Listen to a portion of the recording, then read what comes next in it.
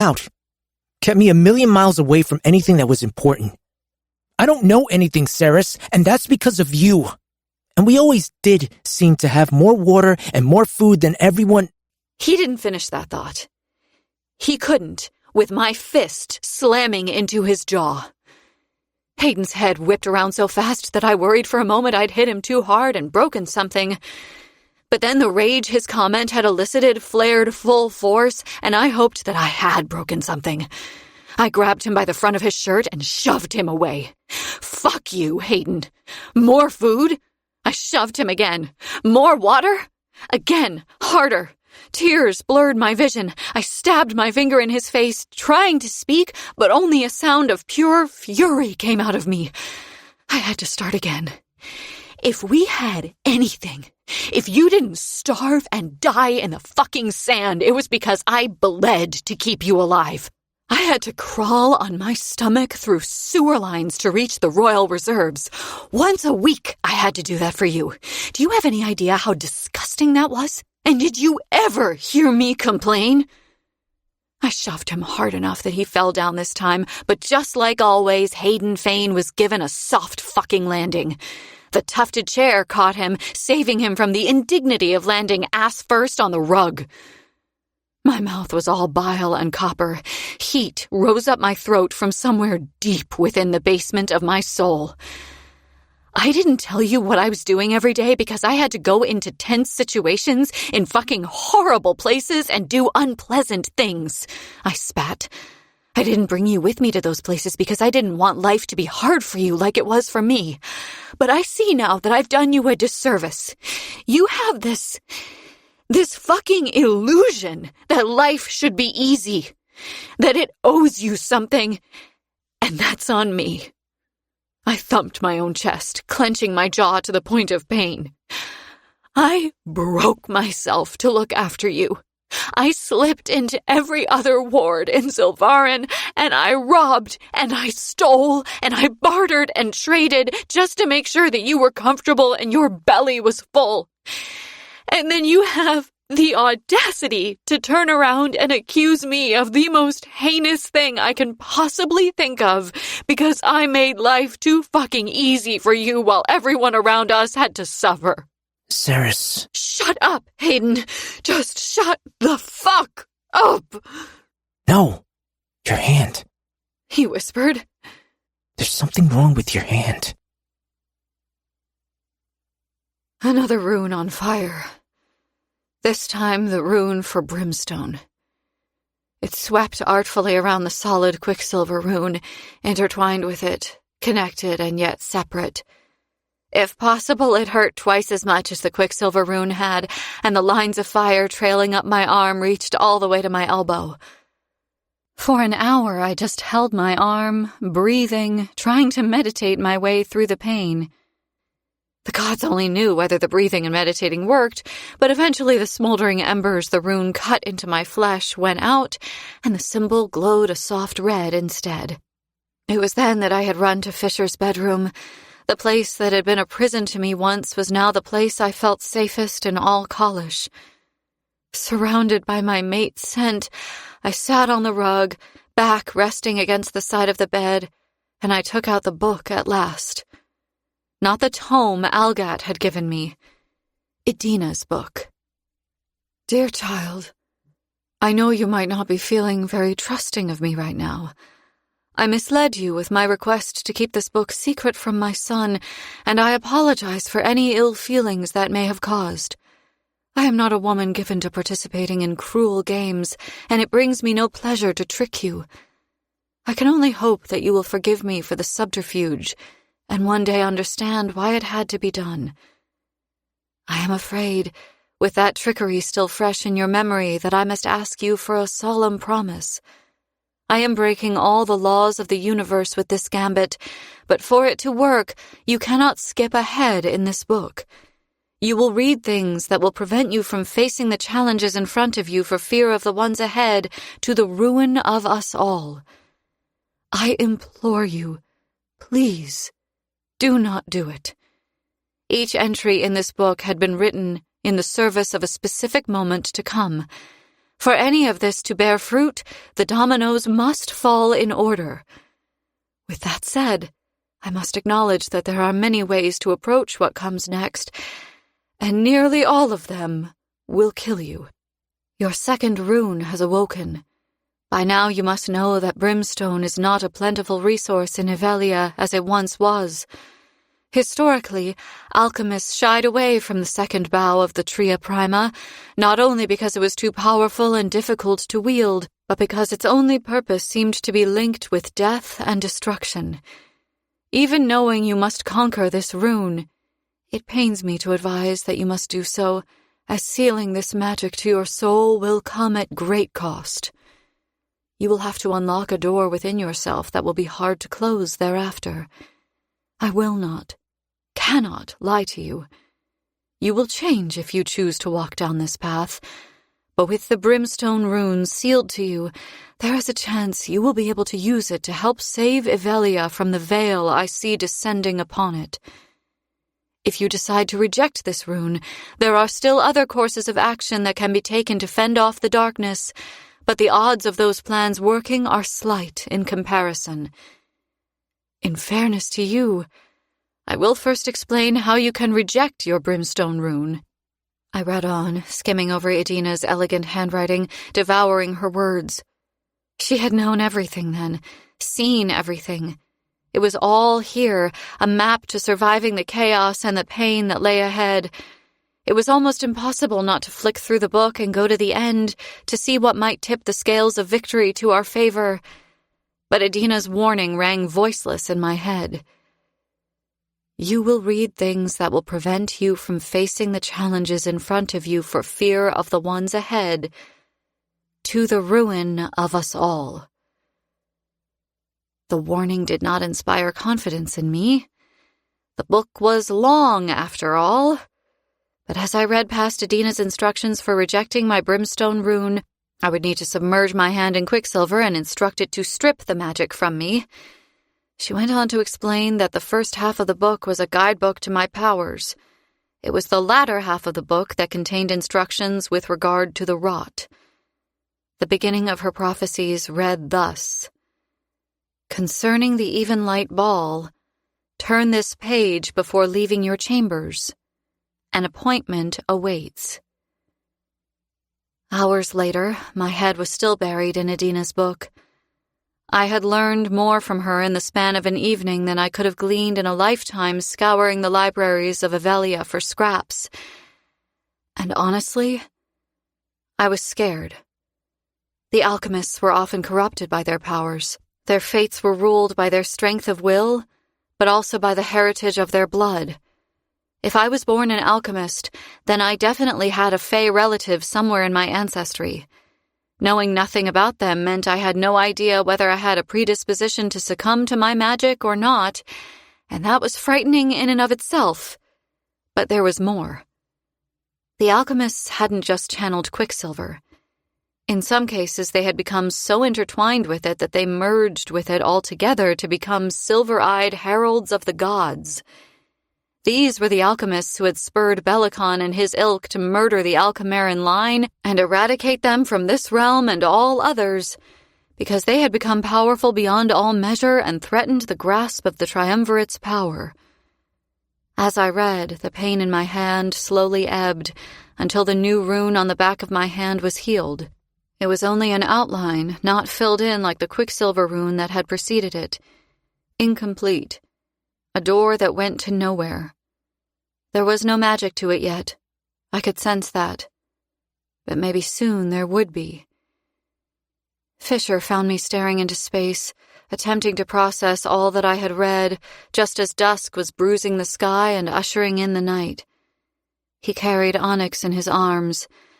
My mate had taken him along when he'd left Kalish earlier, and now the little fox was excited to see me. Chittering loudly, he yelped, slipping out of Fisher's arms, then collided with my chest, tumbling over himself, hind legs sticking up, tufts of white fluff floating into the air. Good gods, you're ridiculous. I sniffed as I ruffled his fur, scratching his sides and the base of his skull behind his ears, his favorite spot. Fisher smelled like fresh snow, smoke, and the faintest hint of powdered sugar, which told me that he'd stayed at Wendy's long enough to share a cup of tea and a Bettel biscuit with a female before returning home from Ballard. I reached for his hand, and he brushed my fingertips with his own as he stepped over me and sank down on the floor next to me, sagging back against the bed. It was then that I saw how drawn he looked. Onyx was busy licking my ear. I petted him distractedly, frowning at my mate. "What is it? What's wrong?" He rolled his head to the right so that he was looking at me. "Ren," he said. "He was supposed to ride along the Darn and then up into the shallow mountains to treat with the Galarian Fae, then down through the forest to Ballard, then on to Inishtar, where I would collect him. I went to Inishtar first, but the satyrs haven't seen him. They knew nothing of the rot.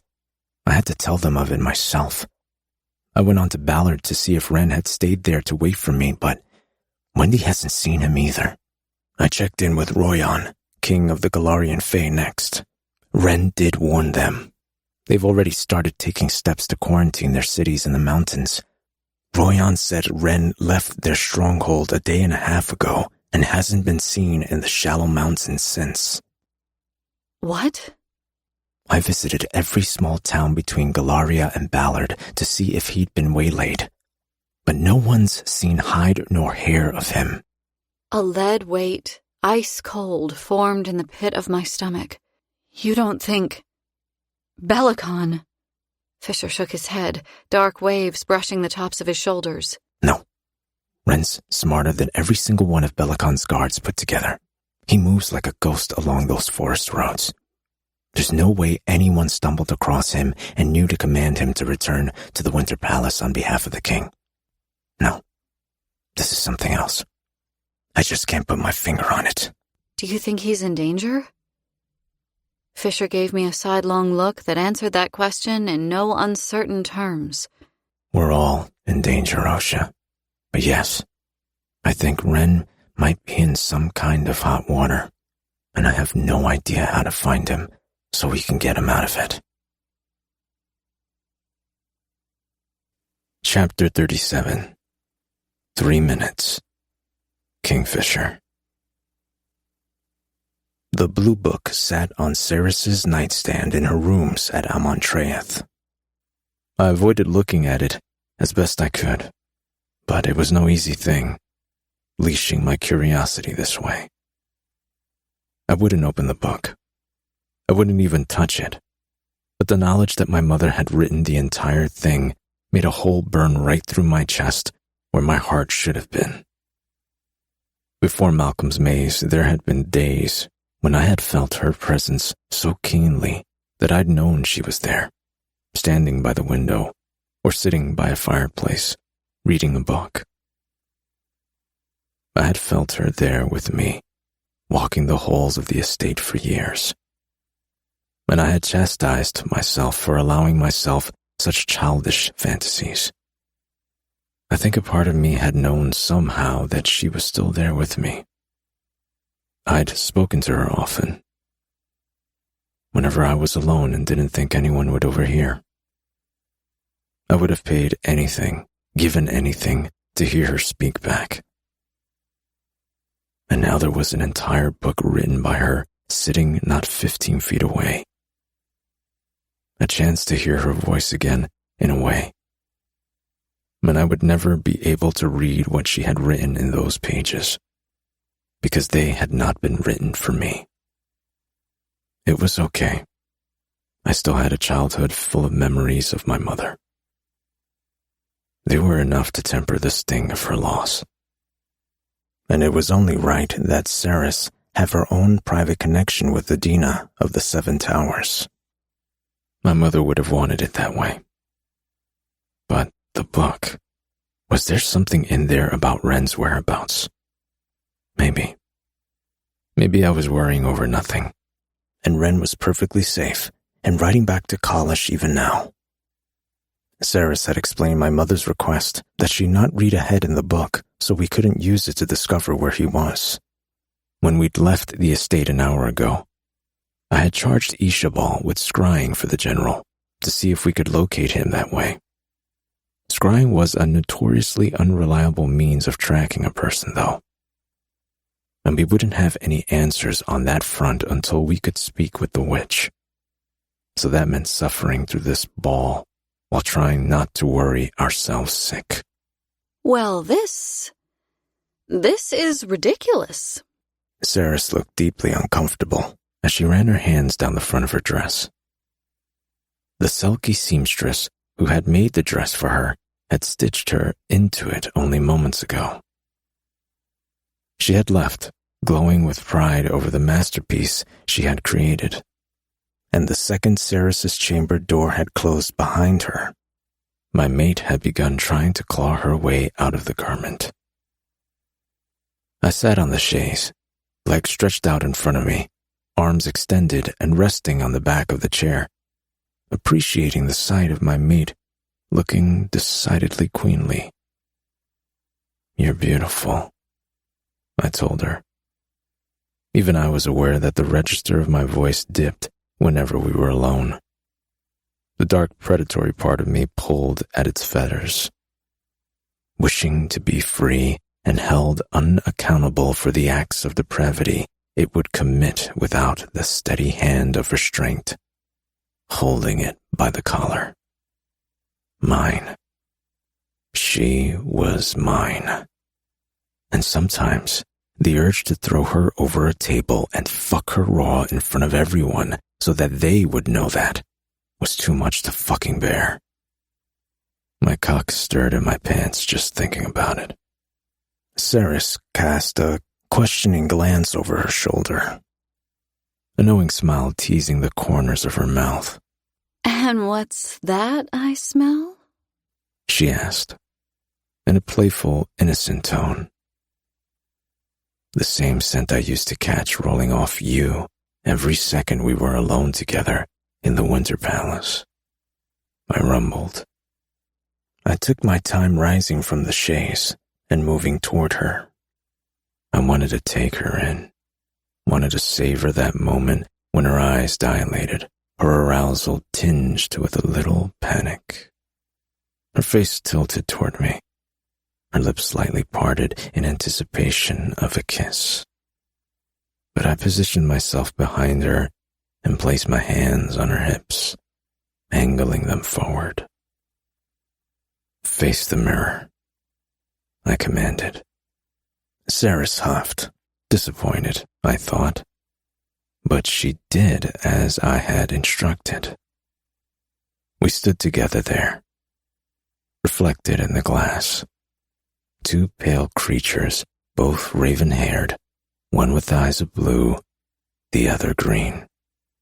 Saris's arms were already covered by long silk gloves, made from the same material as her gown, black as murder, and sin, and ink, and the void of the heavens on a midwinter night.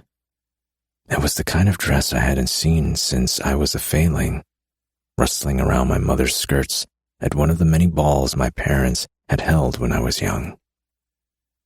I had always marveled at the finery of the folk in attendance. Their long-tailed coats, the bustles, the corsets, the square-toed, buckled shoes, the scent of perfume heavy in the air. "Look at yourself," I told my mate. The tailor had wanted to apply makeup to her face, and Saris had balked at that. They'd gone to war over the matter, but eventually Saris had allowed a touch of pink blush for her cheeks and a little mascara for her eyelashes. You could barely tell she was wearing anything at all. Her skin was flawless, cheekbones high, eyes bright and clear. And the dress. Her waist was already narrow, but the corset top cinched her in tight. The décolletage was devastatingly low, cupping her breasts so that her cleavage swelled every time she breathed. The skirts were fuller than was fashionable in other fete courts, more traditional, but they made Saris look regal. Over her shoulder, the black evening attire I wore complemented her dress, embellished with the same velvet trim as her dress at cuff and collar. Black on black on black. My shadow spilled over her shoulder and up the column of her neck, caressing her, and Ceres's breath stuttered, her skin forming goosebumps in reaction to my magic. I knew exactly what I was doing when I bent down and held her eye contact in the mirror, whispering softly into her ear. A lesser male would sink his teeth into you right here and now and fuck you until you screamed. Her tongue darted out, wetting her lips. I could see her pulse drumming in the hollow of her throat. A lesser female would beg you to, she answered. Oh, my little Osha. She knew how to walk a dangerous line. It wouldn't be wise to provoke me to action, Osha. Not with you looking like this. I do love to mar a pretty thing. Is that so? I've replaced my shadows with my hand, curling my finger lightly around her throat. Mm-hmm. And how would you mar me? She whispered. I had a feeling she would ask. Running my tongue over my canines, I fisted a handful of her skirts and lifted them, hitching them up to her waist. I had to repeat the action twice more before I'd wrangled all the layers of tulle below and pinned it in my left hand. It was a shame to release her neck. I loved the sensation of her pulse flying against my palm. But I was in grave need of my other hand.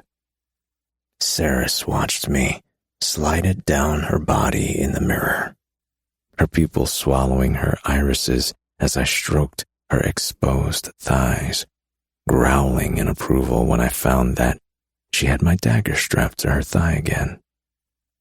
Good girl, Ceres. If you only mean to see if I'm armed, then I could have saved you the time and told you, oh, gods.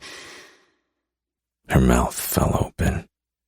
I hadn't wasted any time.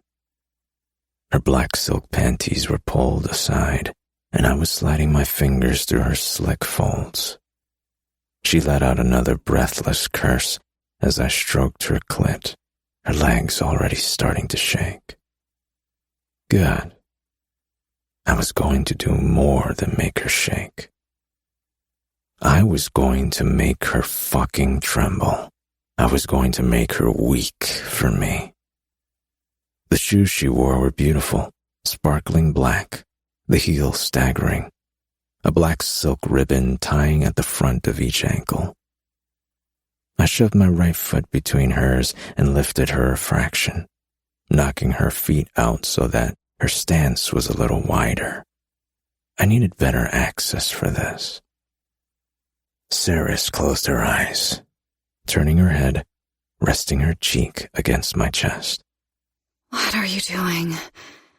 She whispered.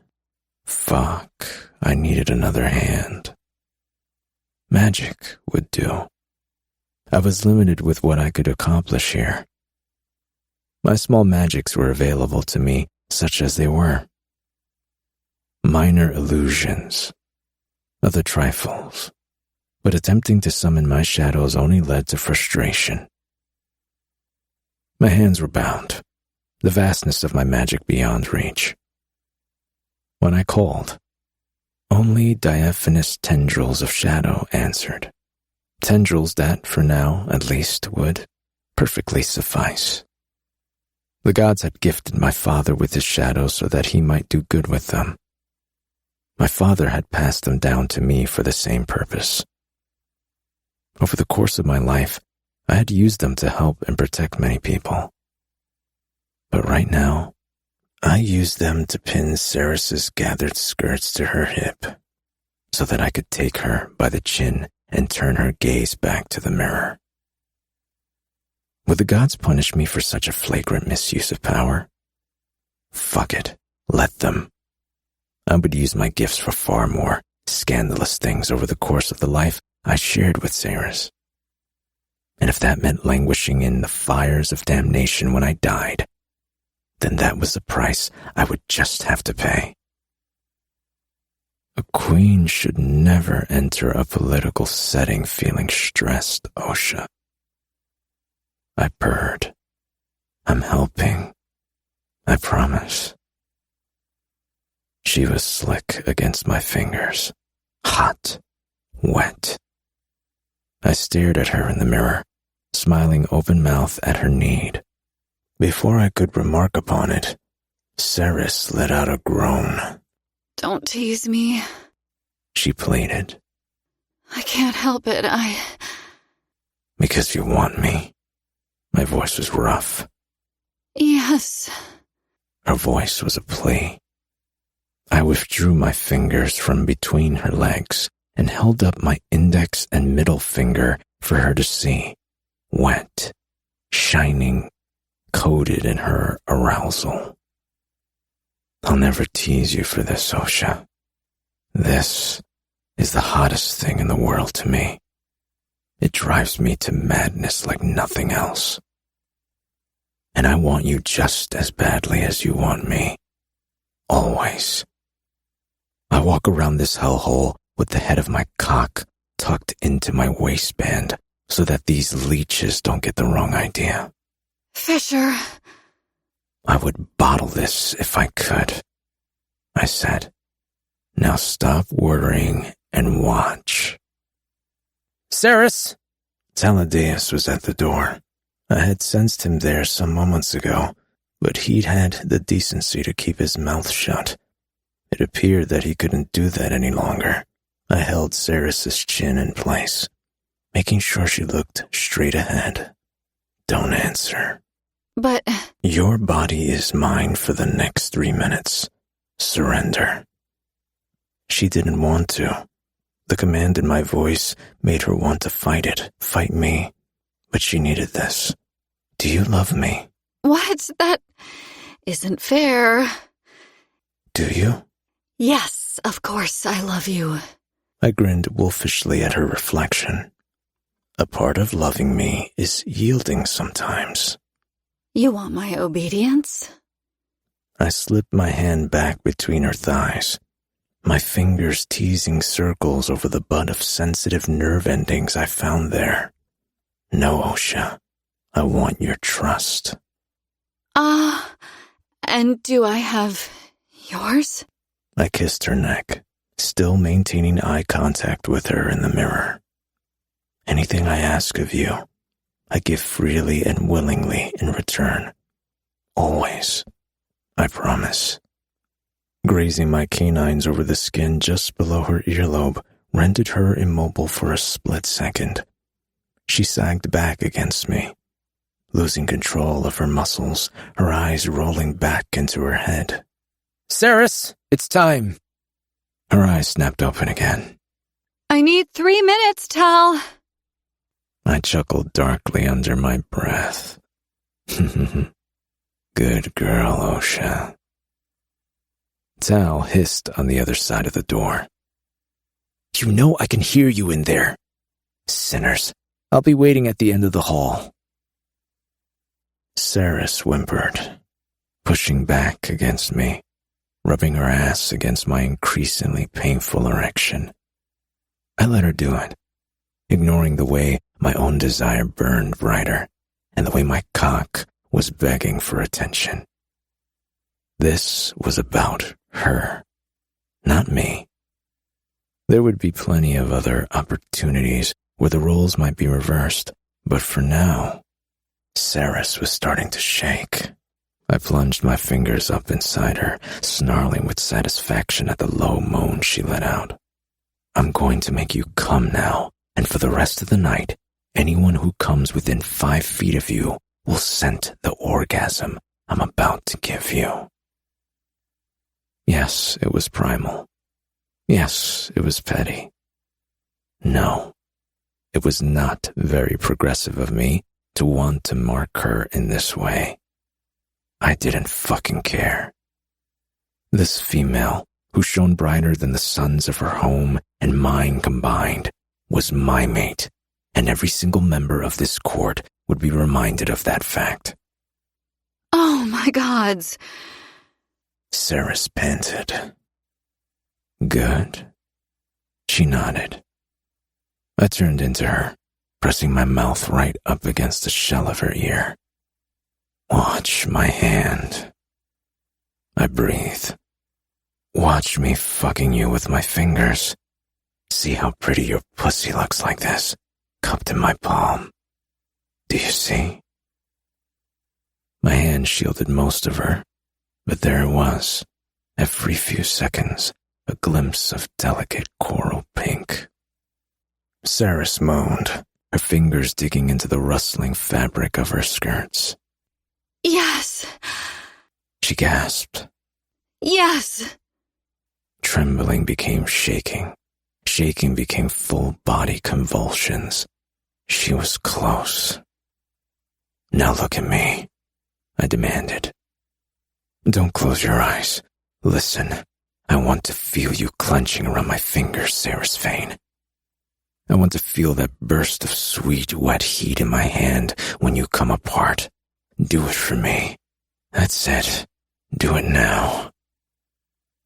She clenched, her jaw locking, nostrils flaring. And she came. As she did so, threads of black swirled down my arm and spread from my skin to hers. Not magic, but ink. Another tattoo.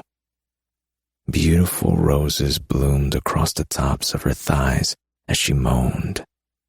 An entire bouquet's worth.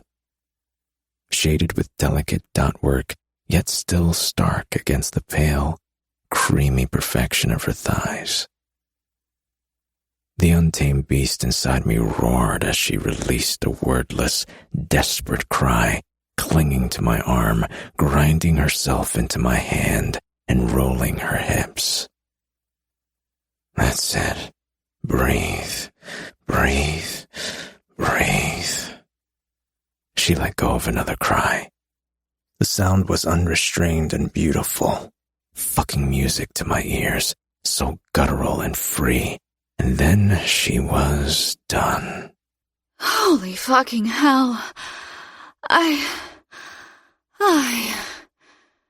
She tried to support her own weight, leaning forward. But she tottered on her heels, nearly losing her balance. Steady, Osha. I caged her loosely in my arms, supporting her as if she was drunk.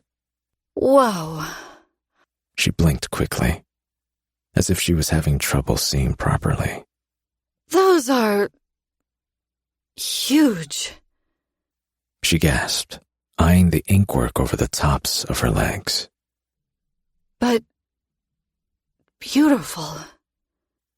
Grinning wickedly over her shoulder, I slowly slid my fingers into my mouth. I sucked them clean, winking at her in the mirror.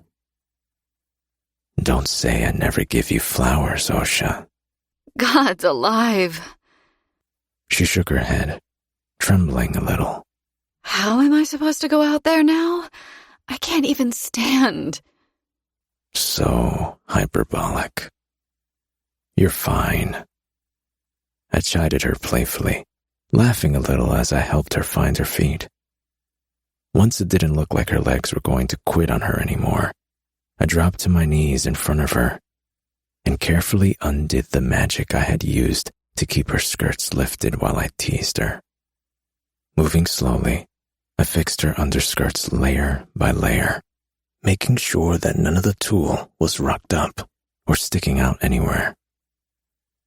Once that was done, I settled the heavier fabric of her skirt back down, smoothing it out until she looked just as put together as she had when the tailor had left. Her eyes still looked a little unfocused when I looked up at her and winked.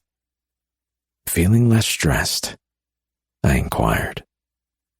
My mate blew out her cheeks, shaking her head slowly from side to side. My ears are ringing so hard I'm not going to be able to hear any of these petitions, Fisher.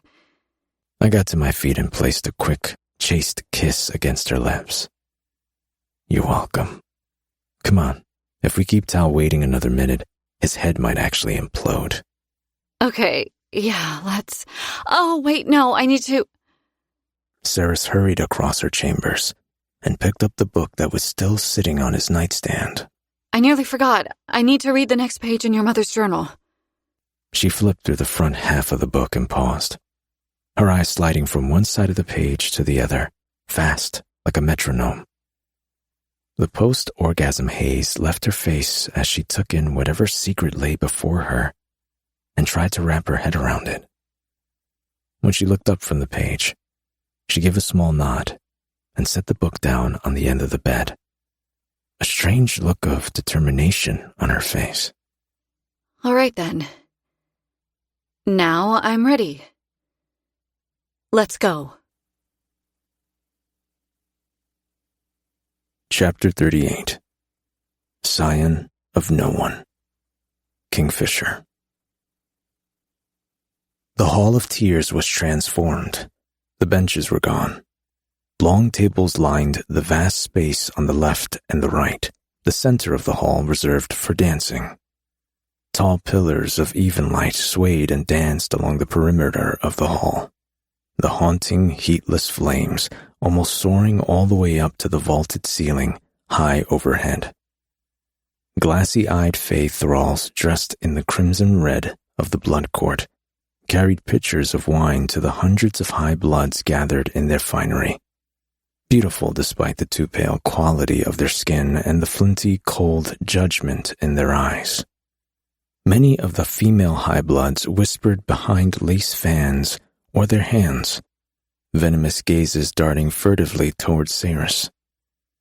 I sat sprawled in the chair next to her, playing the game. I wanted to rip out their snake tongues for even uttering Ceres's name. I did not do that, because that would cause a scene. The kind of scene that would end the ball early. And after what happened at Ceres's coronation, I doubted I would get away with ruining 2 ceremonies back to back. Tal would skin me alive for complicating matters further than I already had.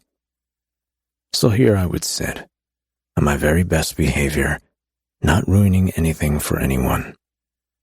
For only the second time since we'd arrived at Amontreath. Ceres presided over the court on her throne, a golden diadem studded with diamonds glittering atop her head. Now that all of the kneeling was out of the way, her shoulders were relaxed, her eyes soft as they passed over the gathered hide bloods. But her hands gripped the arms of her chair a little too tightly. Her knuckles were white. There's blood in the air, she said into my mind. So many different people bleeding freely. I can smell it. With a casual roll of my shoulders, I nodded in the direction of a fey male at the foot of the dais, pouring wine for a high-blood noble. As soon as he was done filling the glass, he set his pitcher down and prickled the inside of his wrist with a metallic spiked ring that he wore around the tip of his thumb, drawing blood. Holding his wrist over the nobleman's glass, he allowed 2, 3, 4 droplets of blood to fall into the wine. The nobleman bared his teeth, clearly displeased by the small amount of blood that the fey male had spared him. But the fey male just closed the cuff of his shirt, already speckled with blood, picked up his pitcher, and moved on to the next high blood with an empty glass. They partake all night at these things, I said to Ceres. By the end of the night, they'll all be sideways from the wine and feral from the blood. You've been to one of these balls before? No, but we've all heard the stories. The black diamond earrings at Ceres's ears winked in the dim light as she turned to face Tal, who came striding up the steps toward us with purpose. He wore a dove-gray suit this evening, made from fine cloth. The color would have been a foolish choice for a normal male with skin the color of alabaster and hair as silver as moonlight. But Tal was not your normal male. where the pale gray might have washed another out. It seemed to lend the keeper of secrets an ethereal, distinctly fey air that most high bloods lost when they transitioned. Tal's loose white shirt was unbuttoned all the way to his solar plexus when he dropped into a deep bow in front of Cyrus. His hand, hovering in front of his chest, did nothing to hide the expanse of skin that suddenly became visible for all to see. I'd seen Tal without a shirt plenty of times before. We had swum in the waters at the foot of the white cliffs of Inishtar together, back when his heart was still beating in his chest, and he had grand aspirations of embarrassing his parents by becoming a cartographer and disappearing off on a boat to map uncharted lands. He had given me the shirt off his back numerous times in the maze, too. Reviving after a run-in with Morthill, more often than not meant that I woke up freezing cold and naked on a slab of wet stone, just beyond the demon's reach. Most of the time, Tal knew when Morthill had caught me and was already waiting for me when I came to, a fresh set of clothing in hand. Sometimes my sprawled-out naked ass took him unawares, though. He didn't once flinch at stripping out of his own attire and giving it to me. He had no reason to. His magic answered him in that poisoned pit. He was a creature of the blood court, and as such it was no problem at all for him to summon himself some new clothes.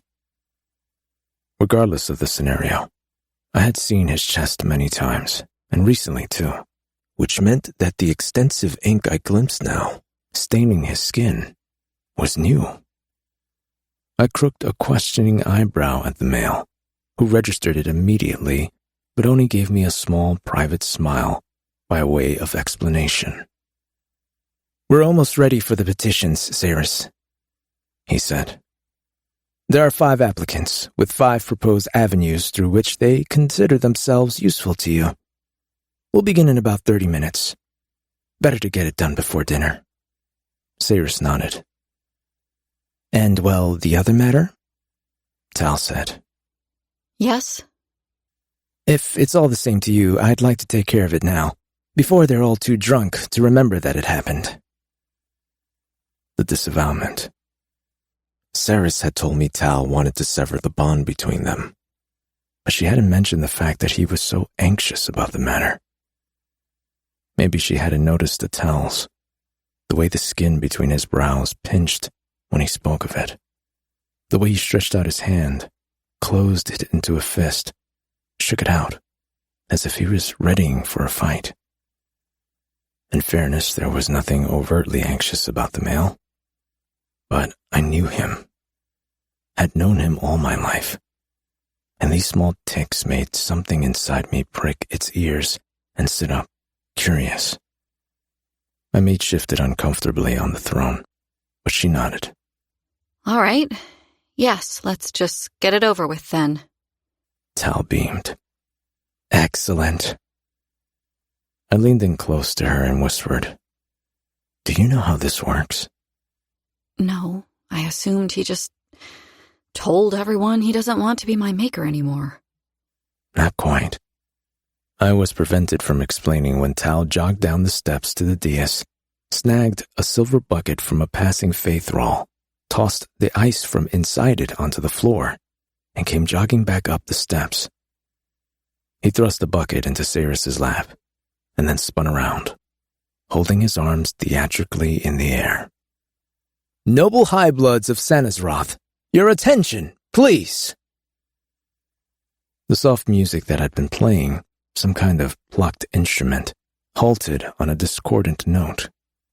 It took a moment for the hubbub of conversation being conducted throughout the hall to subside, but eventually an expectant silence fell over the gathered vampires. "Welcome all. This evening we come together to celebrate our Evenlight, a gift from the gods that lights our court where nothing else can. As there is every year, there will be singing and dancing and feasting, but first, there will be a slight deviation from our usual annual festivities. A new lord must be appointed to the 5th point of our star, which means that one of you must rise to serve your court. There must always be 5. There must always be 5. There must always be 5. The cheer went up among the high bloods, resounding throughout the hall. Taladeus nodded. As he spoke, going over the order of proceedings, a waif of a low blood approached the dais, creeping forward hesitantly, carrying a platter of sweetmeats in his hands. He could barely have seen his 17th birthday before he'd undergone his transition. He would never know what it would have been like to reach his maturity and step into his magic. Flinching, he offered the tray up towards Saris, too nervous to even climb the steps of the dais. Saris beckoned him forward. The low blood was weak, in a place where being weak doomed your odds of survival. That was why he served with the thralls. He cowered as he ascended the stairs, hands shaking, sweetmeats wobbling. I'm not hungry, she whispered. Come here. I need you to do something for me. No, please. No, thank you. The Queen of Sanazroth didn't beg favors, and low bloods were not afforded niceties. What are you up to, Osha? I asked her. Outwardly, she didn't react to the fact that I'd spoken into her mind. She cupped her hand around the low blood's ear and whispered to him, answering me at the same time with a remarkable show of concentration. I'll tell you soon. For now, I have to keep it to myself. I'm sorry, I wish I could explain, but I can't. Ah, so this was related to the journal then. I relaxed back into my seat, refocusing on Tal's performance down on the 5-pointed mosaic below the dais. It's okay, Osha. That's all you need to say. I won't ask again. The low blood scuttled back from Saris, staring at her as if she had lost her mind. She raised her brows at the male questioningly. Well, go. Do as I've asked you, and I'll see to it that you're rewarded. Rewarded? Skepticism shone in the male's eyes. Yes, payment. In blood. Saris said. Now go. The low blood didn't need telling twice. At the mention of blood, he bolted from the dais and disappeared into the crowd, who were all still listening to Tal. I followed him, watching his head bob through the knotted mass of bodies, until he ducked through a curtained alcove and was gone. But before all of that, there is something else that I, personally, would like to address. When we came together here last to welcome our new queen, accusations were made that I hoped to control her. Slanderous accusations that I wished to puppet her for my own purpose and gain. There was no time to refute those claims at the coronation, in light of what transpired. Hundreds of angry eyes turned on me. I shot the crowd a beatific grin. But now that we've reached a calmer place, I stand before you all, making that proclamation. I do not have designs on the Sanazrothian throne. I do not wish to control Saris Fane, regent of this court.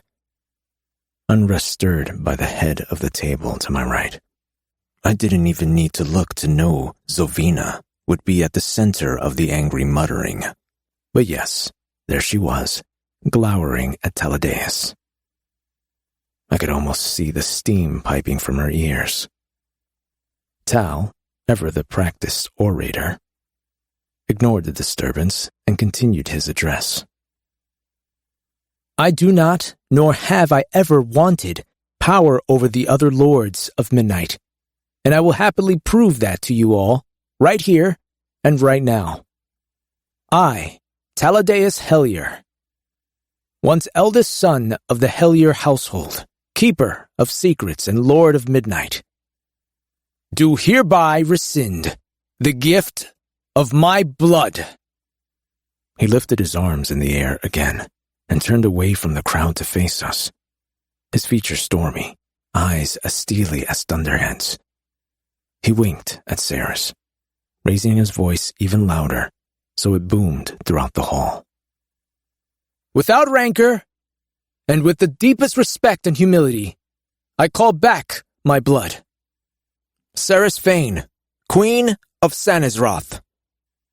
I revoke my lineage and my patronage, so that you may stand alone in your task, and I may do the same.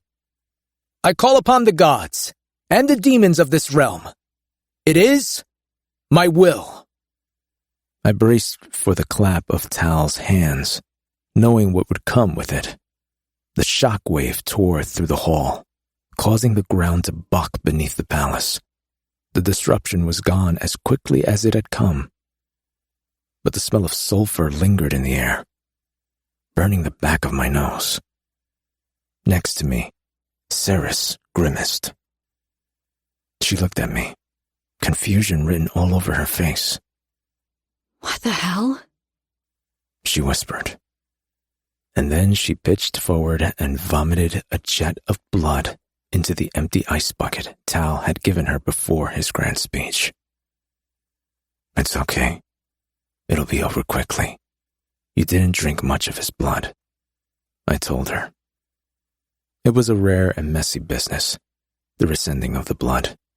I'd never seen it performed. I'd heard tales of it happening, though. Over the centuries, Malcolm had sired every single high blood in this court. Occasionally, one of them had displeased him, and he'd had reason to call back his blood. He had gathered his court around him and made an event out of it, using the spectacle to publicly shame his offspring, but also to demonstrate to his other children what would happen to them if they stepped out of line. A high blood would live after a rescinding. On paper, very little changed. They were still alive, and as much as any vampire was actually alive. But they were outcasts, cut off from the royal blood. Malcolm had often gone a step further and officially shunned a high blood once he had recalled his blood. And that? Well, that was a death sentence for most. Tal couldn't shun Ceres. He'd said plenty of pretty things about no rancor and respect. But what he did here tonight did shame her, according to the precedent that Malcolm had set. It was selfish, something so utterly unlike Tal that when Ceres had mentioned it before, I had assumed the suggestion of it would never come to anything. And yet here we were. I would be pinning the bastard up against a wall later and demanding to know what the hell he was playing at. Him being so concerned about Ceres not appearing weak in front of the court. Ceres bore the display with considerable dignity, given that she was vomiting blood in front of an entire court who loathed her. It was over quickly, as I'd assured her it would be. A few mouthfuls of blood were all that was owed. When she was done spitting into the silver bucket, Tal took it from her, bowing low. Thank you. I'm sorry. Quick as a flash, he faced the crowd again. Garish green light washing over his skin as he addressed the court. Behold, Ceres Fane, first of her name, scion of no one.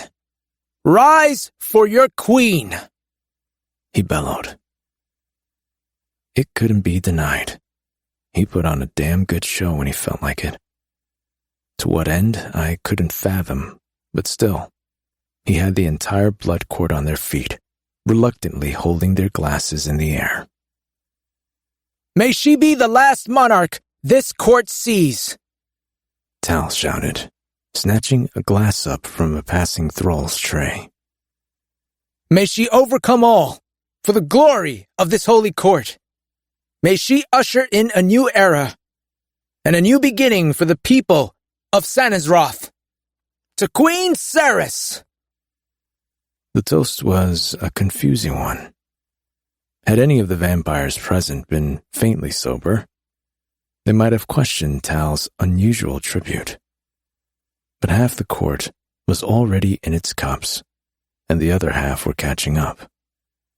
A sea of glasses went up in the air, the light glancing off their gold-edged rims in a dazzling display as all of Amontreath called out my mate's name. Queen Ceres! Silence followed quick on the heels of the shouting, as the high blood strained their glasses.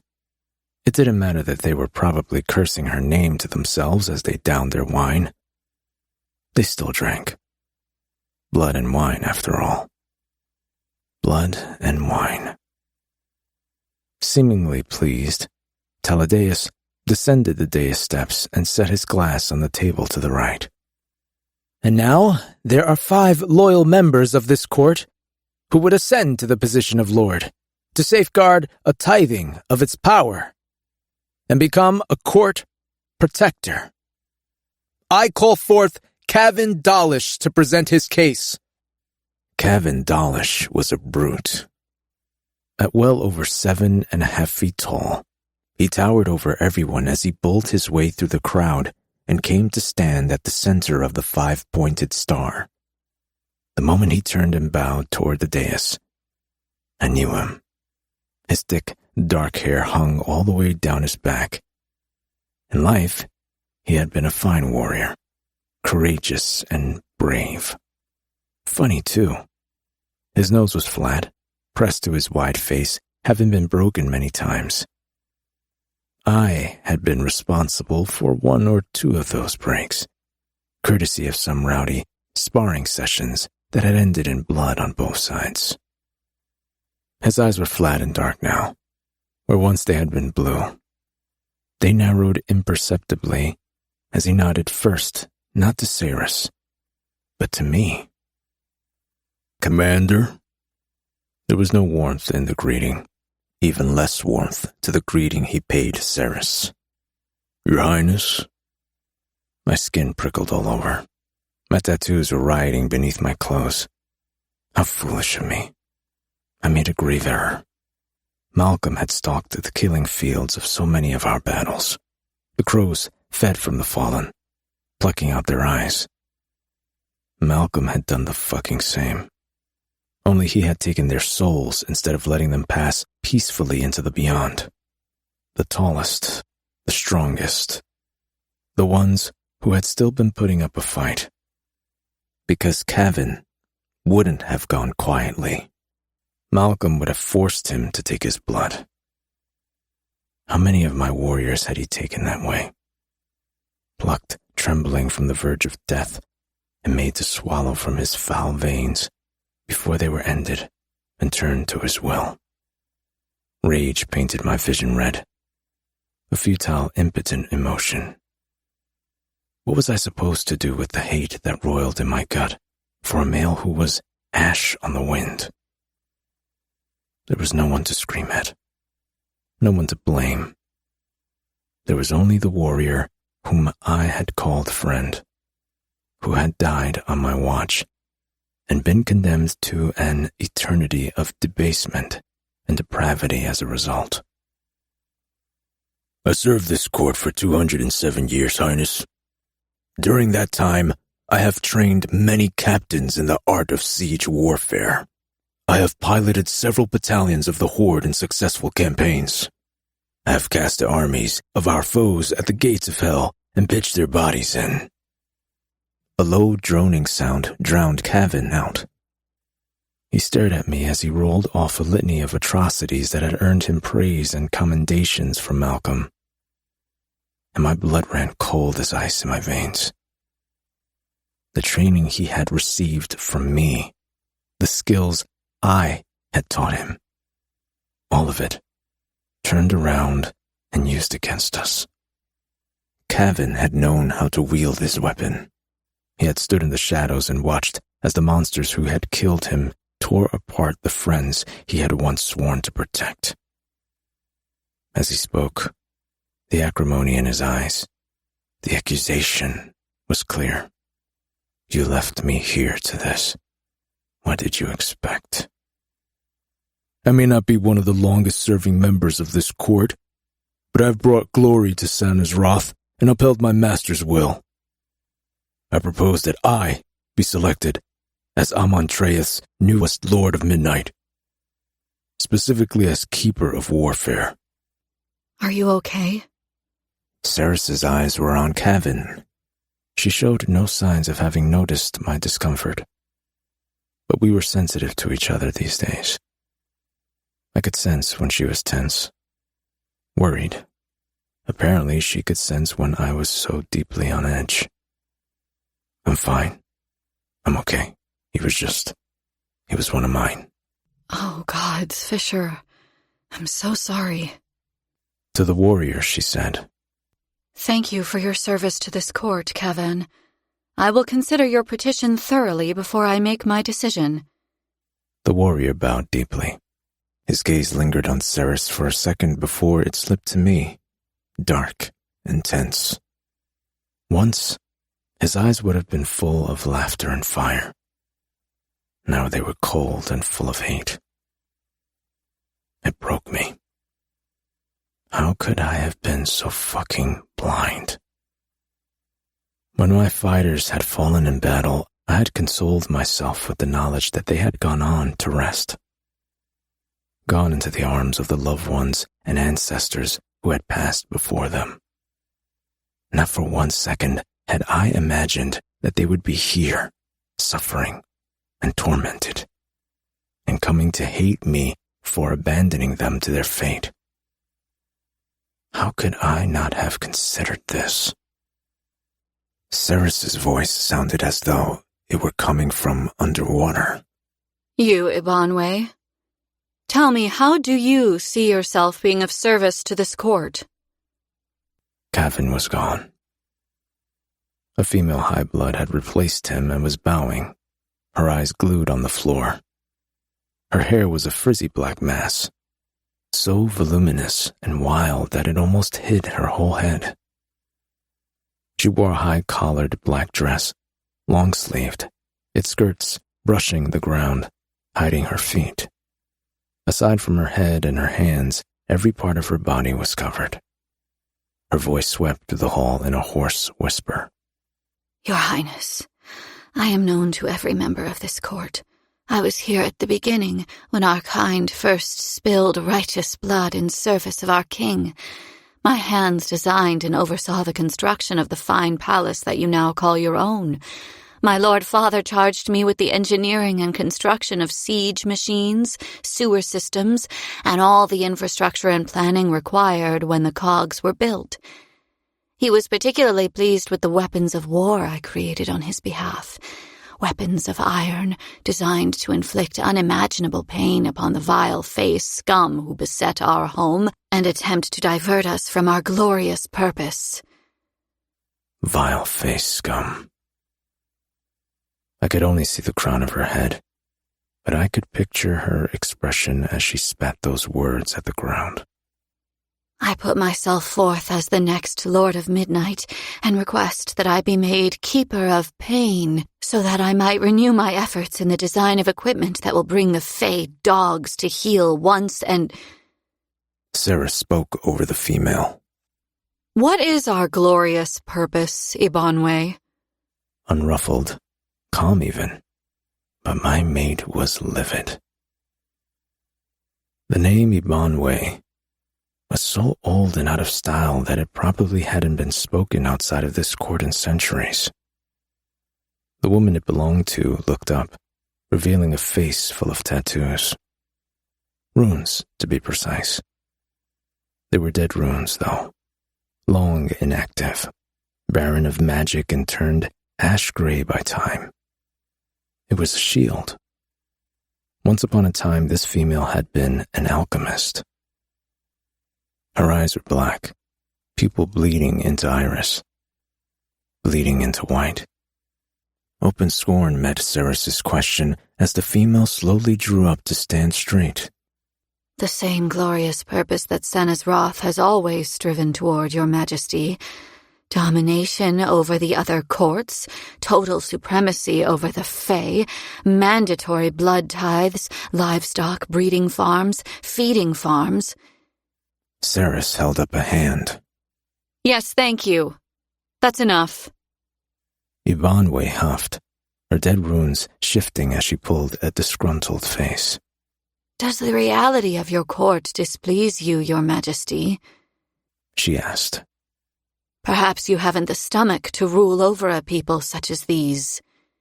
She spread her arms wide, gesturing to her fellow high-bloods. A thick silence fell over the crowd. To the right, Tao leaned against the wall by the foot of the dais, arms folded over his chest. His face was blank, his eyes fixed on Ceres, waiting, as everyone else was, to see what she would say. Ceres regarded Ibanwe, exuding a proud, cool confidence that made me want to cheer on her behalf. She looked every bit the regal, unshakable queen she needed to be in this moment, as unreachable and cold as the distant mountains. She didn't say anything in response to the jibe. She just stared at the female. The high blood took Ceres' silence as a sign that she had caught her on the back foot. She smirked coquettishly, sending sidelong looks at the other vampires gathered at the foot of the dais, who had clearly come to hear her speak and show their support. After a long, long moment, the vampire's smile began to fade, though. Ceres didn't blink. Someone cleared their throat. On the table to the left, someone shifted, causing a chair to complain under their weight. And still Ceres stared at the female. Ibanwe lowered her eyes to the ground. You understand I do not mean to offend the throne. I understand violence, Ceres said. She spoke softly, with no inflection or emotion. The entire hall heard her words. I understand that it is a tool. She waited, looking beyond Ibanwe. She took in the high bloods in their laces and satins, and the gold-rimmed etched wine glasses spiked with fey blood, and she addressed them all. I understand that the high bloods of Sanazroth have run amok these past 1,000 years. I understand that Malcolm let chaos reign here while he was off waging a war he could not win. A war that cost Sanazroth its resources and depleted its wealth at every turn. There will be no livestock breeding farms. There will be no feeding farms. Over the coming years, we will focus on rebuilding this court. And while we're rebuilding, a sharp voice called. What do you propose that we eat? Fucking Zovina. I was going to ash her one of these days and wear her fangs as fucking earrings. The Lord was on her feet, slinking around the table toward the dais. Her tittering, imbecilic friends moved aside for her as she passed them. She was dressed in a blood-red velvet gown that cut a savage silhouette. Her blonde hair braided and wound artfully around her head. Rubies flashed in the hollow of her throat and at her ears. Each of her fingers were clad in gold and precious stones. Atop her head, she wore a golden-leafed laurel that looked suspiciously like a crown. Ceres ignored the viper, her attention still fixed upon Ibanwe. These aspirations you speak of, they are not end goals. It sounds to me that the goals for all at Sanazroth are safety, security, legitimacy, and food. Ha! Zovina snorted. She prowled before the dais, acid burning in her eyes as she faced the high bloods. Isn't that what I just said? Food, Your Highness. We need to know what, or rather who, we will be eating. Ceres didn't rise from her seat, didn't even frown as she flicked her hand at the table to the right, and a candelabra, which had been crowned with 8 shivering points of even light, flew from the snow-white tablecloth and twisted in midair. It formed a length of metal 2 feet long and struck Zovina from behind, curving around the back of her neck. The Lord of Revels let out a shriek as the malformed candelabra dove downward. pulling her off her feet. It slammed into the obsidian floor with a loud metallic clang, biting into the stone, pinning Zovina to the ground by her neck. "I'm pretty sure you just shattered her jaw," I said into Cyrus's head. "She'll recover," was my mate's acerbic reply. I ducked my chin into the collar of my shirt, hiding my smile until I managed to banish it from my face. "Ah, you bitch!" Zovina yanked and pulled, but try as she might, strong as she was, she couldn't tug the mangled candelabra from the obsidian floor. The metal was servant to no one but Ceres. "Let me up!" The Lord seethed. Ibanwe, who had started her petition with much the same energy as Zovina's outburst, gawked at the other female, pinned by her neck to the ground, and swallowed thickly. "I would like..." She stopped speaking when Ceres slowly rose from her throne and began to descend the steps. The hairs on the back of my neck rose, every instinct I owned telling me to get up and put myself between my mate and the danger that stood before her. I couldn't do that, though. I wouldn't undermine her in front of these leeches. I stayed where I was, and the inaction damn near killed me. What was she doing, though? And why was it making me so fucking hot under the collar? With shoulders relaxed, spine straight, and head held high, Ceres made her way down the steps and skirted around Zovina. She collected a chair from one of the tables and dragged it, back legs scraping loudly on the floor. Over to Zovina, where she set it next to the prone woman, sat down, kicked her feet up, and rested her heels on the female's back. "Be still," she commanded before the outraged lord could buck her off. Zovina screeched. "Get off me, you stupid Be quiet." Calm as the center of a storm, she was. Brutal, cruel, lethal. Even I wouldn't have fucked with her in this moment. Resting her feet on the back of a female whom most of this court was afraid of. I would have fucked her, though. I desperately wanted to do that. There was something deeply arousing about my mate owning her power. Turning to Ibanwe, Ceres plucked a piece of lint from her skirts. "You were saying?" "Keeper of pain," the female said, eyes glittering, voice a little shaky. "I would like to be the keeper of pain." 3 more petitions. A would-be keeper of monies, a prospective keeper of truth, a hopeful keeper of antiquities. The minutes ticked by as Ceres heard the applicant speak, and she did not move from her position, feet resting on Zovina's back. Halfway through the proceedings, she fished out a dagger from the scabbard at her thigh and began cleaning her fingernails with the blade. Zovina didn't move. She didn't say a word. Only once all the petitions had been heard did she very slowly rise from her chair. She was in no hurry at all, as she hooked her little finger underneath the metal band that was cutting into Zovina's neck and gave it the gentlest of pulls. And then the candelabra came free. "You may move. You may speak," she said in a bored tone, as she walked away from the female's shuddering frame and climbed back up the steps. Zovina was as mad as a spitting snake when she leaped to her feet, but her hostile stance was of no interest to me. The haunted expression Tal wore as he looked away from the female, frowning at a spot on the far wall hanging, though. No wall hanging deserved that level of scrutiny. "You think this is a game?" Zovina shouted. Ceres still had 3 steps to go before she reached her throne. She stopped, eyes finding mine briefly before she turned, her skirts rustling around her.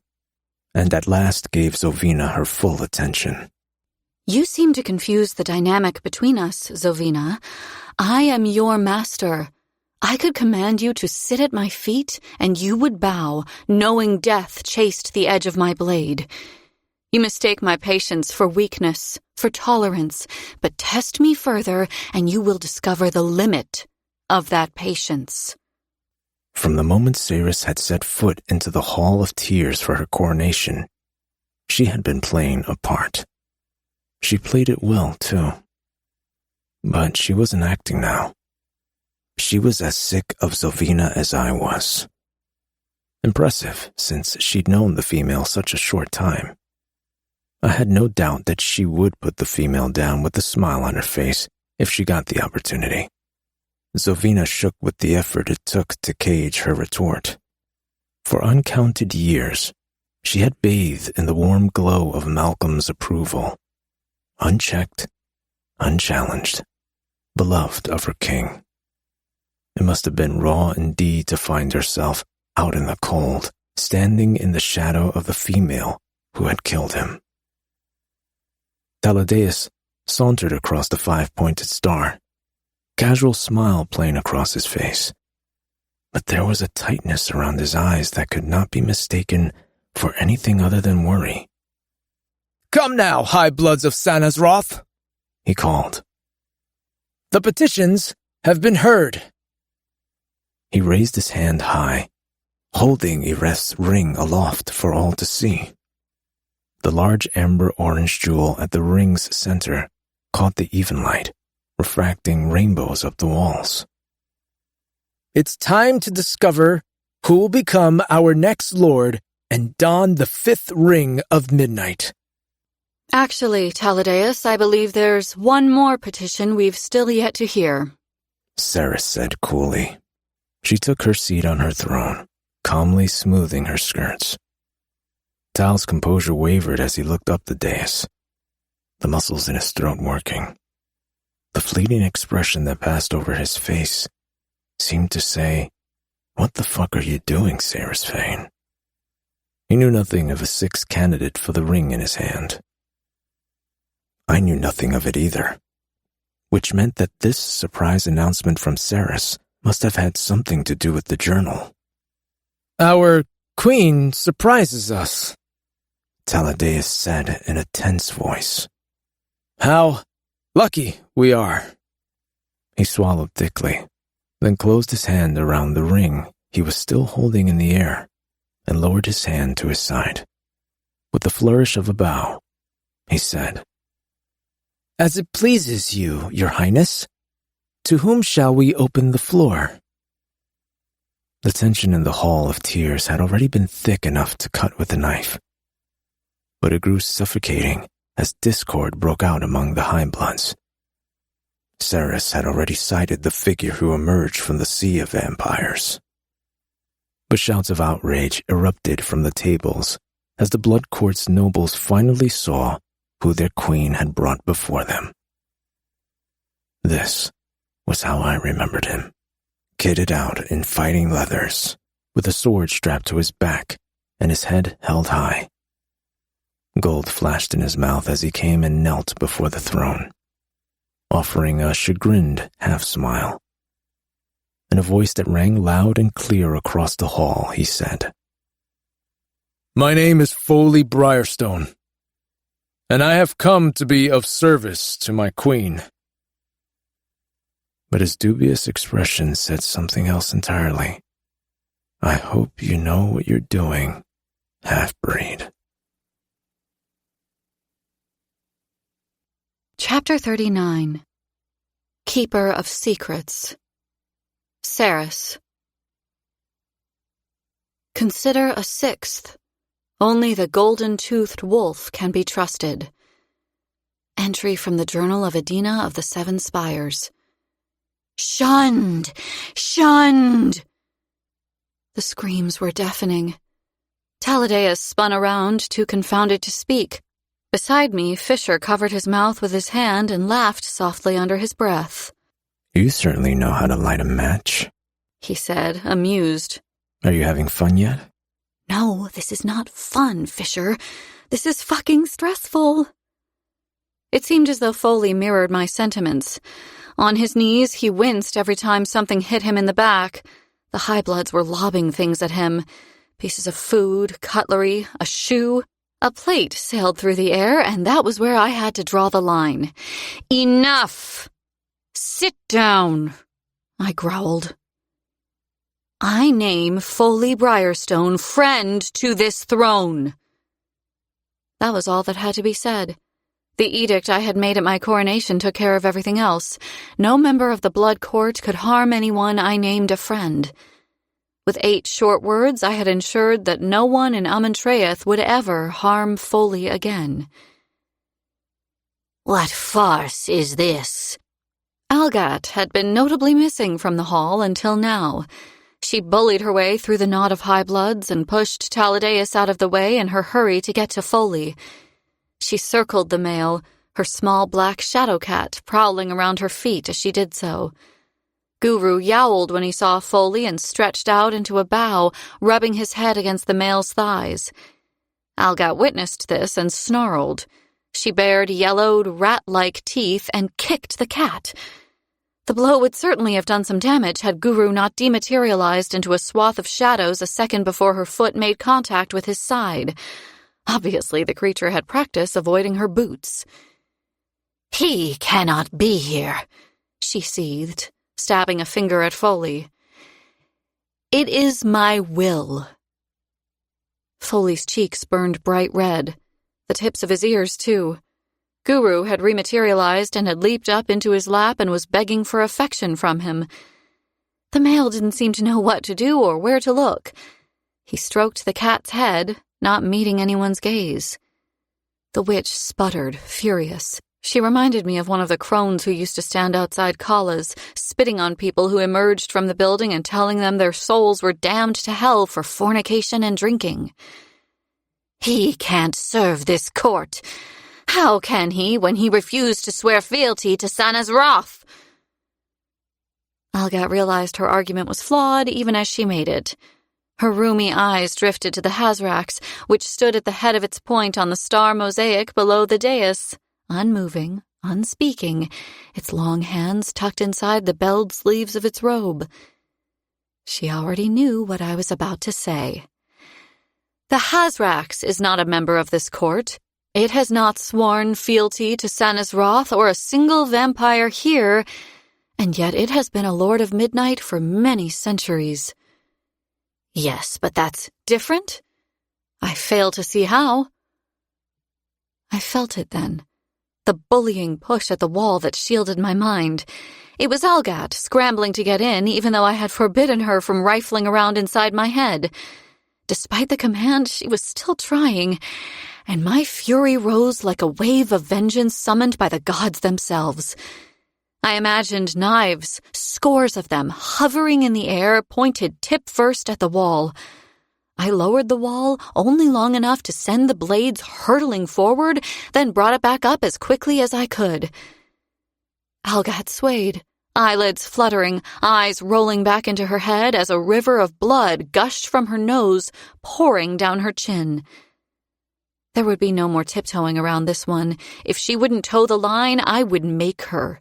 If she wanted violence, it would be hers. What have you done? The shriek came from Zovina. The female bore no love for Algat, but here was an opportunity to create a scene. She was hardly likely to let it pass. And she was afraid. I could scent it on her, the smell like soiled bedsheets and fever. She was afraid that she might be next. Today is a day of lessons, I said. Algat will be fine, but she should be careful where she trespasses. The keeper of records wobbled unsteadily, but within a moment or two she had regained her balance and was scowling at me again. Algat cuffed her chin, smearing her blood up her face even as she tried to wipe it away. My apologies, she rasped. I only tried to make you see reason. The Hazrax does not count in this instance. It does not weigh in on politics. nor does it ever opt to cast its vote. This mail would do both, and to the detriment of this court, if he will not swear fealty." "It was Malcolm I wouldn't swear fealty to," Foley said softly. "I'll swear it to her." Well, damn. I hadn't been expecting that. We'd come a long way from him trying to kill me in the library, it would seem. I would never have dreamed I'd hear those words coming out of Foley's mouth. He was earnest and clear-eyed as he gestured to the steps, asking wordlessly if he could approach the throne. I nodded my consent. The male dropped to one knee at my feet, pulling a dagger from the sheath on his belt. He held it up to show me. Strange, sad eyes with vertical slit pupils met mine. "I was reminded recently that I was a wolf," he said, smiling softly. "And wolves do not cower in dusty libraries, afraid of their own shadows. I swear myself to you, Saber's Fane. I will carry out your bidding so long as there is breath left in me, and when I pass from this place and move on to the next, I will carry your banners there and storm the gates of heaven in your name, if you wish it."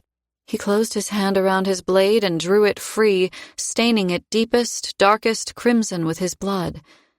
I accepted the weapon from him and used its point to draw forth a bead of my own blood, which was still somehow the same bright red as that of the living. "I accept you as my sworn male," I told him. "I accept your loyalty and your service. In return, I offer you the protection of my house. I name you Lord of Midnight." Leaning forward, I gave him back his dagger. Foley accepted it, and as he did so, I took the opportunity to deaden the air around us so that when I whispered to him, no other would hear. "What made you change your mind?" I asked teasingly. He huffed out an unsteady bark of laughter under his breath. "Well, I figured if he's prepared to follow you," he said, nodding in Fisher's direction, "then I'd be a fucking idiot not to, wouldn't I?" Kingfisher snorted under his breath, but I could tell he was pleased. I was about to tell Foley he was wrong, that Fisher didn't follow me at all, but the thought never made it to my lips. A shout cut through the air, and then another. "What now?" Just a moment's peace. Was that too much to ask for? When I searched for the source of the shouting, I found that everyone in the hall was suddenly looking up. It had been impossible to tell before, but the sections of the vaulted ceiling were actually panels, and they were peeling back. "It's here!" someone cried. "It's here!" "What's here?" I twisted around on my chair, my throne, trying to figure out what was causing the commotion, but Kingfisher took my hand and gave it a squeeze. "The even light, Osha. Spirit of the gods." He pointed toward the night sky to the west, where a brilliant green, glittering wave of light was rolling across the heavens at tremendous speed. "They are with us," Foley muttered, pressing his index finger and middle finger to his forehead between his brows. Many of the High-Bloods mirrored the motion, too. Surprising, that. Whether they had chosen this life for themselves or it had been thrust upon them, undying, a perversion of nature, never to know the rest and peace of the afterlife, it stood to reason that they were beyond the sight of the gods here in this unholy place. But there were still some among them who worshipped the gods. They bowed their heads in reverence as a wind ripped through the hall, and the pale green light tore overhead in a shimmering pennant that filled the night sky from horizon to horizon. It was beautiful, like nothing I'd ever witnessed before. Not even the aurora that had blazed across the sky after Loreth had named a Vizioth had been this spectacular. The even light in the torches throughout the hall flared, brightening anew. The fires burning in the grates strengthened, roaring violently up the backs of multiple hearths. It was as if, all throughout the Black Palace, the sources of even light that already existed were being powered up by the arrival of the shifting green banner in the night sky. The High-Bloods forgot Zovina's attempts to sow discord. They forgot Algat and the vampire with the golden teeth on his knees at my feet. They forgot Tal's showmanship and the ever-present threat my mate posed sitting beside me. As one, the blood court craned their necks upward, and they marveled. Music filled the air, a frenzy of a piece full of soaring peaks and crashing crescendos. High bloods flew around on the dance floor, whipping their dance partners around in the dervish, their coattails and full skirts flaring around them as they spun. Above it all, the firmament glowed, stars winking through the even light as if through a veil of thin jade silk. Thralls topped off the high bloods' wine glasses, sacrificing a drop of their blood into each cup, and the vampires drank. The whole scene was a sight to behold, and one I would gladly have sacrificed in exchange for the peace and quiet of Kalish and the presence of my friends. Taelena and Maynir had remained at the estate, watching over Everlane. Danya was still at the temporary war camp. Ishabal had stayed to continue in her attempts to scry for Ren. Loreth insisted he come with us back to Amentraeth, but Fisher had refused, telling him to check in with the warriors at the makeshift camp instead. Carrion had balked loudly when I told him he couldn't come to the ball, but he was the only person Hayden really knew at the estate, and I wanted someone there to keep an eye on him. It would be just like my brother to flee Kalish in a peak of temper after the argument we'd had, and I was not about to let that happen. I was furious with him, sure, but not angry enough to let him be eaten by some hole-dwelling creature with razors for teeth. We always did seem to have more water and food than anyone else. Was he really so blind? Didn't he know me at all? I had fought tooth and nail to rescue him from Zilvarin, and all the while he'd suspected that I was a traitor? Dance with me. I sucked in a sharp breath, facing Fisher. His eyes were even greener tonight, with the sky full of even light. He hadn't gotten to his feet yet, but he was offering his hand, and he didn't look like he would be deterred from his request. Is this the part where you tell me you don't dance, Osha? He murmured. The part where you say you don't know the steps or that you have 2 left feet? Ha! And he thought he had me all figured out.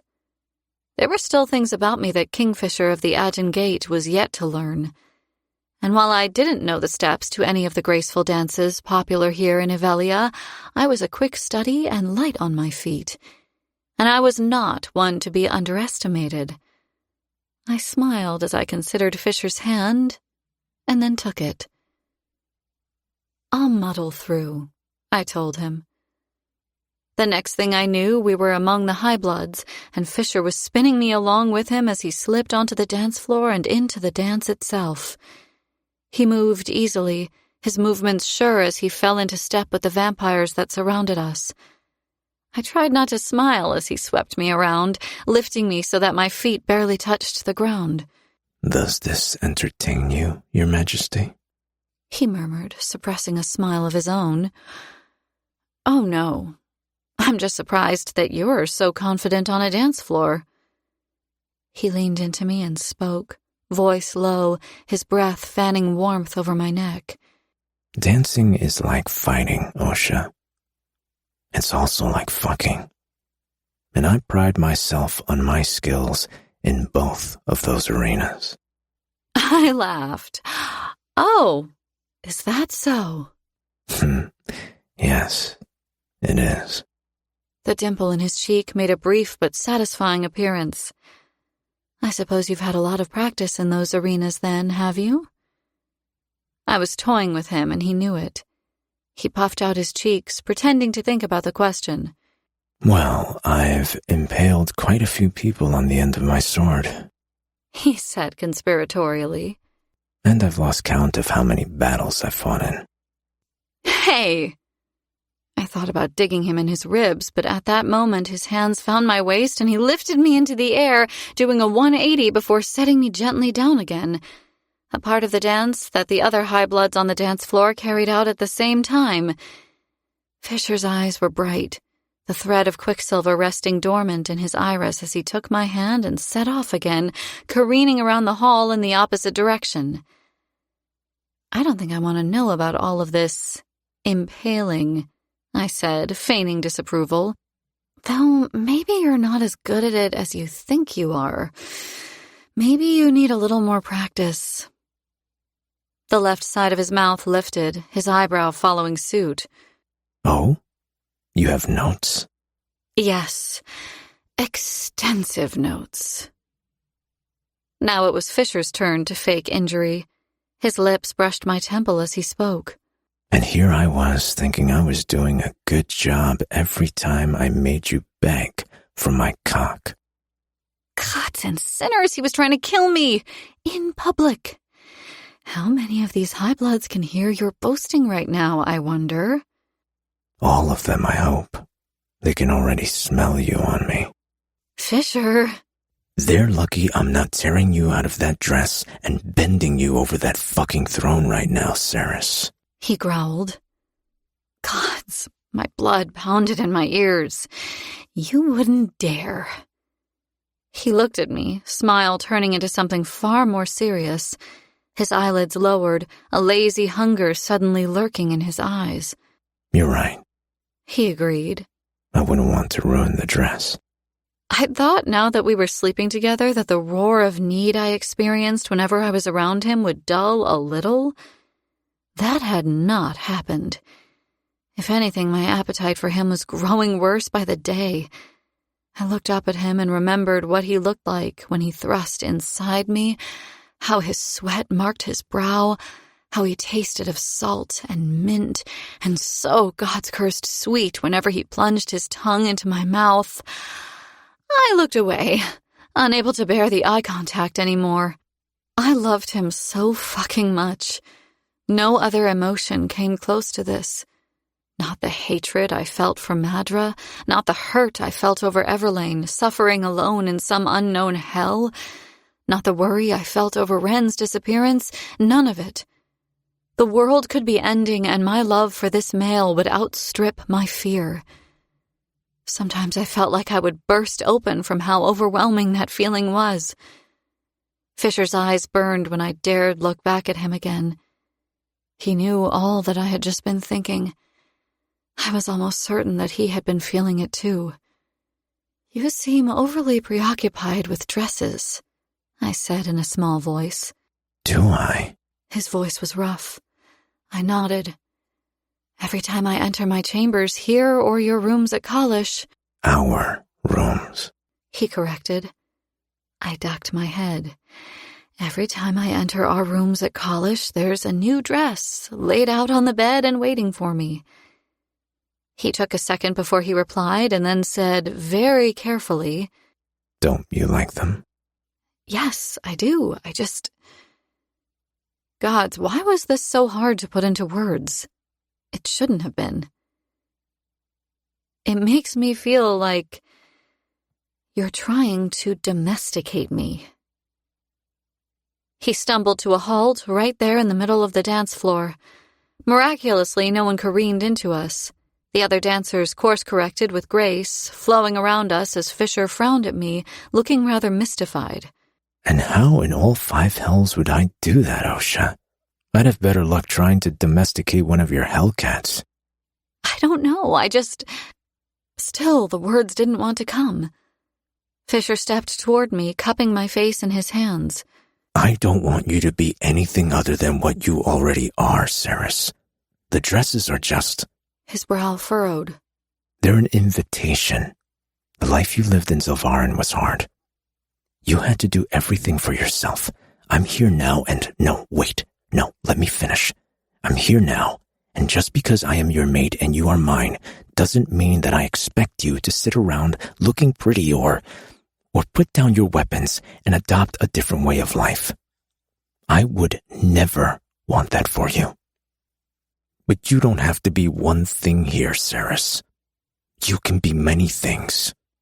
You can wear your leathers and fight every day of the year. I would never ask you not to. But sometimes, if you wanted to, you're allowed to soften, Ceres. You're allowed to stop baring your teeth at the world and take a breath. Because I've got you. The dancers whirled on by, streaming velvet, silk, and damask out behind them, and I let those words settle into my soul.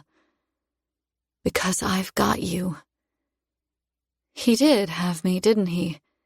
He was the anchor that kept me from drifting away. Even here, in this horrible place, he hadn't left my side. Come on. Fisher nodded, as if he'd just made his mind up about something. Come over here. I want to show you something. It won't take a second, and then I'll get you out of here. I followed him. I would have gone anywhere with him in that moment, but we didn't travel far. Out of the flow of the dancers, away from the long tables where many sour-faced high-bloods still sat, muttering darkly into their wine. Fisher came to a stop in front of a small round table that stood before a particularly graphic wall hanging. I looked up at the hanging, squinting at the bacchanalia it depicted. "What's the male doing to that goat?" I asked. Ignore the goat, Fisher said in a chiding tone. Look here. A huge flower arrangement dominated the small table. A variety of blooms, likely selected for their complementary purple hues, had been organized quite expertly in a shining golden vase. They were stunning. At the center of the arrangement, Fisher pointed out the most beautiful bloom of all. It wasn't the largest of the flowers, but its color was the most vibrant. Iridescent, almost. Its petals were ruffled at the edges and pinched in the middle, swelling out at their ends to form the shape of love hearts. On each heart, a tiny droplet of water glittered like a diamond. Don't. Fisher's hand closed around my wrist, preventing me from touching the flower. It won't kill you, but it'll make you really miserable, believe me. It's poisonous? To most people, it's deadly. Shooting me a crooked smile, he said, But you're stronger than most. Here, they call it Viridius, Saint's Steeple. In the fake courts, we call it Widow's Bane. You've heard of it before. I had. Loreth gave me and Carrion some to chew at Gilthry. Our ribs were broken after we hit the surface of the lake. It took our pain away for a while. Fisher nodded. Allow that little dewdrop to come in contact with your skin, and it'll take your pain away forever, he said. Widow's Bane is safe to chew once that poison has been cleaned from its petals, and its leaves have been steeped and dried for a couple of days. So long as you don't swallow the leaves and only chew them, you'll be fine. But I didn't bring you over here to give you a lesson in plant medicine. I came to show you that sometimes it's the most beautiful things that are the deadliest. A dress can't make you weak. It won't make you vulnerable. Help! The tremulous scream cut above the music. In a heartbeat, Fisher had drawn Nimmerel and was scanning the crowd, trying to locate the source of the cry. Gods! What's happening? At the table close by, a male high-blood was bowed over his place setting and was shuddering, a thick stream of rank black blood pouring from his mouth. It flooded from his eyes, too, ran from his nose and his ears. Help! The plea went up again on the other side of the hall this time. And again behind us. Mercy, please! A red-haired female in a royal blue dress slumped to her knees, blood gushing from her mouth as she went down and sprawled out, convulsing on the obsidian floor. Wide-eyed, Fisher took in the scene in disbelief. What in all the gods' names is this? He whispered. Was this what was in the journal? No, it told me to name Foley as Lord. There was nothing in there about this.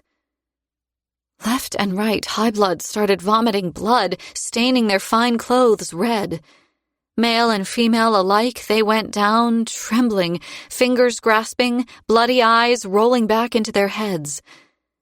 Soon most of the vampires in the hall were writhing on the ground, and in the midst of them all stood Taladeus, towering over them like some silver-haired harbinger of death. Brothers and sisters, he cried. Your judgment has come for you at last. What the fuck? Fisher hissed. Your gluttony is your undoing. Welcome to your final death. But who am I to deny you one last chance at redemption? The thralls you have sipped so greedily upon this evening are passing through the hall with glass vials. Take a vial and swallow its contents, and you will undergo a painful transformation. No, not a transformation. You will be reborn back into life, back into your fey bodies, where you will face the horrors of what you allowed yourselves to become. Refuse the vials, and you join the other demons in hell with me post-haste. What the fuck has he done? Fisher stalked toward the Lord, stepping over the bodies of the toppled high-bloods as he went. I was right behind him, my mind spiraling at the scene unfolding before us. Tal! Tal, are you out of your mind? Fisher grabbed the Lord and shook him. What is this? This is what should have been done a long time ago. They were never going to change Fisher, he said. They're incapable of it. Evil through and through. I wasn't about to put this on your shoulders. I wasn't going to do it to you either, Ceres. His eyes searched for mine. I made a hard choice so that neither of you would have to. This was my final act as a Lord of Midnight. Now I'll go pay for the sins I have committed. We should have noticed the wineglass in his hand. We should have stopped him from throwing back the viscous red blood inside.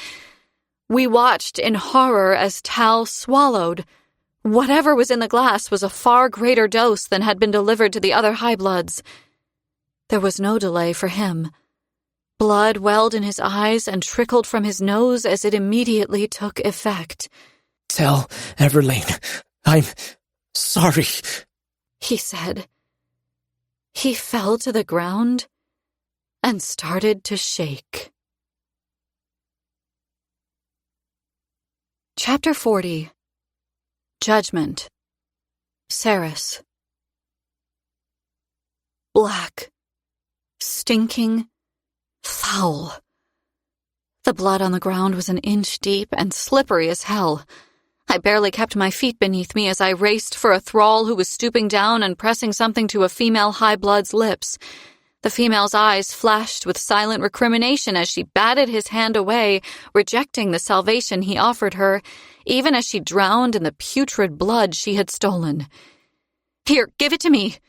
I held out my hand, waiting for the thrall to pass me a vial from the leather bag it was carrying, but the thrall shook his head. Not for him, he said. He told us not to. I don't give a fuck what he told you. I snatched the bag and turned back to where Tal was on the ground, kicking and shaking, but Foley was already there, jamming his fingers between Taladeus' teeth. Fair. Turn around. He gritted out. I told him I didn't want to come back as a vampire. Well, now he doesn't get a choice. He's coming back Fae whether he likes it or not. Taladeus did not like it. He raged and he spat, but in the end, Foley forced the clear contents of one of the vials down his neck and massaged his throat until he swallowed. The vampire stopped vomiting then, but the blood was replaced by an awful white foam that frothed up from his mouth, forming a bubbling pool on the ground. I couldn't decide what was worse. There were others lying on the bloody floor, foaming at the mouth. Not as many as I might have thought. 1 in 8 high-bloods? No less. 1 in 10 had made the choice to live and face the consequences of their years in Amentraeth. Foley stood, panting as he watched Tal shiver on the ground. "How are you, all right?" I asked him. He told me not to drink the wine. I thought he was warning me about the blood in it. I could smell it already. I wasn't going to drink it anyway. He made sure none of the thralls gave us wine with blood in it, I added, rubbing my forehead. Fuck, this is why he wanted to disavow me. I closed my eyes, shaking my head. It's all linked. The blood, I mean. Malcolm's blood turned these high-bloods. It must be some kind of magic. Not magic. A spell, Fisher said. Something to affect Malcolm's line. He severed you from his blood so that it wouldn't affect you. He'd already done the same with you a long time ago, Foley. And what about me? I rounded on the voice, my mind fighting to make sense of what my eyes were seeing. Zovina, Not as she had been earlier when I had used her as a footstool. There was color in her cheeks. Her eyes were blue. I could hear her heart beating from where I stood, 10 feet from her. Tears streamed down her cheeks as she flared her nostrils, staring down at Tal. "He dragged me into an alcove while you were dancing. I wasn't feeling well. I was dizzy. She blinked. "He took me by surprise. I tasted it, whatever he tipped into my mouth, sour and sweet. And then my eyes were full of stars. I woke up and... She looked at me, as if I might be able to provide an explanation for what had happened to her. I had none to give her. Tal hadn't mentioned a word of this to me. Not a peep. He's having some kind of seizure, Foley said. Give him something to bite down on. Fisher fired back. Make sure he doesn't hurt himself. He was busy scanning the floor of the Hall of Mirrors, looking for something. Whatever it was, he couldn't seem to find it. Turning to me, he said, You're okay? You're feeling okay? "Yes, I'm fine." Good. Can you wait here for me, please? I'll Foley with Tal. I nodded. "Yes, He whipped around, grabbing Zovina by the arm, and charged up the length of the hall, picking through the bodies as he went. Everything was happening so quickly. Hundreds of vampires lay dead or dying on the ground. The air was thick with cloying copper, the scent so pungent that I wanted to throw up. Lying on his side, Tal's body trembled violently. His eyes were rolled back into his head. His pale skin was spattered with blood, his beautiful dove-gray suit ruined. Is he going to be okay? A stupid question. Absolutely idiotic. No, of course he wasn't going to be okay. Tal had not wanted to drink the contents of that vial. He'd orchestrated this literal bloodbath, and he hadn't wanted to stick around to see how it played out.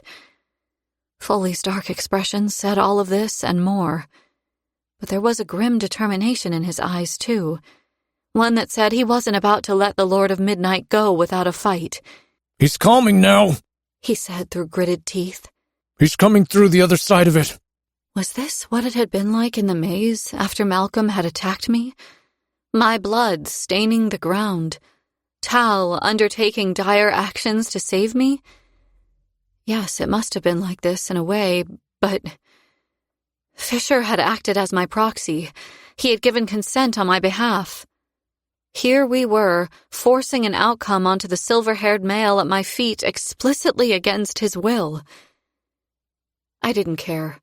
I wasn't about to let him go, and neither were any of his friends. Tal let out a wheezing gasp, back arching. His eyes snapped open, and Foley fell backward onto his ass, covering his face in his hands. The confidence he had spoken with just now must have been for show, because the strangled sound he made was all relief. What did you do? Tal croaked. His eyes rolled wildly up at us, though his body was at last still. He pressed a hand against the ground, ringed fingers sticky with blood, as if the room was spinning and he was worried he might not be able to hold on much longer. You can't just do this, and then leave. My emotions were all over the place. Any moment now, I was about to start sobbing. A part of me saw the carnage that surrounded me and was glad. The vast majority of Sanazroth's Highbloods were gone. They had accepted their true death rather than return to what they once were. But we'd had a plan, damn it, and Tal had gone and made his own plan without telling any of us. Why? I crouched down beside the male and brushed his silver-spun hair out of his face. Why do this? But Taladeus only closed his eyes, as if I already had the answer to that question and he could not bear repeating it. A tear formed in the corner of his eye, crystal clear as water, welling before it rolled over the bridge of his nose and fell into the blood. You have to let me go. I can't stay, He whispered. Hypocrite. Tal's eyelids opened again, his eyes the same thunderhead gray they had always been. He looked at Foley, despair carved into the lines of his face. You don't understand. I understand perfectly. Foley spat. An anger had come upon him, swift and unforgiving. He shunted himself forward so he could take Tal's jaw in his hand and force the male to look at him. You told me time and time again that becoming a vampire doesn't alter the foundations of who you are, only highlights them. Look around you. These bastards are crumbling to ash right now because they're evil down to the festering marrow. They chose death over life because they don't want to lose their power. There was no oath forcing them to carry out the atrocities they committed. It was in their nature. You... Foley broke off, shaking Tal's head, forcing him to focus when he tried to turn away. You are blameless. Whatever horrors you committed were forced upon you. Malcolm knew how much it would tear you up inside. Tal closed his eyes, more tears cutting tracks down his cheeks, his features crumpling. You have to let me, he whispered. You'll forgive yourself. Foley insisted. You will.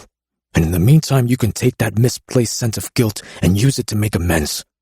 Help fix what Malcolm used you to break, Tal. There is still hope.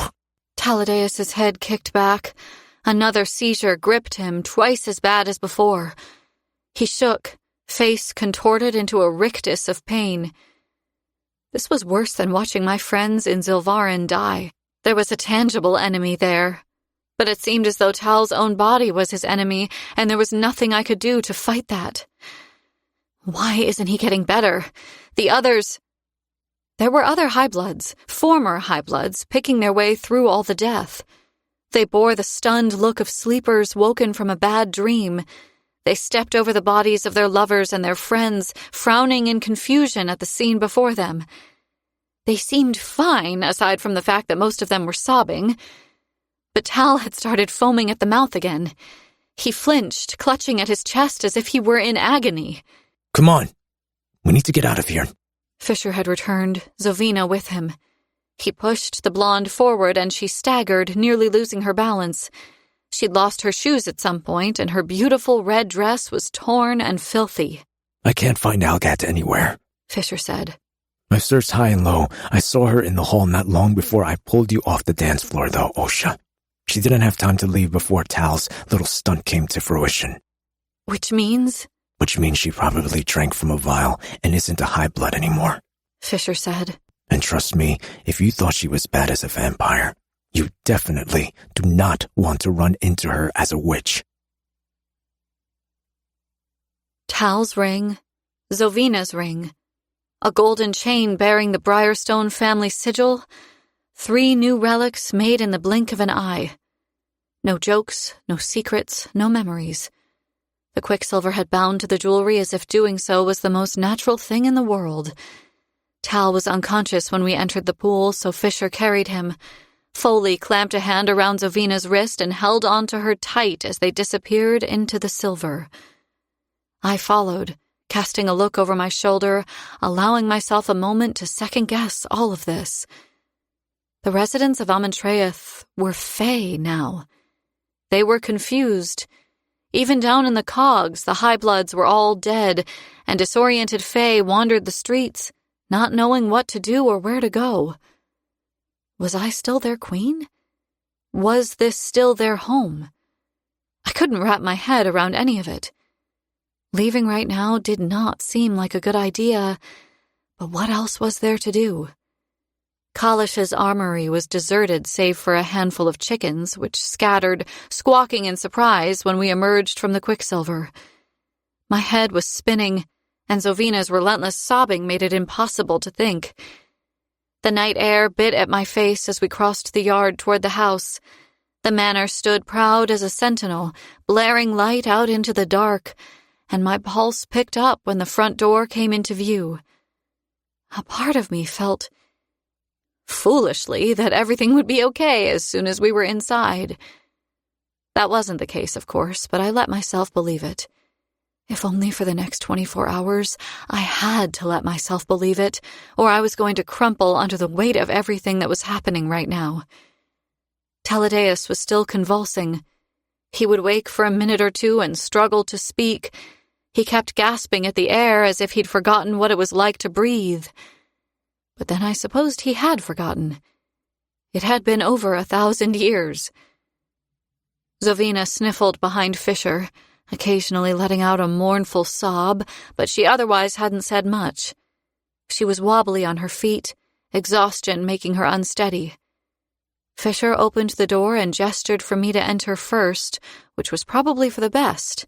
The moment I stepped foot into college, I came face to face with my brother, who was brandishing a heavy poker from one of the fireplaces. His eyes widened as he took me in. What the fuck happened to you? He frowned. What are you wearing? We'd fled Amentreth as quickly as possible. I sure as shit hadn't bothered to get changed before leaving, although I had taken a moment to grab Adina's book. It's a dress, Hayden, I said tiredly. Where's Carrion? He's upstairs. He sent me down here to fetch something for him. I heard the noise at the door and thought someone was trying to break in. Why are you wet, Saris? Is that blood? My brother looked more and more dumbfounded as everyone piled into the house. Fisher first, whom he obviously recognized, but then Tal shaking in his arms, and Foley, and finally Zovina. We all looked like we'd had the tar beaten out of us. Well, this doesn't look good. I thought you were going to a party. Hayden closed his grip around the poker as if he wasn't quite sure whether he needed it now or not. Where's Taylena? I asked. Have you seen her? I think she's still in the dining room. We just got done with dinner. I was on my way to bed. He answered. Bed? Yes, that's probably a good idea. Gods, it wasn't even midnight yet. The hands of the tall grandfather clock in the hallway showed just past 11:30, but Hayden probably didn't even know that. It had taken me a while to get used to Evelian clocks. The sundials we had in Zilvarin were far less complicated than a Fey timepiece, but also far less accurate. Why don't you go on up and we can chat about all of this in the morning? Why did I sound so strange, so stiff? I hardly recognized my own voice. Hayden made a scoffing sound, at last lowering the poker. You're sending me away again, then? Hiding the truth from me some more? Because that worked out so well the last time? I loved him. I did. I had to. But God's have mercy did he make it difficult sometimes. All right, you know what, Hayden? I threw up my hands. Have it your way. You want to know everything? Fine. Come and learn everything. You'll be wishing you could go back to living in ignorance very soon. I promise you. Kingfisher. I was barely awake. Saris sat pale as a ghost next to me at the table. There hadn't been time for baths, so I'd used my shadows to clean us all up. Tal was still unconscious and had been laid out to rest in one of the rooms upstairs. Zovina, who hadn't stopped wailing, was verging on hysteria and hadn't even seemed to notice when I'd used my magic to remove the blood from her dress. Once I'd kitted everyone out in clean clothing, Archer had shown everyone where they could sleep, and then Taylena had spent an hour assessing everyone's injuries. When she was done, the rest of us had sat down at the table, and I'd explained to Taylena and Maynir what had happened at Amentreth. I was about halfway through the story when Carrion hurried into the dining room, carrying a small blue pot full of dirt and a sharp dagger clamped between his teeth.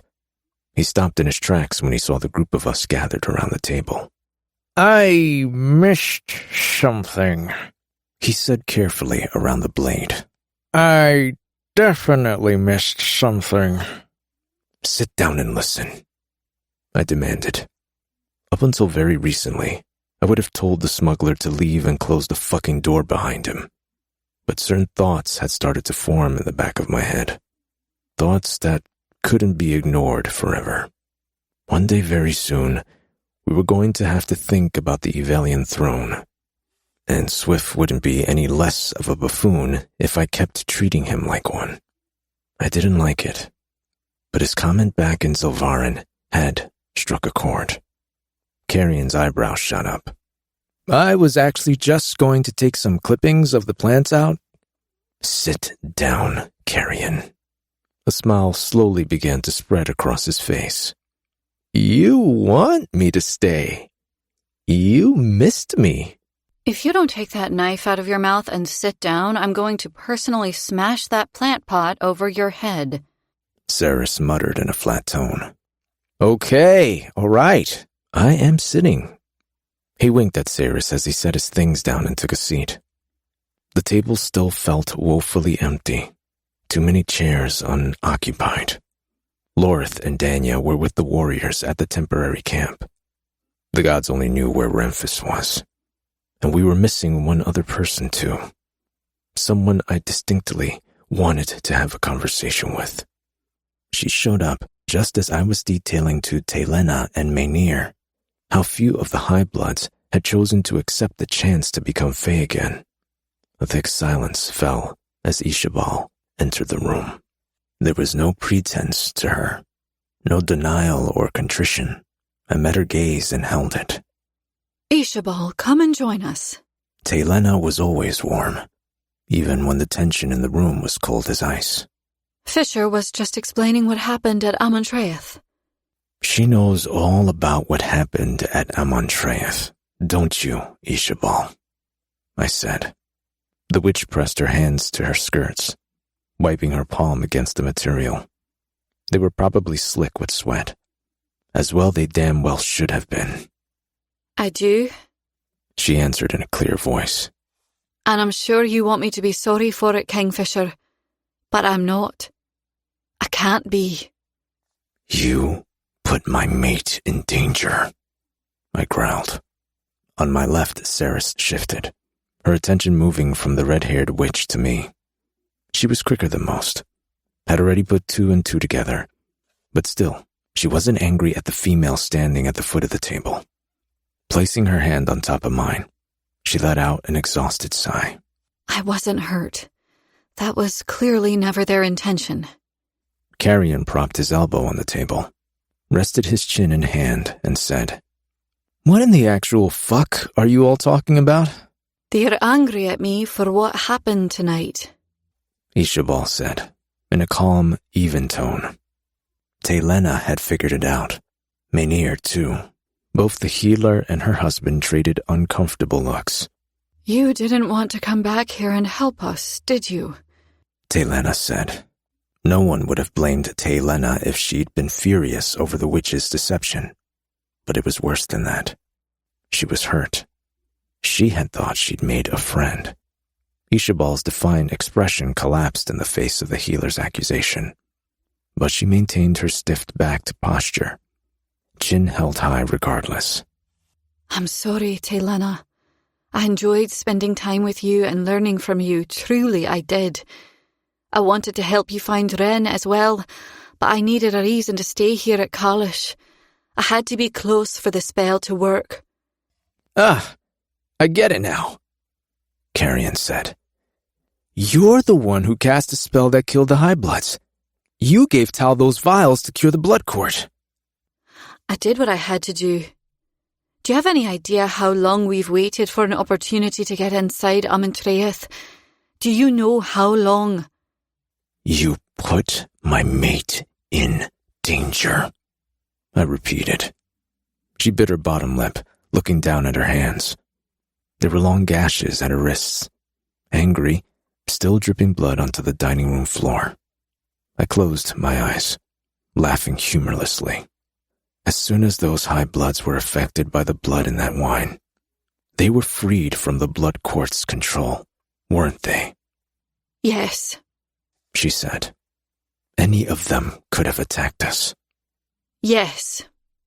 And it was your blood the thralls dripped into their glasses, wasn't it? Yes. Tal brought them to the river and I marked them with sigils. When they cut themselves, I bled through their veins. A simple transference spell, really. My blood. Your blood is a curse to all vampires. It kills them unless they take the antidote that your clan created. Yes. Yes, she answered again and again without shame or regret. Shadows began to spill from me, flowing like smoke down the arms of my chair, rolling across the table toward the witch. Fisher, Ceres said. I wasn't hurt. It's all right. We can deal with this. You lied to Tal, I said. Ishabal watched the shroud of shadows approaching with growing trepidation. The air hummed with her fear, but she nodded, acknowledging the truth. I had to. If he'd known that the High Bloods might be able to hurt you or Ceres, he would never have agreed to the plan. And I feel bad for lying to him. I do. I would accept whatever punishment he saw fit for my crimes if he'd chosen to be reborn, but... Tal's alive, I snapped. You might be okay with letting people you consider your friends die, but we are not the same. At this, Ishabal's mouth fell open. She took a step toward the table, her hands forming warding signs to push back my smoke. He's alive. You can't hold my magic back for long, Ishabal. This is my house. I don't care, Fisher. Kill me if you like. I knew there would be a price for all of this. It's a price I was born to pay.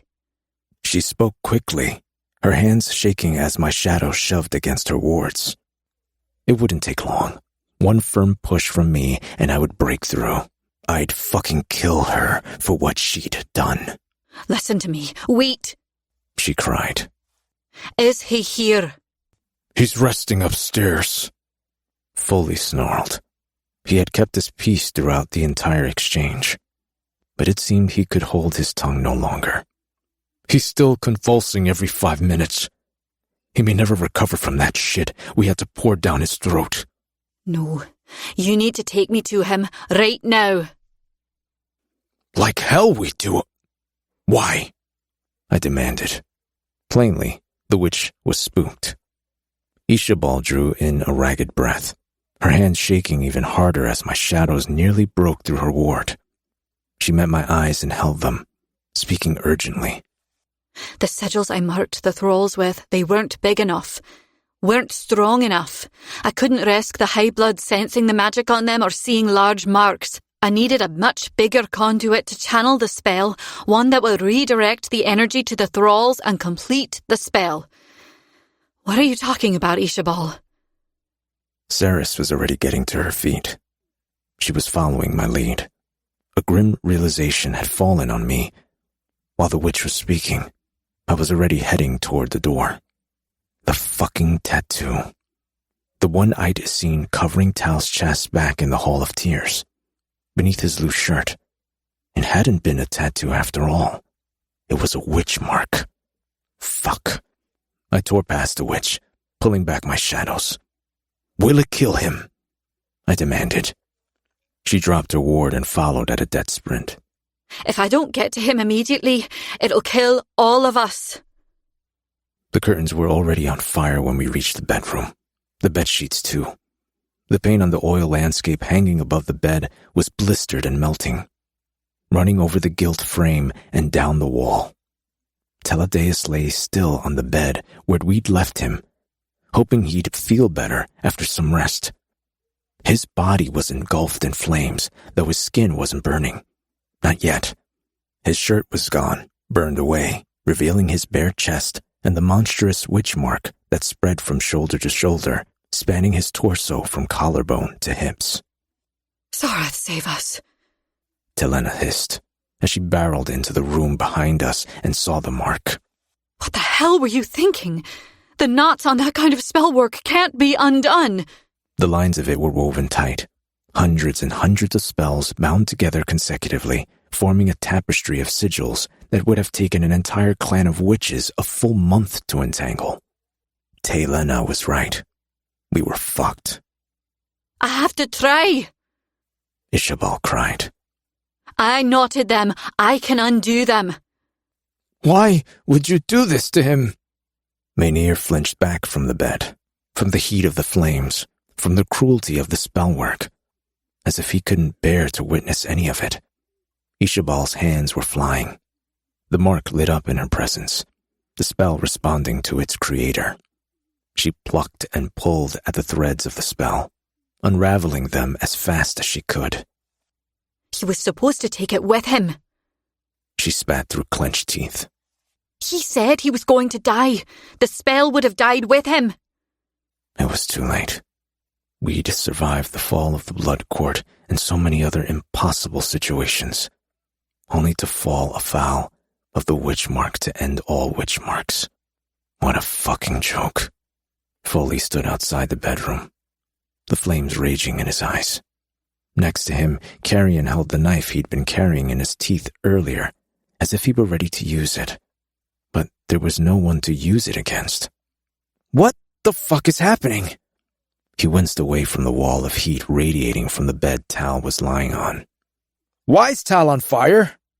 The mark on his chest. It's borrowed magic. Dark magic. It lends power to the one who binds it, but left unchecked steals power. Eventually, it will open a gateway that cannot be closed. Taylena had to shout over the roar of the fire and Ishabal's frantic chanting. What kind of gateway? Ceres asked. I had shielded her from the heat with my body, but she had stepped around me now and was moving toward the bed. Her right hand was lit up and blazing like an angry star. A gateway to where? Her voice was quiet, but all heard it. To the realm from where all dark magic hails. Taylena answered. The demon realm. I will not say its name. Ishabal's fingers plucked, untying, blurring in their speed. But she wasn't moving fast enough. This kind of mark wasn't designed to ever be undone. It was a death sentence, and the reason Tal had begged us to let him die. He'd known about the destruction he was wearing in his skin, and he'd tried to stop it. He'd tried to prevent this from happening, but none of us had listened. I can feel them, Ceres muttered. They want to get through. They're hungry. Her hair had pulled loose from the elaborate style she had worn for the ball and was floating eerily around her as she stepped toward the bed. Careful, Osha. The fire's real. It will take you. I reached for her and regretted it instantly. The second my hand touched hers, the runes that marked my skin, mirroring hers, exploded with light. A pain like no other tore up my arm and detonated inside my head, bringing me to my knees. I couldn't think around it, couldn't breathe. Someone was shouting something somewhere. Hayden, screaming for his sister to get back. Foley was holding him, stopping him from rushing into the blazing room. I had to get to Ceres. I needed to. The fire blanketed the ceiling, rolling over the depiction of the night sky painted there, defying gravity and swallowing the stars. Hell was coming. Hell was here. But then Ceres was leaning over Tal's flaming body, and she was pressing her hands to his chest. Her whole right arm was illuminated brilliant white blue. In the space between heartbeats, where my seized lungs tried and failed to take a breath, the glowing filaments of Ishabal's spell fell apart, and the fires of hell went out. Chapter 41. Processing. Ceres. She didn't even try to find Ren. Sunlight dappled the grass, spearing through the canopy of the trees. Through the small window created by the branches overhead, a bird circled, little more than a black speck against the cerulean sky. The thick, warm air hummed with the drone of some winged insect. Fisher stalked barefoot through the grass, viciously stripping the leaves from a stick he'd found on the ground and spitting out a litany of curse words in Old Fae that I could tell were highly offensive, even though I had no idea what he was saying. I hugged my knees to my chest, relishing the feel of the sun on my bare arms. We had both been so tired when we'd passed out earlier that I'd assumed neither of us would dream, but here we were in Ballard. Fisher had explained that this was one of his favorite places to come when he was little. The clearing was small, skirted by forest on 3 sides and bounded by a rushing stream on the other. Silver fish glimmered like knives in the water, battling against the current. I wound the blade of grass I'd been fiddling with around my index finger, trying to find some order in my thoughts. It was difficult to concentrate in the dreams sometimes, It was as though I was missing information, and I knew I was missing it, and no matter how hard I tried, I couldn't figure out what I didn't know. Most people's hair lightened a little in the sunlight, throwing a little red or chocolate, but not Kingfisher's. His hair looked blacker than ever as the light beat down on him. His shoulder-length waves flicked up around his ears, making way for their pointed tips. What a strange thing he was. He was a winter creature. He'd said so himself. All pale skin, wintergreen eyes, and shadows. He seemed the most himself when there were snowflakes dusting his shoulders and his cheeks were flushed from the cold. But he was a different version of himself here, too. He belonged here just as much as at Kalish or on the banks of the Darn. Ballard suited him. There was something about seeing him with bare feet and his shirt open to his stomach, displaying his roving ink. His eyes glowed with rage as he turned and pointed his stick at me. It would have taken her 5 minutes. 5 minutes! He stabbed the stick in the air, using it to punctuate his words. And yet look at where we are. Amontreath is a fucking graveyard. Tal is half dead. I have a witch and Zovina locked in separate bedrooms at the estate, and we still don't know where Renfis is. You're cutting a new trail in the grass over there, I told him. And He spun and hurled the stick into the river. You have another rune, and we have no idea what this one is. The third rune had shown up when I'd touched Tal's chest. I hadn't meant to walk into that burning bedroom, hadn't meant to touch the male's marked chest. Something had pulled me forward unbidden, with a sense of urgency I had been powerless to ignore. My body hadn't been my own. That had been a terrifying experience, and I certainly didn't want it repeated. But I had helped Tal as a result of it. More than helped him. According to the others, I'd saved him and prevented a portal to hell from consuming Kalish. I couldn't be mad about that, even if none of us understood how it had happened. I held out my hand to Fisher, wriggling my fingers. Can you come here, please? He clenched his jaw, eyeing me suspiciously. If I come over there, I can't pace, he said. Really? I pretended to look shocked. Oh, no. If I come over there, I'll stop being mad at Ishabal. I waggled my fingers even harder. Will being mad at her get you anywhere right now? He gave me a deadpan look that would have made me laugh had the past day not been one of the shittiest I'd ever lived through. Can you please just come here and hold me? That did it. His hands fell limp to his sides, his eyes burning into me for a second before he finally padded toward me across the grass. A second later, he was sitting cross-legged in front of me, reaching for me. He pulled me into his lap so that I was facing him, guiding my legs so that they were wrapped around his waist. His hands rested against the underside of my thighs, his thumbs working out the knots below my hips as he looked up at me. You just asked me to hold you, he said softly. I did. Have you ever asked anyone else to do that? I shook my head, throwing my arms over his shoulders, then burying my face in the crook of his neck. No, and if you tell anyone I asked you to, I will vehemently deny it. He laughed, deep and low. Out of the two of us, only one of us can't lie, Osha. I think people will know who to believe. God's cursed Fearenstone. His laughter reverberated through his chest and into me. Such a comforting feeling. He stroked his hand over my hair, smoothing it down my back. He'd never said so, but he liked stroking my hair. I didn't know why. I'd never felt like asking him either. It was a reassuring touch. It calmed me more than anything else could.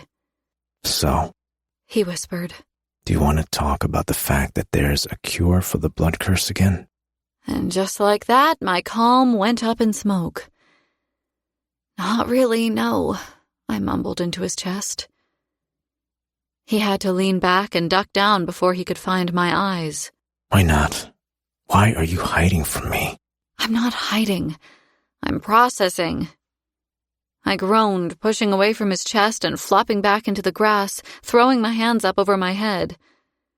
I was still technically sitting in Fisher's lap. Kind of. My legs were definitely still wrapped around his waist. Fisher raised both eyebrows, looking down at me, amusement playing over his features. My shirt had ridden up. His gaze trailed over my lower stomach, over the patch of bare skin I was now showing, a tiny smile lifting the corners of his mouth. He moved casually, resting his hands there, right where he was looking, his calloused palms rough against my skin, and I couldn't resist. "What's that look on your face, Kingfisher?" His eyebrows inched higher. Look. There's a look. I nodded, the grass rustling around my ears. "There's a look." Oh, I don't know. He shrugged, looking off toward the river. My mate's ass is rubbing against my cock, and she's stretched out in front of me. Her hip bones showing. "You like my hip bones?" He trailed his fingers over them without looking, then moved quickly, wrapping his hands around my waist and digging his fingers firmly into my skin. I love your hip bones. He corrected. I love the way your breasts look right now, straining against your shirt like that. If there's a look, it's because I'm horribly distracted by you, and I'm trying to talk about very serious things. Horribly distracted? I liked the sound of that. Slowly, I wriggled my ass, shimmying so that my shirt rode up a little higher. I don't want to talk about very serious things. I emphasized the words. His eyes snagged on my stomach again, moving as slow as a glacier as they traveled higher toward my chest. I would have thought you'd be excited at the possibility of becoming Fae, he said. I would be. I am, but... I hooked my thumbs into my pockets and pulled, tugging my pants down a little lower over my hips. They were scandalously low now, bordering on inappropriate. Fisher gave me an open-mouthed smile, canines on full display, as he slowly shook his head. You think I don't know what you're doing? I'm not doing anything, I lied. He scoffed at that. Do you think... He ran his fingers lightly up my side. That this is the first time? He caught his bottom lip between his teeth and bit down when I shivered. A beautiful female. His hand slipped up inside my shirt and trailed it up my rib cage. Has tried to seduce me. He pinched my nipple, rolling it savagely as he leaned into the word seduce. I hissed through my teeth, bucking against him at the bright stab of pain that fired down my body and settled between my legs. Fisher's eyes flared, the tattoos at his throat swirling as they came to life beneath his skin. Are you trying to lead me astray? He asked. Only a little. Only a little? I arched my hips again, angling my ass down, rolling my hips a little, and Fisher's eyelids shuddered. Okay, only a little. I'll let you lead me astray, only a little, if you answer the question properly. There was a question? I teased. Tell me. He rumbled.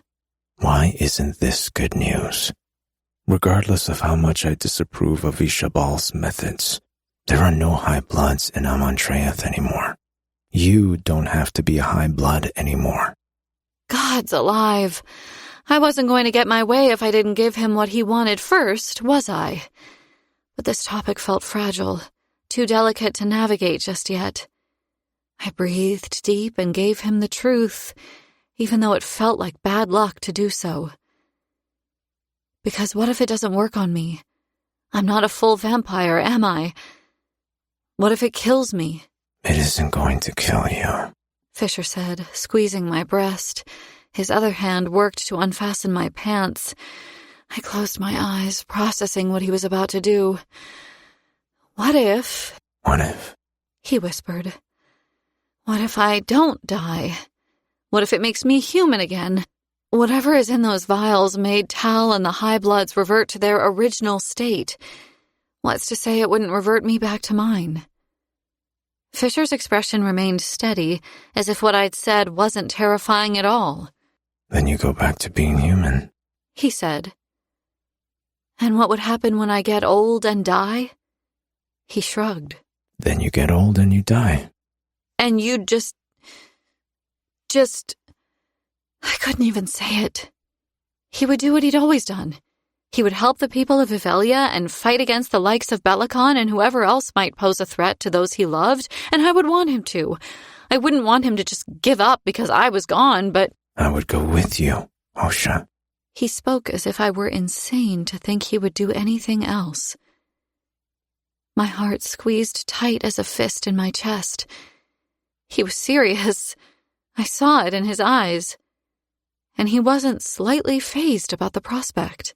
I'm young in the eyes of this place, he said. And yes, there are plenty of things I still want to see and experience in this realm. But I wouldn't want to see any of it without you.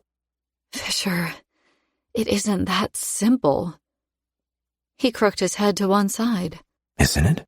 He asked softly. It seems very simple to me. Wouldn't you want to come and spend the afterlife with me if I died? Of course I would. Then let my love be equal to yours. He spoke with a tenderness that made tears prick my eyes. But what if there is no afterlife? He smiled sadly, letting his head hang for a second. When he looked back at me, his expression was all affectionate frustration. Then there isn't, he answered. There is only nothing, and that will still be better than being here without you. Stop talking. I cuffed my eyes with the back of my hands. You're going to make me cry. You're already crying, he whispered. Come on, come back up here. I need you. I need you. Words I had never thought I'd hear from him. Fisher had been nothing short of vile to me when he'd brought me through the Quicksilver into this realm. He had been cold and aggressive, and I had hated him with 99% of my heart. But the 1%? That had already been his. And now all of it was his, and he was holding on to me like I was the only thing that mattered in his entire fucking universe. Need still pulsed in the pit of my stomach, but it had shifted into something more now, something deeper. I didn't just want his body. I needed his mind and his soul. I needed for time to stand still so we could stay here where nothing could disturb our peace and we could just live. And in that moment, I would have been selfish. If we'd been able to stay in Ballard and lie in the grass and hold each other forever, I would have done it. But all dreams had to come to an end. I flinched, stomach rolling as I made my way to the forge. The sun wasn't fully up yet, but it was already wreaking havoc on my body. I shouldn't have been awake. By all rights, I should have passed out about an hour ago, but I'd only just woken up. My body clock was upside down, and I didn't even know where I was anymore. Hey, where are you headed in such a hurry? Carrion was coming the other way down the hallway. His hair was sticking up all over the place, and there was a stack of books in his hands. His shirt was unbelievably rumpled. You haven't been to bed yet, have you? I kept walking, which meant that obviously Carrion performed an about-face and started walking with me back the way he'd come. I have not, he confirmed. Aren't you tired? How the hell are you running on so little sleep? Carrion waved off my concern. Oh, centuries of debauchery and general delinquency. Hey, seriously, where are you going? I could use your help with something. The last time Carrion had said this to me, he'd coerced me into helping break into one of Madra's food stores. At least that's what he told me we were breaking into. The building in the hub had turned out to be a haberdashery. Carrion had only wanted me to act as a distraction so he could steal a bolt of fabric that the owner had refused to sell him. I'd been chased through the city by 2 guardians and had spent 9 hours hiding in a sweltering attic space as a result, and... Anyway, the point was that nothing good ever happened when Carrion said he needed my help. Whatever it is, the answer's no, I told him. What? Oh, come on. There's no need to be like that, Fane. I'm going to speak to Ishabal about what happened yesterday. I need to know more about what she did and how the cure affects people. That sounds more like a Fisher thing. God, he was exasperating. It's a me thing, Carrion. I pointed at myself. I'm the half-vampire. It was my court that was affected. Whoa! When did your veins turn silver? He tried to grab my wrist to get a better look, nearly dropping his books in the process. For that matter, we haven't spoken about the new tricks you can do now. That Alchemarian shield you lit up when you were fighting those guards was pretty fucking cool. What were all those icons around the outside of it? I don't know, Carrion. I'm still trying to figure that out. There are probably other elements of threads of magic I might be able to control one day. Sinners. He whistled. That's a whole lot of potential power. Do you think you'll be able to turn invisible at some point? If I could have access to magic, I would definitely opt for invisibility. I'd love to pretend I didn't know why you'd pick that, Carrion, but sadly I know you too well. Look, Fisher's checking in with Tal and Foley. I have a bunch of things to take care of before heading back to Amontreath, and I have no idea where my brother is. What do you need exactly? Carrion hoisted books in his hands, adjusting the stacks so that he had a better grip on them. Well, if you're busy... I stopped walking and faced him. Can you please just spit it out? You're going to help me then? No, I'm going to find out what it is you're up to so I can gauge whether I need to put a stop to it, and then I'm going to decide whether I'll help you. You are so untrusting. He muttered. Whatever. I need you to come with me. And then? And then I need you to tell me if I'm going crazy. Are you planning on setting fire to anything? I demanded. No. Blowing anything up? Carrion made a face. I haven't blown up a single thing since I've been here. I folded my arms across my chest. The smuggler rolled his eyes. All right. No, I am not going to blow anything up. Letting out a deep sigh, I threw up my hands in defeat. Fine. You've got me for 10 minutes. Careful, sunshine, he said, grinning. The things I could do to you in 10 minutes. Whoa, wait, ow! That hurt! I'm joking. I'm gonna drop my books. I didn't elbow him a second time.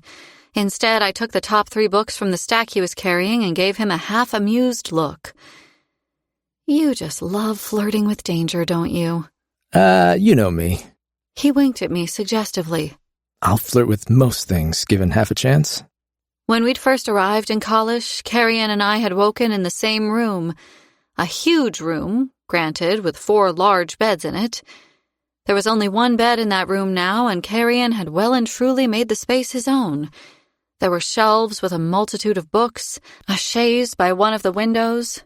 There had already been a wardrobe here. Now there were 2, though given the wrinkled clothes discarded in piles across the room, Carrion didn't appear to be using either of them. The windows were fogged up with condensation, probably due to the extraordinary number of potted plants he'd managed to cram inside the room. The place resembled... Well, I didn't know what it resembled, actually. I'd never seen anything like it before. What the hell have you been up to in here, Swift? Have you stolen all this stuff? What? No. How can I have stolen it if it's all under the same roof? I've only relocated it. Totally different. Uh-huh. I spun around, taking it all in. There were drawings tacked to the walls and numerous half-full bottles of whiskey sitting on the windowsill. He'd definitely stolen those. A muddy trowel on the floor by the foot of his bed. A trail of dirty paw prints led from the bed across the floor toward one of the wardrobes. I heard the plaintive whine before I pieced what I was seeing together. But then it hit me. I stormed across the room and ripped open the wardrobe door, and there was Onyx, curled up into a ball in a thick green blanket at the bottom of the wardrobe. Carrion, you shut him in the wardrobe? No, he goes in there to sleep sometimes. The wind must have blown the door shut on him. The wind. A likely story. Still, I knew when Carrion was lying most of the time, and he didn't appear to be doing so now. Onyx stretched, his pink tongue curling as he yawned. Then he hopped sleepily out of the nest he'd made for himself and looked up at me expectantly as if to say, "Okay, what are we doing?" I scratched the back of the fox's neck, giving the very same look to Carrion. "You wanted my opinion? I reminded him. I came here to tell you if you're going crazy, remember? I remember, He said in a high-pitched, defensive tone. Come, look at this. He went to the closest window and pointed at the sill. With Onyx on my heels, closer than my shadow, I went to see what the fuss was about. Why do you have all of these books here anyway? I muttered. You can read in the library. Not naked, I can't. You shouldn't be reading these naked. It's not sanitary. Relax, I'm joking. I'm reading them here because I don't want to get in anyone's way. And besides, it's private. I'm researching. Researching what? Stuff. You know, Valiant stuff, court stuff. He shrugged awkwardly. As in winter court histories? And the roles and responsibilities of, say, a king? Carrion's cheeks flamed. Maybe. Don't make a big deal out of it. And don't tell anyone. I haven't changed my mind or anything yet. I'm just researching. Carrion, this is a big deal. Imagine what would have happened if there had been someone of royal blood to stand against Madra. The people would have... My train of thought abandoned me. I was staring at the plant in the little blue pot sitting on the windowsill. Its leaves were glossy and rich, deep green. White flowers bloomed all over it, tiny and shaped like little flutes, their petals curling up at the ends. I watched as more of them seemed to grow, their petals forming and turning from green to white right before my eyes. See, this is why I didn't tell you. You're getting way ahead of yourself. I'm just researching. I don't even know how I'd try to reclaim my throne. He shook his head violently. It doesn't even feel right calling it my throne. I'm just thinking that... Carrion, I whispered. The more he spoke, the more the plant next to him on the sill flowered. New shoots formed as he rambled, and those shoots became branches. And even if I did want to take back the Winter Court, how would that even work? Would I have to challenge Belicon to a duel or something? Because that's not happening, and there are 5 million other things to consider. Carrion. I'm not a fucking duelist, Ceres. That evil bastard would kill me in a heartbeat. Carrion! He ceased his tirade and threw his hands in the air. What? Are you seeing this? I pointed at the plant. It was twice the size it had been a minute ago, and it was covered in those tiny white blooms. The plant, it's growing like crazy. Oh, yeah, that's what I was trying to show you. They all kept doing that. I started collecting these plants yesterday. They were just little cuttings or seeds I planted, and now, well...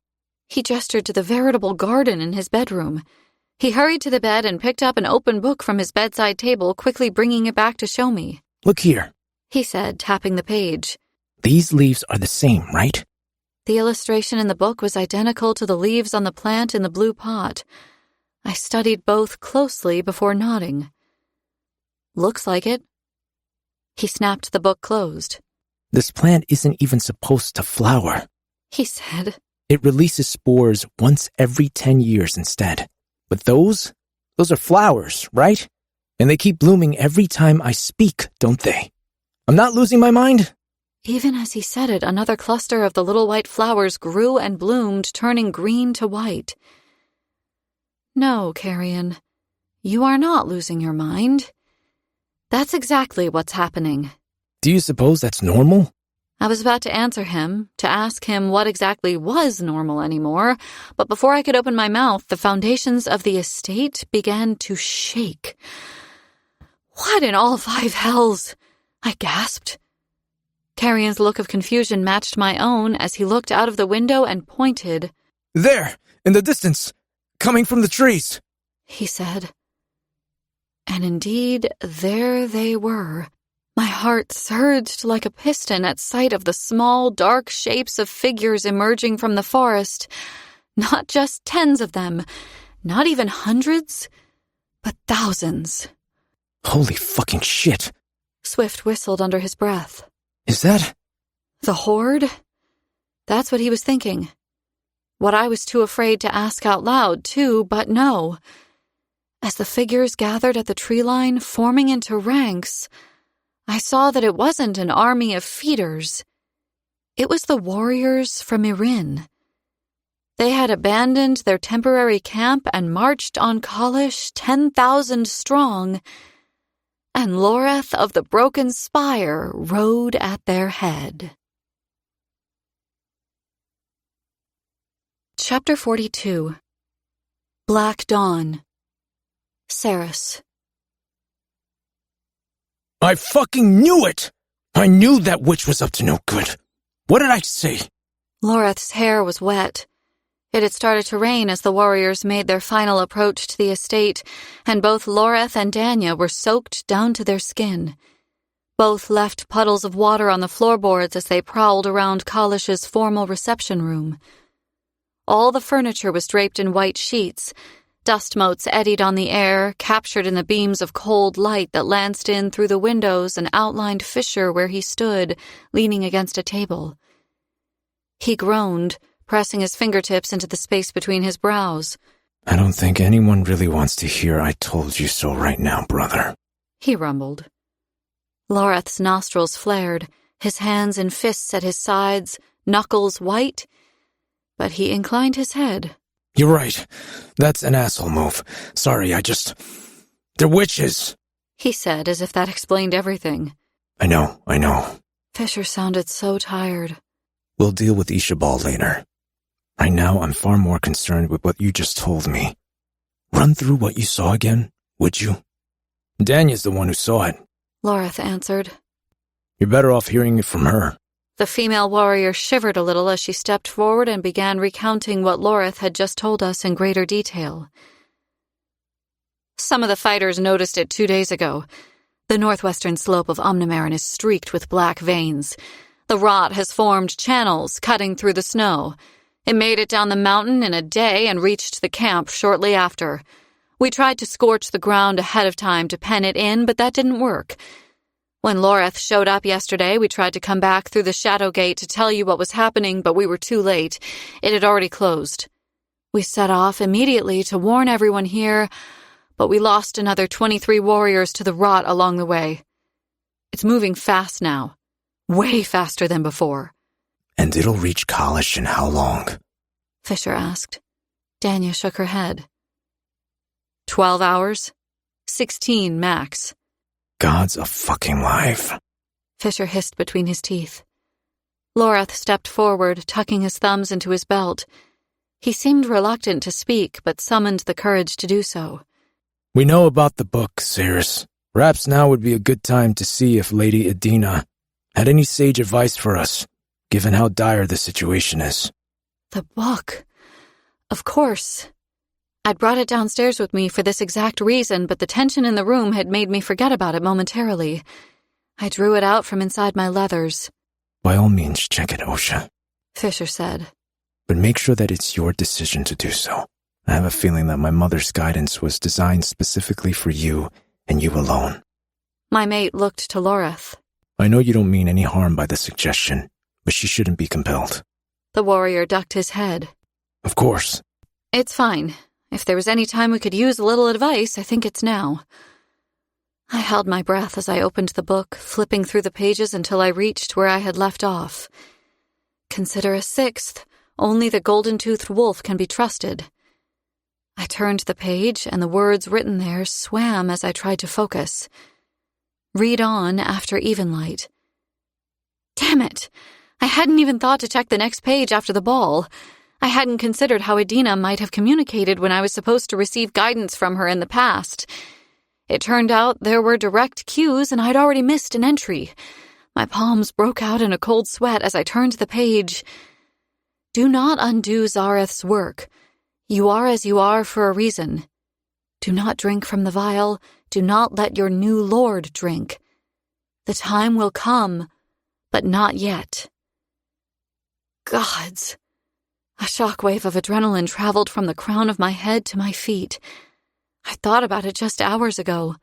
Being Fae and only Fae was an appealing prospect, but I needed my half-vampiric blood, at least for the time being.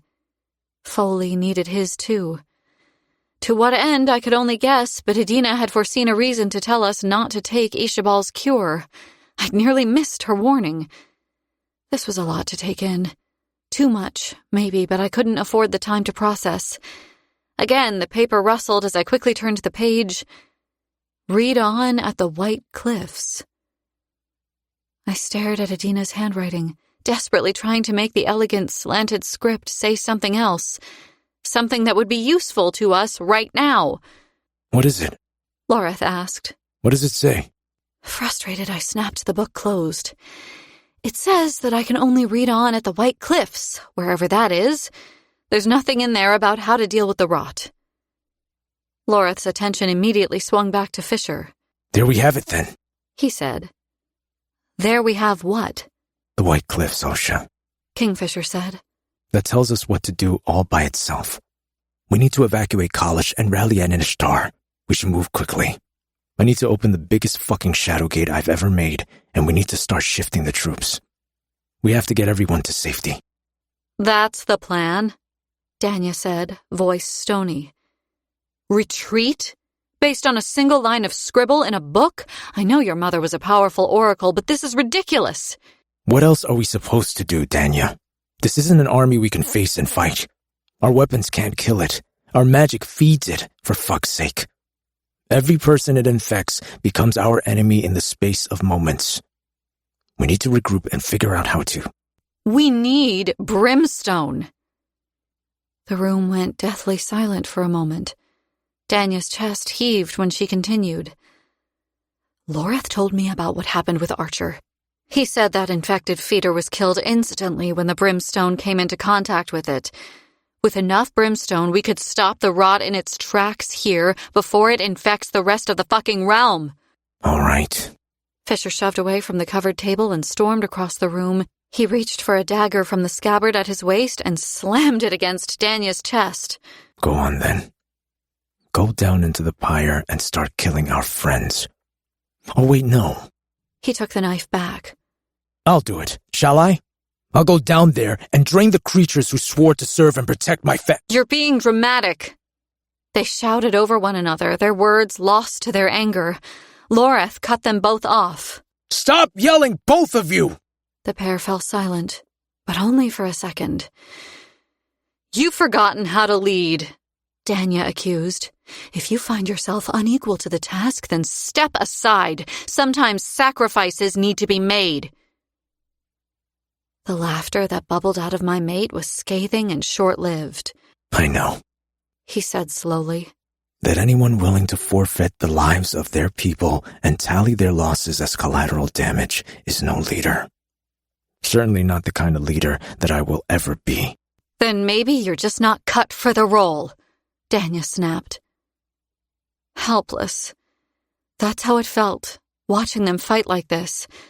But if Danya spoke to Fisher one more time like that, I was going to fucking spear her to the fucking wall. Loreth held up his hands in a placating gesture, again attempting to be the voice of reason. You're both right. We should absolutely evacuate Kalish. And yes, the brimstone is our best chance of destroying this infection.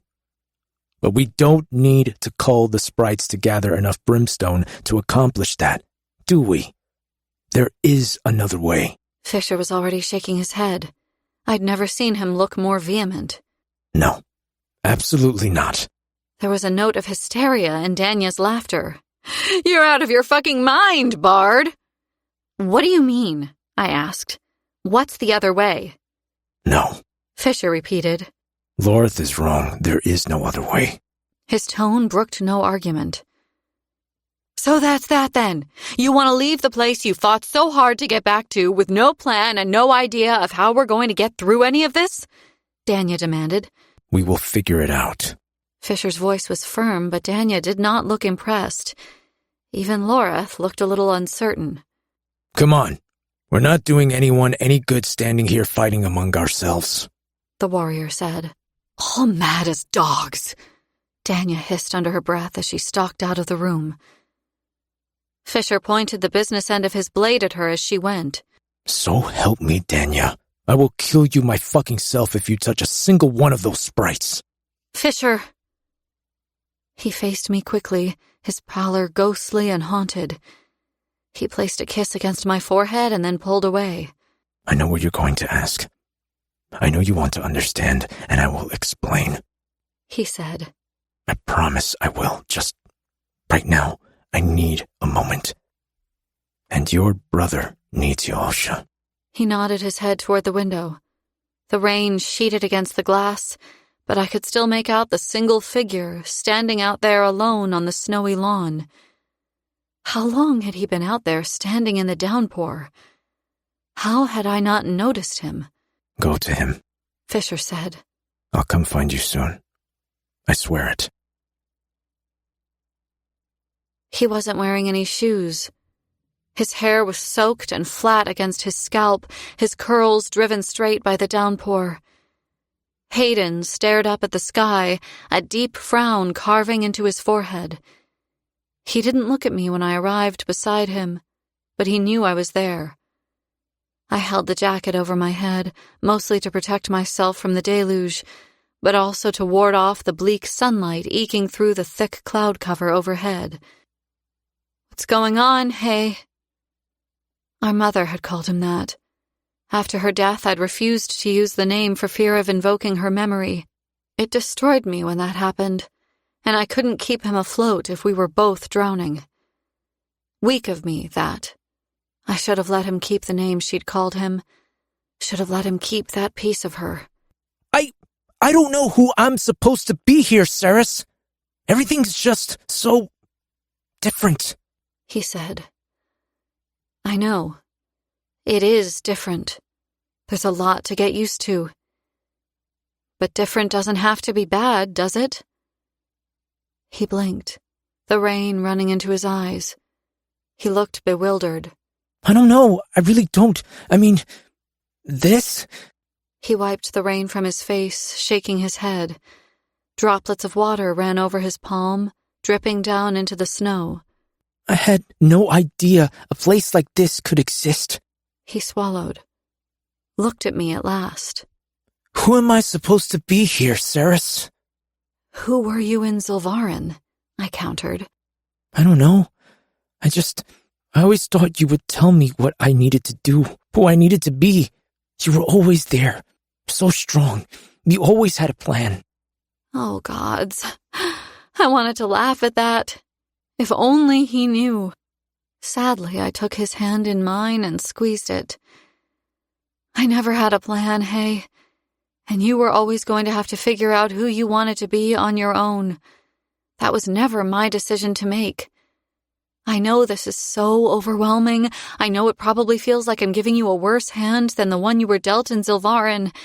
With the rot and the feeders and everything else going on here, I get it. Evelia might not seem like such a safe place to be. I will understand if you want to go back. Hayden's jaw tightened, the muscles in his throat working as he thought about that. But he shook his head. No. No matter what, you're the only family I have. If you're staying, then so am I. I'm sorry I doubted you. And I'm sorry I never appreciated everything you did for me back in the third. I am going to figure this out. I'm going to do better. I want to be useful here, Saris. I don't want to be a burden. There'll be time for all of that. Don't worry about it now. We should get you inside. You're going to catch your death out here in the rain, Hayden. It's freezing. My brother sniffed, wiping his nose with the back of his hand as he nodded, turning back toward the house. I hadn't been able to tell because of the rain, but he was crying. We'd almost reached the warmth of the house when the same strangeness that had pulled me into Tal's burning bedroom cinched tight in my stomach again.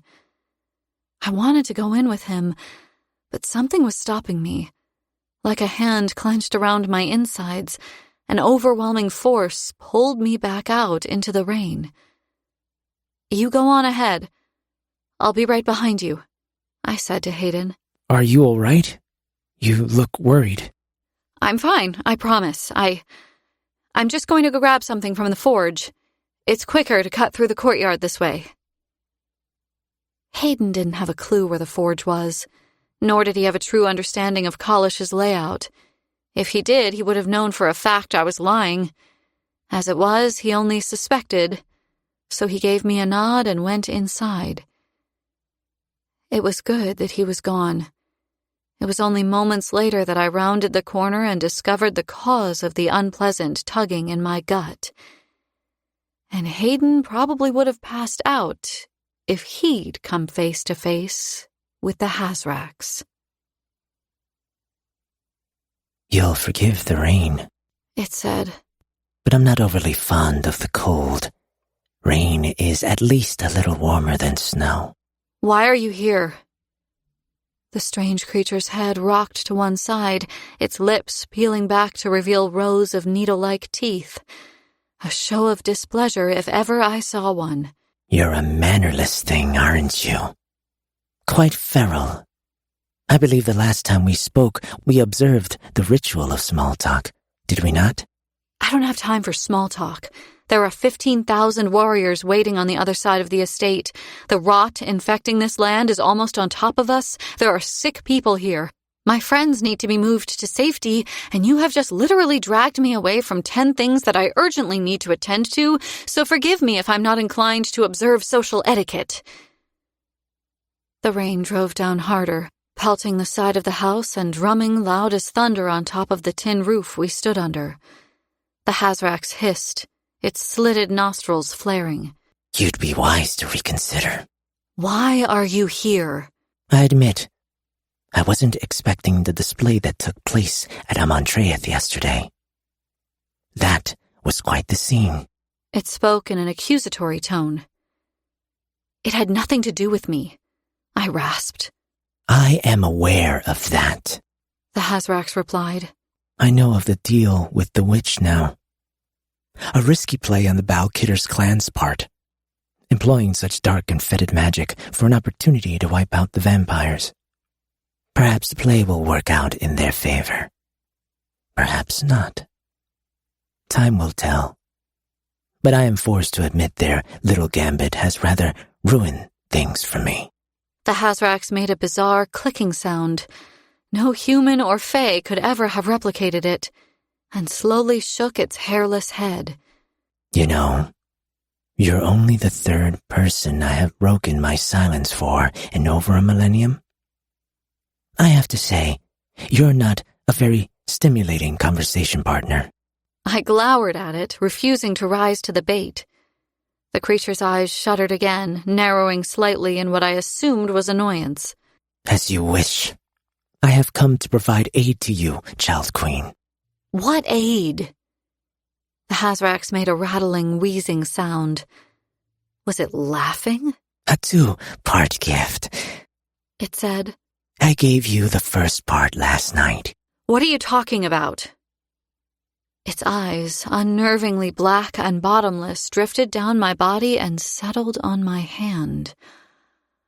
Oh, for fuck's sake. This? I held up my hand, showing my runes. This was from you? Indeed. You will have to work for most of your runes, but some of them may come as gifts. And this one was gifted just in the nick of time, wouldn't you agree? What does it do? What does it mean? I can't find a translation for it anywhere. And you won't.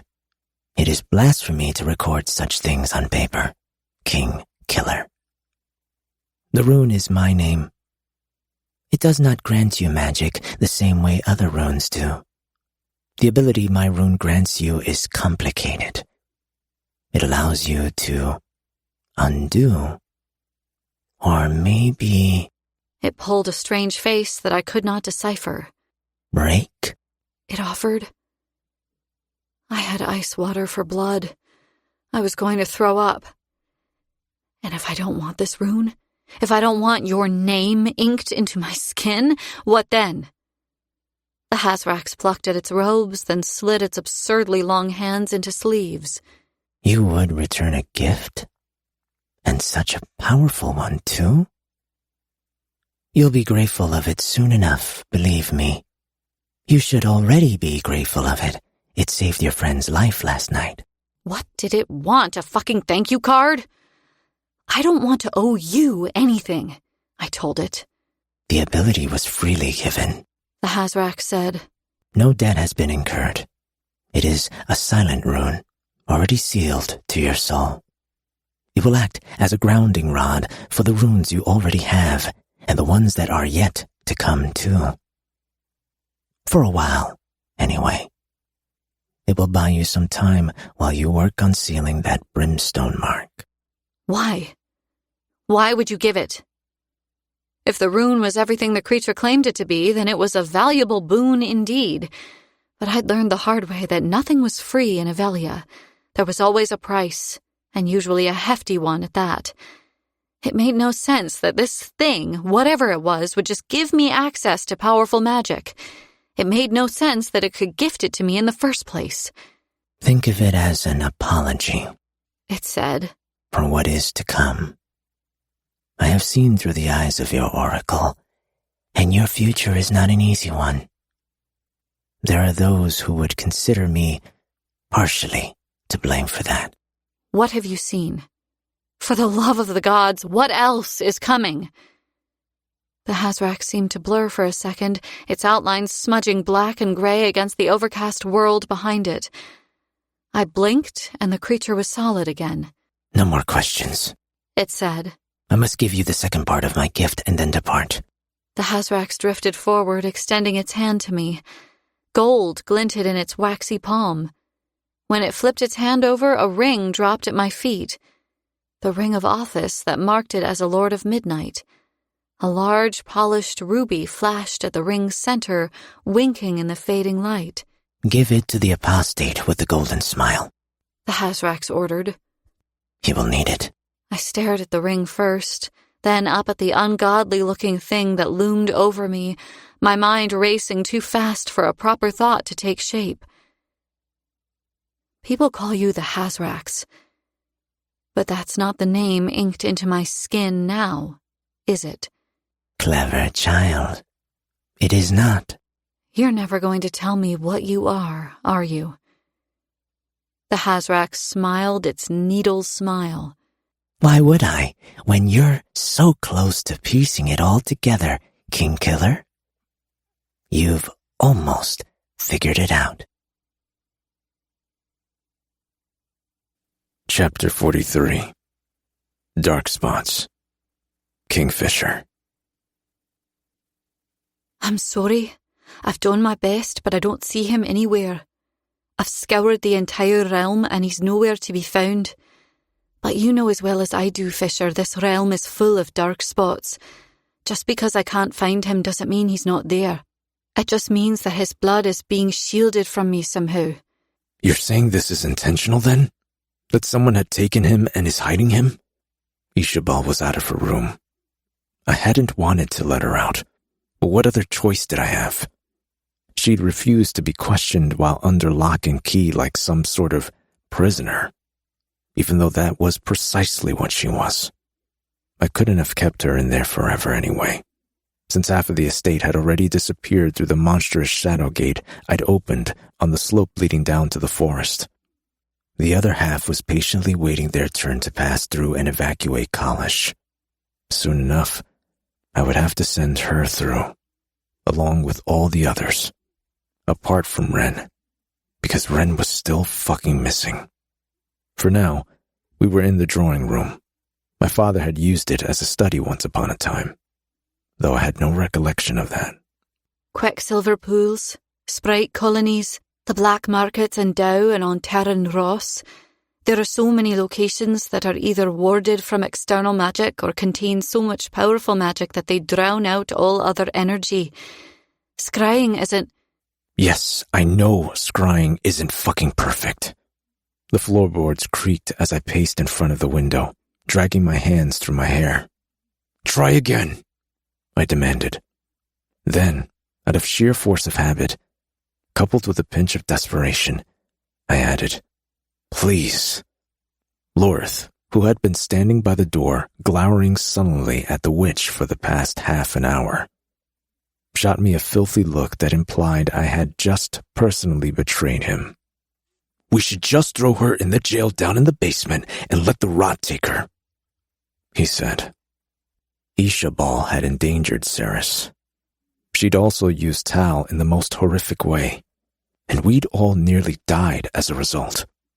She was probably my least favorite person in a 200-mile radius right now, But I still wasn't going to lock her up in a cell and let the rot infect her. That was a fate worse than death, and I just didn't have it in me. Ishabal bridled at Laura's comment, but didn't say anything to him directly. Wouldn't even look at the warrior. To me, she said, Fine. I'll try again for you, but you shouldn't expect a different result. I've been staring at this map for so long that my eyes feel like they're about to shrivel up and fall out of my head. If this was going to work, it would have done so 5 hours ago. What did she think I was going to do? Just say, okay then, I guess that's it. We won't look for him anymore then. I gave her a reproving look. Just try again, Ishabal. I'd noted when she returned from Nevercross that she had been promoted to prioress. Only the ascended elders of the Balkitter clan were permitted to wear their hair braided and pinned up the way Ishabal did now. Normally, a witch was hundreds of years old before she was even considered for the priory. Ishabal hadn't even seen the end of her first century yet. The leaders of her clan had rewarded her prematurely for the spellwork she'd wrought at Amontreath. It made perfect sense that they had. Ishabal had single-handedly eradicated thousands of high bloods in one night, something the Balkitter clan hadn't been able to achieve in all the years that had passed since they'd discovered the cure to the blood curse that was placed on the Fae. But the witches were sticklers for honor and tradition. They were rule makers, not rule breakers, and they did not hold with dark magic. I'm sending you back to Nevercross once you're done here, I told her, leaning back against the wall. Ishabal's head snapped up. Lora's shoulders tensed at the same time, utter disbelief in his dark eyes. I'll come and pay the High Priestess a visit too. I'm thinking about bringing Tal with me, I continued. The scrying pendulum Ishabal held swung wildly, not because she had located Ren at last, but because her hands were shaking. She straightened slowly, looking up from the detailed map of the quartz she had been poring over. Why would you do that? She asked stiffly. I'd have thought you had far too much going on, what with your sister and Ren and the evacuation. I considered her for a while. Let her stew a moment before I decided she had sweat enough. Well, the witches have done us all a great service, cleansing the blood court.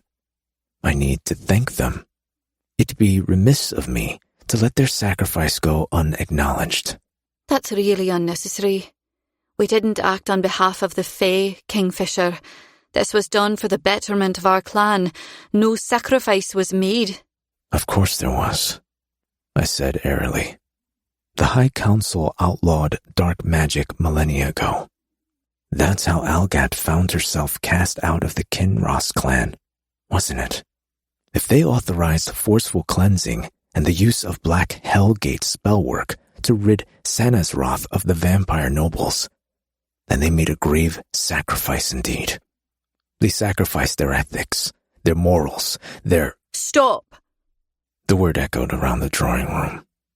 I had her. It had only been a suspicion, but now I knew it to be fact. The matriarchs of Ishabal's house had no idea what she had done. A lethal smile began to spread across my face, slow as honey. What did you tell them? I asked, narrowing my eyes at her. Did you say you'd convinced the High Bloods that it was in their best interests to return to their natural-born states? Ishabal locked eyes with me, defiance radiating from every pore of her as her face went carefully blank. Yes, she said. That's what I told them. Lorth made a scathing sound at the back of his throat, his leathers creaking as he looked away, out of the window, shaking his head as if such a thing could ever have been done. More than once, the witches had tried to convince the High Bloods who had rejected the cure to reconsider their decisions. The Fae Kings had tried too. Rurik Dianthus from Evelia, Royan from Galaria, Shara from Lycia. No one had succeeded in persuading the High Bloods that they would be better off as members of the Fae Courts again. How they'd believed Ishabal would persuade them now was a mystery. I tutted, shaking my head from side to side in faux disapproval. Oh dear. They're going to be very disappointed when they find out about the fucking bloodbath you orchestrated then, aren't they? You can't tell them. Ishabal skirted around my father's old desk, raising her hands. My shadows were at the ready, but Lorith got there first. He rarely used his own innate magic. Once he had told me that his people swore an oath not to use the magic they were born with. From the north, his people lived in the wilds and carved a pitiful life for themselves out of the tundra. They were strange folk, with even stranger beliefs. They considered their magic sacred, accidentally stolen from nature during the process of being born. To use their gifts was to flout that theft in front of the gods. For Lorith's family, it was a sin worse than murder to use magic, inherited, small, or otherwise. Though he was nothing like his family and didn't share their beliefs, he had still been raised under their roof, and some things stuck with you, whether you believed in them or not. I'd seen my friend wield his power only twice before, and both times had been to save someone else. Later, if I asked him why he did it, he'd probably say he unleashed his power because he had thought Ishabal was going to attack me, and he'd be able to say it because he believed it. But I saw the look on his face as he threw out his hands. He also did it because he was angry. Ishabal was lifted from her feet. In a flash, she flew backward, slamming into the dusty old bookcase behind the desk. Books toppled to the floor. A vase full of dried flowers fell and shattered on the ground. White light snapped around Ishabal's wrists and ankles, lashing her to the bookcase. The band of energy that whipped around the witch's throat dug into her skin and cinched tight. Ishabal gasped. Wasn't. Shut your mouth, Lorith snapped. Ishabal's eyes found mine, beseeching. You're just going to stand there.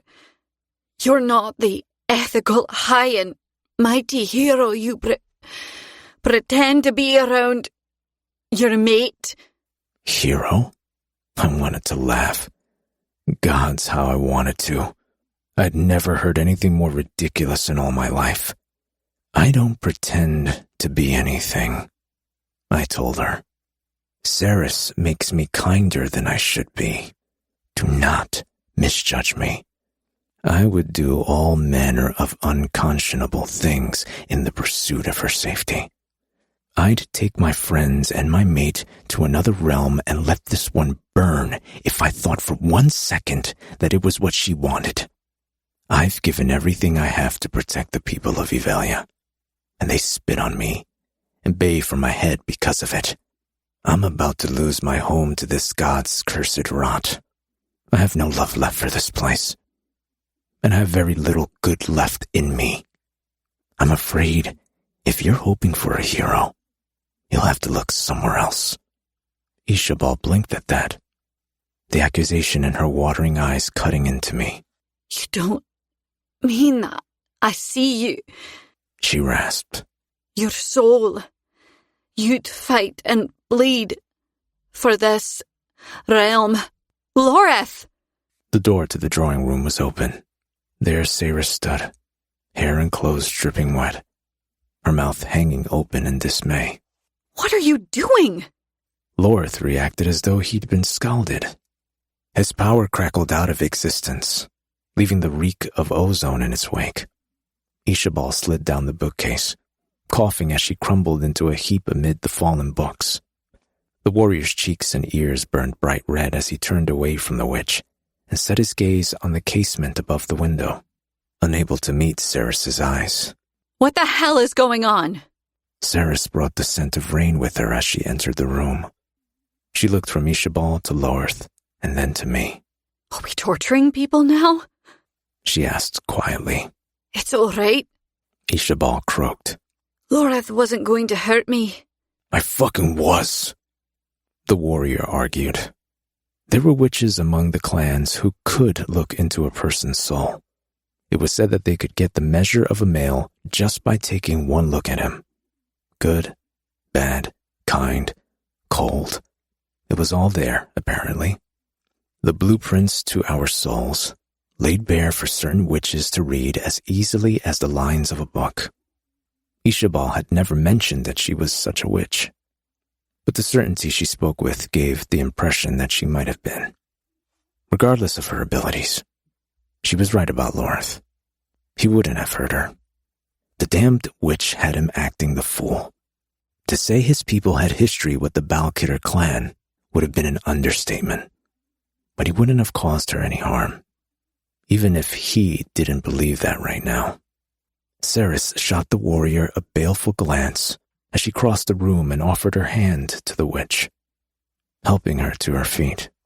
Have you found Ren? She posed the question to all three of us as one. No. Ishabal answered.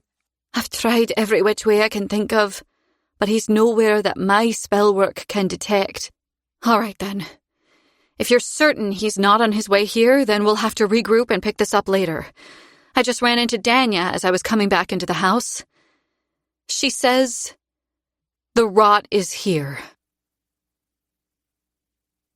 Black vines snaked over the blanket of snow that covered the lawns.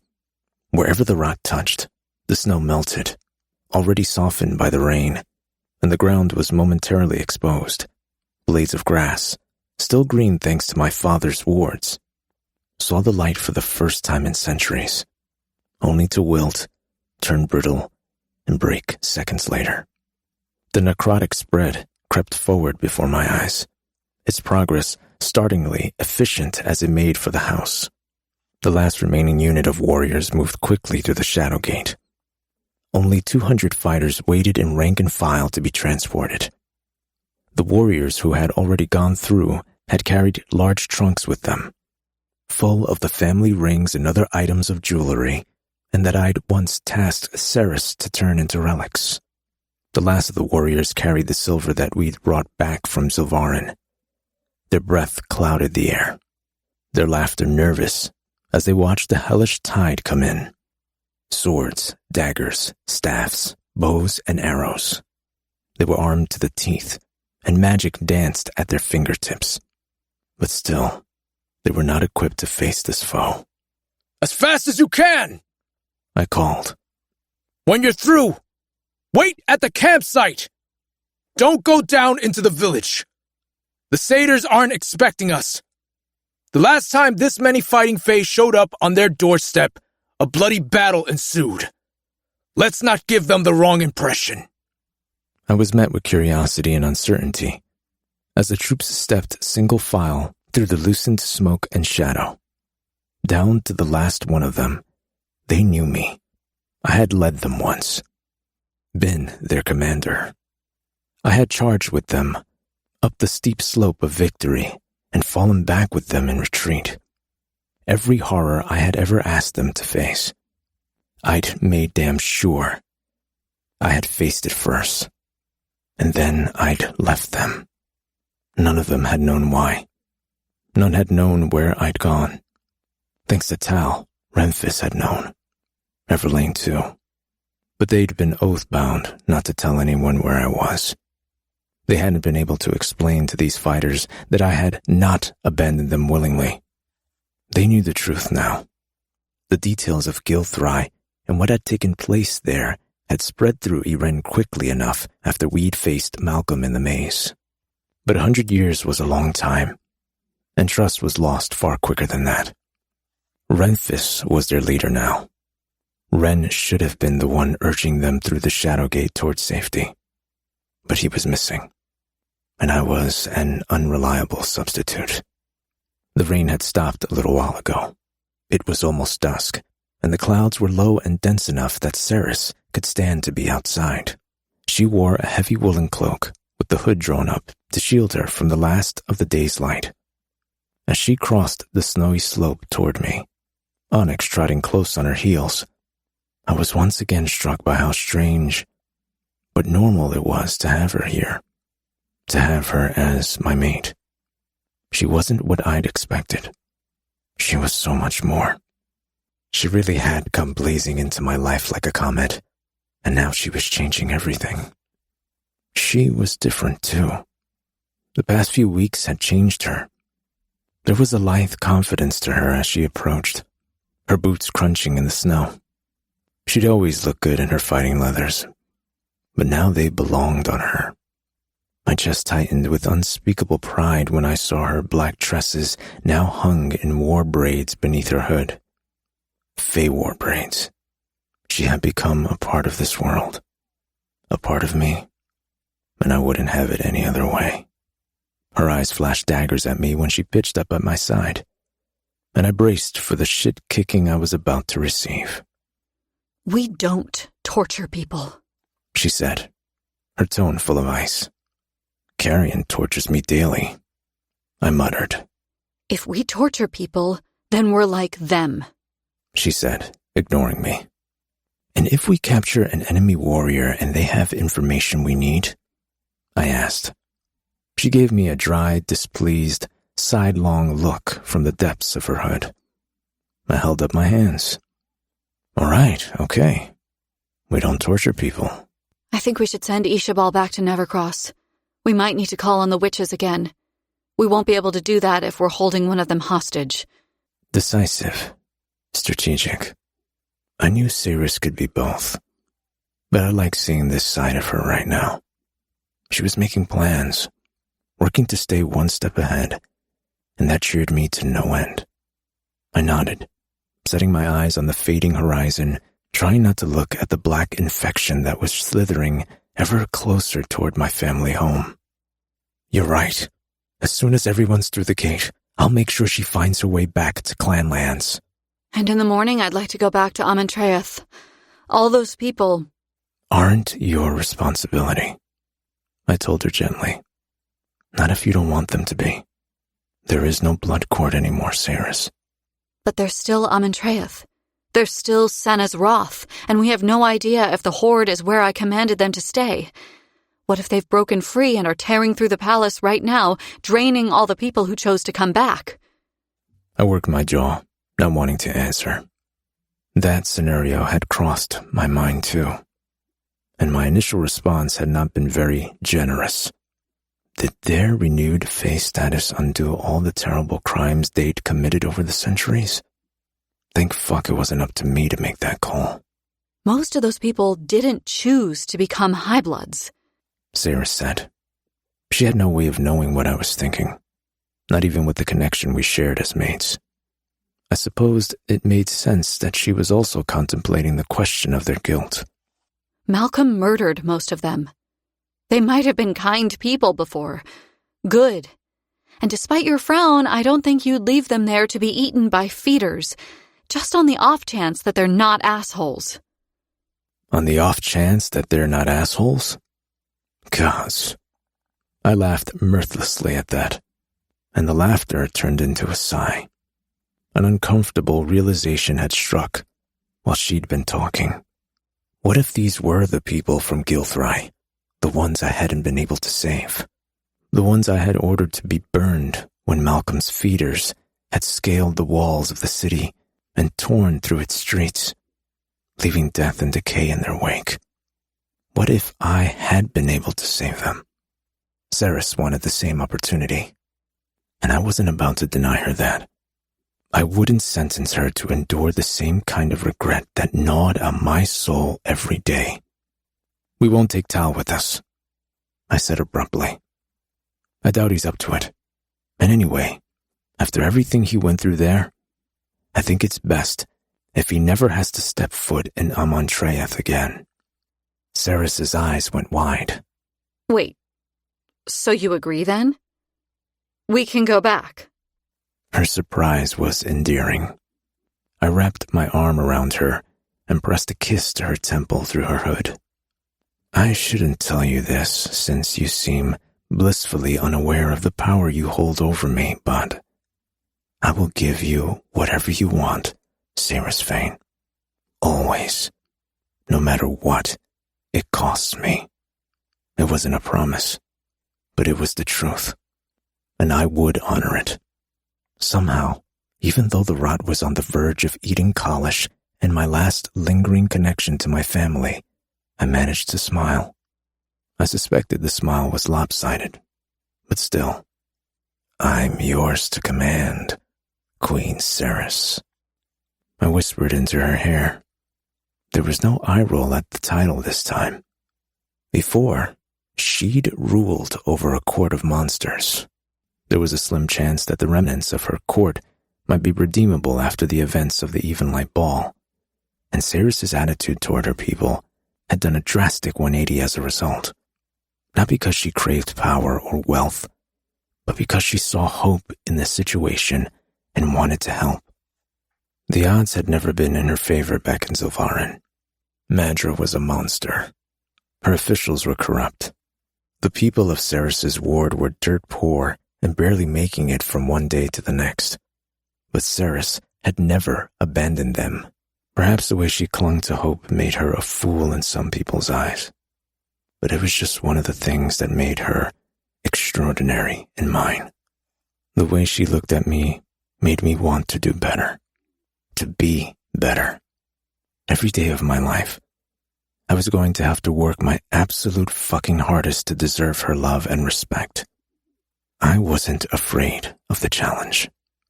Ceres's smile made something profound inside me thrum. The echoes of fate and all the universe vibrated behind my breastbone, promising what? I wasn't like my mother. I hadn't been blessed with visions of the future. I was just going to have to live my life and find out. Ceres's eyes drifted over my shoulder, focusing on the estate, and the moment was lost. They're coming, she said. The last of us. They came down the slope from the house together. Telena and her mate, Maynir, who carried a bundled-up Everlane in his arms. Ishabal walking ahead of the group, her skirts pinned up with one hand, her crimson hair stark and bright against the white of the snow. Lorith helping a weary-looking Tal, who was up, dressed, and walking, though rather shakily, on his own 2 feet. Carrion, Foley, and Hayden brought up the rear, each carrying a towering stack of books. Relief stabbed through me at the sight. In an estate full of valuables and riches, it was the books they were saving. The information inside some of those tomes couldn't be found anywhere else in Evelia. It had been Belican's first priority when he'd assumed the throne of the Winter Palace to seek out and destroy anything that might threaten his reign. For as evil as he was also smart. He knew that to control his people, he had to control the information they had access to. Hide the truth from people, and you kept them in the dark. Burn the books, and you got to rewrite history and the future. Those books would be replicated. They'd be shared among the masses. If I had to copy every single fucking one of them out by hand myself, I would see it done. The last of the warriors were gone now.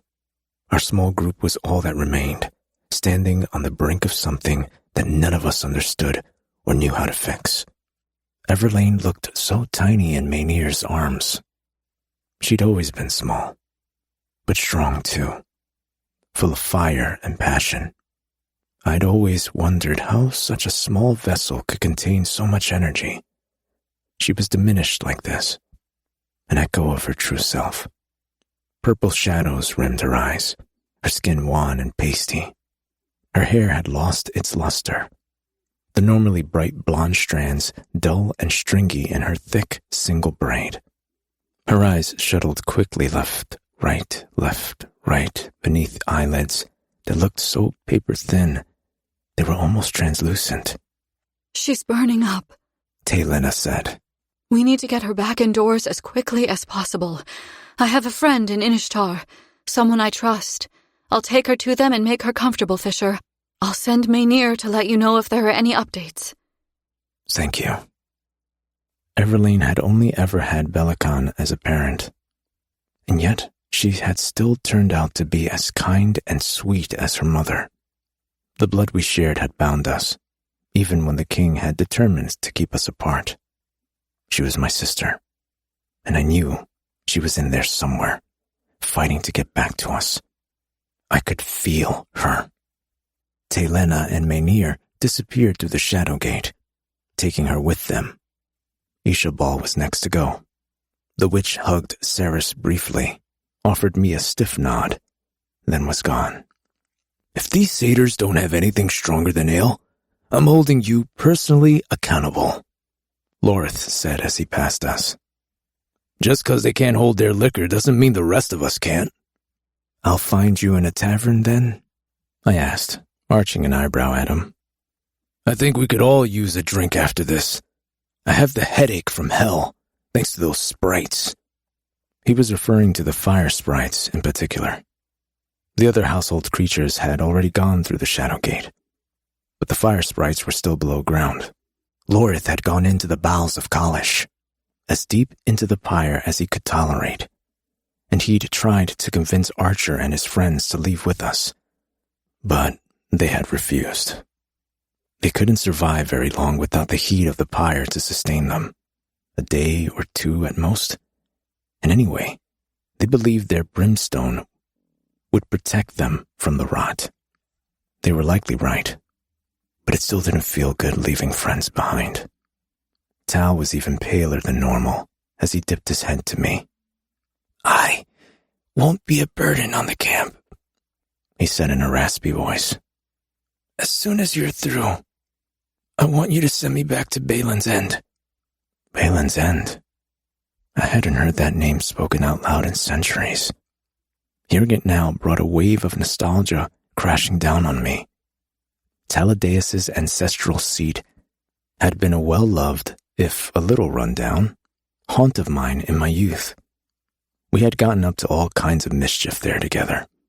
Two young failings discovering their magic and learning the lessons their realm had to teach them the hard way. Taladeus wanted to go back. Whether his mother would have him back was another matter. Balin's End is less than 100 leagues from Kalish, I said. The rot won't stop once it's finished with Kalish. It will keep spreading in all directions and be on your doorstep again in a matter of days. Tal shrugged half-heartedly. Only if you don't stop it first. He wore an amused smile. I get the feeling that the two of you will have found a way to put a stop to all of this by tomorrow night anyway. You're each as stubborn as the other when it comes to getting your way. He wasn't wrong there. The outlines of a plan were forming in my mind. It was a long shot. And by all the gods was it dangerous. But if it worked, Ceres would be safe. The realm would be safe, at least for a little while. The mess I would have to create would be catastrophic. Sometimes the cure was more dangerous than the affliction, but at least it would buy us some time. Do you guys mind if I skip ahead in line? These books are really heavy. Carrion grimaced awkwardly as he leaned around Tal's shoulder. The smuggler was wearing 3 coats layered one on top of the other. His hands were encased in mittens. Why are you dressed like that? Ceres asked. Because I always end up sitting in a snowbank, waiting around for hours while everyone else disappears off to do something dangerous. I don't love being cold, Ceres. Why are you saying that like the weather is my fault? She asked. It is your fault. You could have fallen in love with an outcast warrior from Gilaria. Or better yet, from Lycia. But no. You fell for the one from the frozen wasteland that is Evelia. You do realize that that's your land you're talking about, I reminded him. But Carrion was already trudging toward the shadow gate. A moment later, he had vanished, books and all. The Randy Swine, Lorith said. Excuse me? Ceres's eyebrows shot up. That's the name of the tavern we'll be at. Oh, right. Lorith gave us a wink and went, supporting Tal under his arm. That left only the 4 of us. Hayden, Foley, Ceres, and myself. Ceres's brother squinted worriedly over the top of his stack of books at the shadow gate. apparently not sure what to make of it. I'll go through with you. Ceres said. You'll feel like shit on the other side, but that only happens the first time. After that, traveling through the gates won't affect you anymore. Great. He sounded breathless. If he hadn't been able to see the rot blackening the hillside and corrupting the ground with his own 2 eyes, he probably would have insisted on staying at Kalish. As it stood, the rot was growing closer by the second, and we were running out of time. Will you bring Onyx for me? Ceres asked. I can't carry some of these books, and catch Hayden on the other side. I'm not going to pass out again. Hayden objected. Yes, you are. Ceres fired back. You probably will, Foley said at the same time. Of course I got the fox. Don't worry about him, I told her. Go on. I'm right behind you. I gave her another kiss on her forehead. Go. And then, so that only she could hear, I love you, little Osha. I love you too. I felt the moment that she passed through the shadows and moved beyond my reach. It was as though I had been cut off from life itself, and only the cold, empty void of death remained. I shivered at the sensation, something unpleasant twisting in my gut, but the feeling was instantly forgotten when I had to dart forward and grab Onyx, who was about to leap through the shadow gate after Ceres all by himself. God's alive, Foley said. You told me up on the roof, and I believed you. I did. But seeing you pine over a female in the flesh? He shook his head, his golden fangs glinting in the muted light as he laughed at me. I mean, it's just something I never thought I'd see with my own 2 eyes. I pulled a very dour face at him as I herded him toward the gate. Shut up, Foley. I can't fucking help it, okay? He grunted, but then elbowed me playfully in the side. Are you okay with this? Leaving Kalish? I know how much this place means to you. Before I could stop myself, I turned back to look at the estate. There were other houses that were larger, finer, more impressive to look upon. But Kalish was my parents' home, and for a very long time it had been the only thing that was mine. Leaving it felt like abandoning a dying family member, but we had run out of options. I have to let it go, I murmured. If there is a way to save the place, then I'll find it. And if there isn't, I shrugged. Then there's no point in looking back. There'll be time to build new homes for ourselves once this is said and done. Very pragmatic, Foley said teasingly. You think we'll succeed then? Find a way through all of this? I faced the shadow gate again, steeling myself. I do. I have to believe it. For her? He finished. I gave him yet another dry look. I didn't deny it, though. By the gods, you've got it bad. Foley slapped me on the shoulder, grinning. The sound of his laughter rang in my ears as my friend disappeared through the shadow gate. I could still hear it as I stepped in after him. Onyx pressed tight against my chest plate. Wind howled past my ears as the world went black. And then the laughter morphed into something else.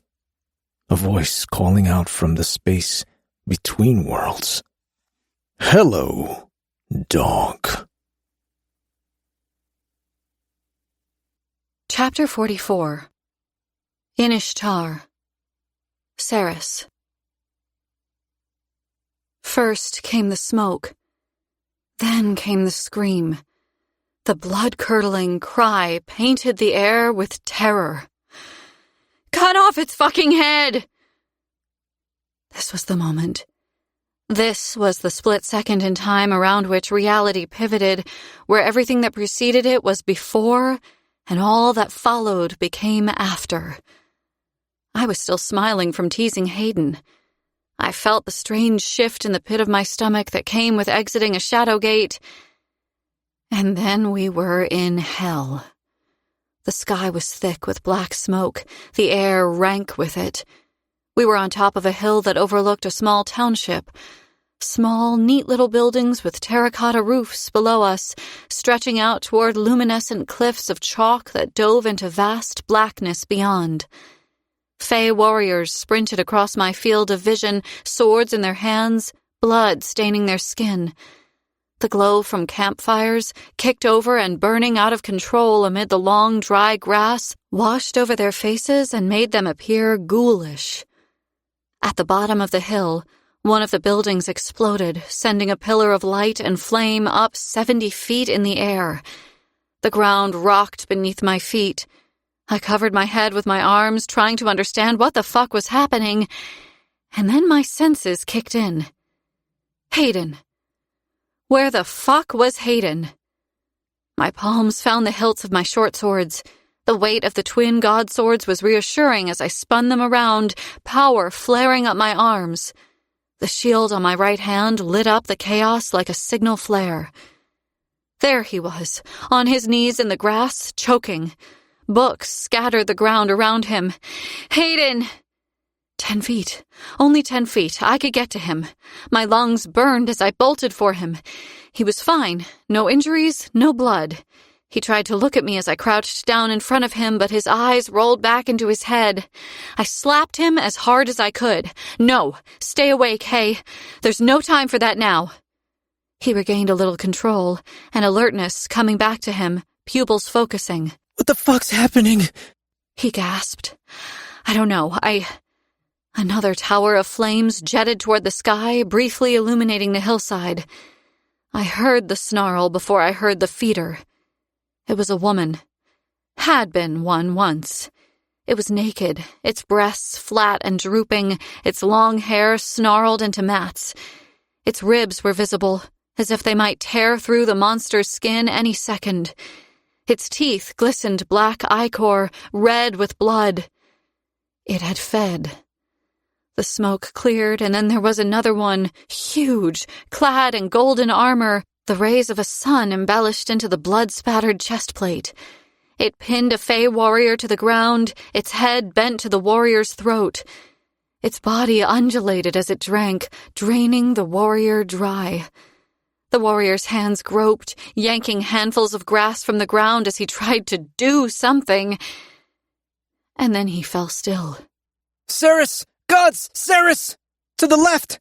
Hayden's cry shocked me from my stupor. The naked feeder was coming. I got my blades up just in time to run her through with the points of both before she fell on me. Light blossomed in my right hand, flowing down Aramar's blade and pouring into the feeder. It lit up from the inside, its ribs stark and black as charcoal beneath the unnatural waxen white of the monster's skin. It trembled, vibrating, letting out an ungodly scream, and then burst into flames. Move, Ceres. Fucking move. My boots pounded the ground as I sprinted. My hand closed around the top of Hayden's arm. I dragged him to his feet. You need to run, I yelled. He spun around, eyes wild. Where? Ren had carried me to a bed my first time through a shadow gate, and I was telling Hayden he had to run? Fuck. I didn't know which direction to point him in anyway. The hillside was all smoke and killing. There was no shelter here.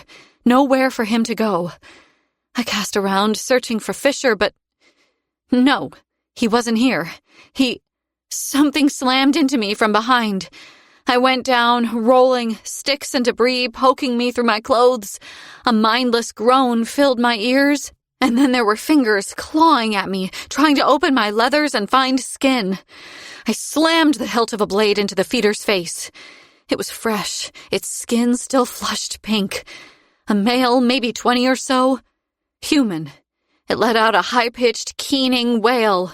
Please, please. More than fresh. It hadn't fed yet. It wanted me to be its first. I threw my leg over its shoulder and flipped it, groaning with the effort. It was heavy, so fucking heavy. It was wearing armor. Teeth snapped too close for comfort. I watched, horrified, as those teeth fell out of the feeder's mouth and new, razor-sharp, needle-like fangs speared from its gums to replace them. It lunged for me again, snapping its jaws together like a rabid dog, and I scissored my short swords and separated its head from its body. I was on my feet and running back up the slope to where I'd left Hayden. Banking right! Right! A shout came. I recognized the voice, had no time to process who it was. Suddenly there were feeders everywhere. The warriors who had been evacuated from Kalish fought them all around me, but there were more of them than there were of us. A flicker of blistering white-hot light forked across the hillside, landing multiple strikes, and the smell of char and ash hit the back of my nose. I blocked and I parried, throwing off each feeder as it came for me. I took arms and opened their stomachs. I claimed their heads as quickly as I could in my haste to get back up the fucking hill. Carnage and screaming everywhere I looked. No Hayden to be found. I barely paid attention as more feeders came for me and fell afoul of my blades. Angel's breath crackled through the air to my right. At least I knew Loreth was somewhere amid the fray. But where the fuck was Fisher? Why couldn't I sense him anywhere? Where are you? Come on, Fisher, tell me where you are. Deafening silence rang in my ears. Had he stepped through the shadow gate and run straight into a feeder? Was he already among the fallen, bloodless, and dead? No, there was no way. I'd know. I would. Hayden! I spun, slicing a gangly feeder open, nearly slipping in its rotting entrails as they spilled like wet, glistening snakes from a tear in its stomach. It lunged for me, trying to rake me with its claws, but I slashed with both swords, carving the monster in two and sending its head rolling back down the slope. Ceres! I nearly eviscerated the blood-soaked figure who came running out of the smoke.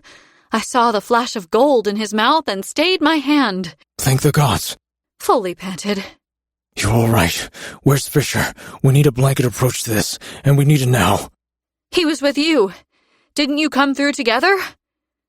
My heart couldn't beat any faster, so I stopped it altogether. The thunder in my ears wasn't helping. Foley swore in Old Fey, spinning around and peering into the melee. I thought he might have been with you. He was right behind me. I came through just now and was met with this. Took me a second to get my head on straight. I didn't hear what he said next. A feeder barged past him, nearly sending him to the ground in its haste to get to me. It didn't spare Foley a second glance. Foley was a vampire, after all. He had nothing that a feeder might crave. Me, on the other hand, I was half-fey, and apparently the scent of half-fey blood was still enough to drive a feeder into a frenzy. I threw up my hands instinctively, projecting my shield, the white-blue light flaring bright. The Quicksilver icon had almost taken shape in the air when the feeder barreled straight through it. The creature hit me square in the chest, knocking the breath out of me. I didn't need it anymore, but the impact still shocked me. My ass hit the ground hard. My feet were up in an instant, preventing it from sinking its teeth into me, forcing it back. Stop! The authority that had fallen to me when I'd been crowned queen of the Blood Court rose up inside me. I felt it there, a tangible thing that I might have been able to take hold of. Stop! I repeated, imbuing the words with as much command as I could. But the feeder didn't even flinch. My command held no power over it at all. Fuck. I was about to drive the sword in my left hand up through its jaw and into its skull, but suddenly the feeder's head was gone. Red mist rained down on me, spattering the front of my leathers as Foley came into view over the feeder's headless shoulders. He held a weapon the likes of which I had never seen before. A length of thick chain with a wooden handle on one end and a heavy metal ball studded with vicious spikes at the other. The spikes dripped red. I only swore fealty to you yesterday, and I'm already saving your life? He said. If it weren't for the horror show taking place around us and the fact that neither of us knew where my mate was, I would have thought he was trying to be funny. The decapitated feeder slumped sideways into the grass. Foley went to help me up, but then caught sight of the god swords I still held in both hands and thought better of it. Back on my feet, I wiped my face and faced him. Tell me he came through with you. I thought he had, but when I turned around, he wasn't there. The shadow gate closed and I knew it before he'd confirmed it. No matter what the circumstances were, Fisher would have answered via our bond if I'd called out to him. He hadn't come through the gate. My blood turned to ice in my veins. Foley was still saying something. I shook my head, cutting him off as I walked around him. Hayden! Renfus. Now Fisher was gone. I wasn't losing my brother, too. Hayden! Where the fuck are you? He didn't answer, didn't call out. And then I saw him, lying on the ground, shielded by the tall grass. His face was pale, his eyes closed. No, this wasn't happening. He was not dead. I didn't drag him all the way here for him to be savaged by a fucking feeder on a hillside in the middle of nowhere. He was alive. He was alive. Gods and martyrs, I could hear his heart beating. His pulse was shallow, but it was there.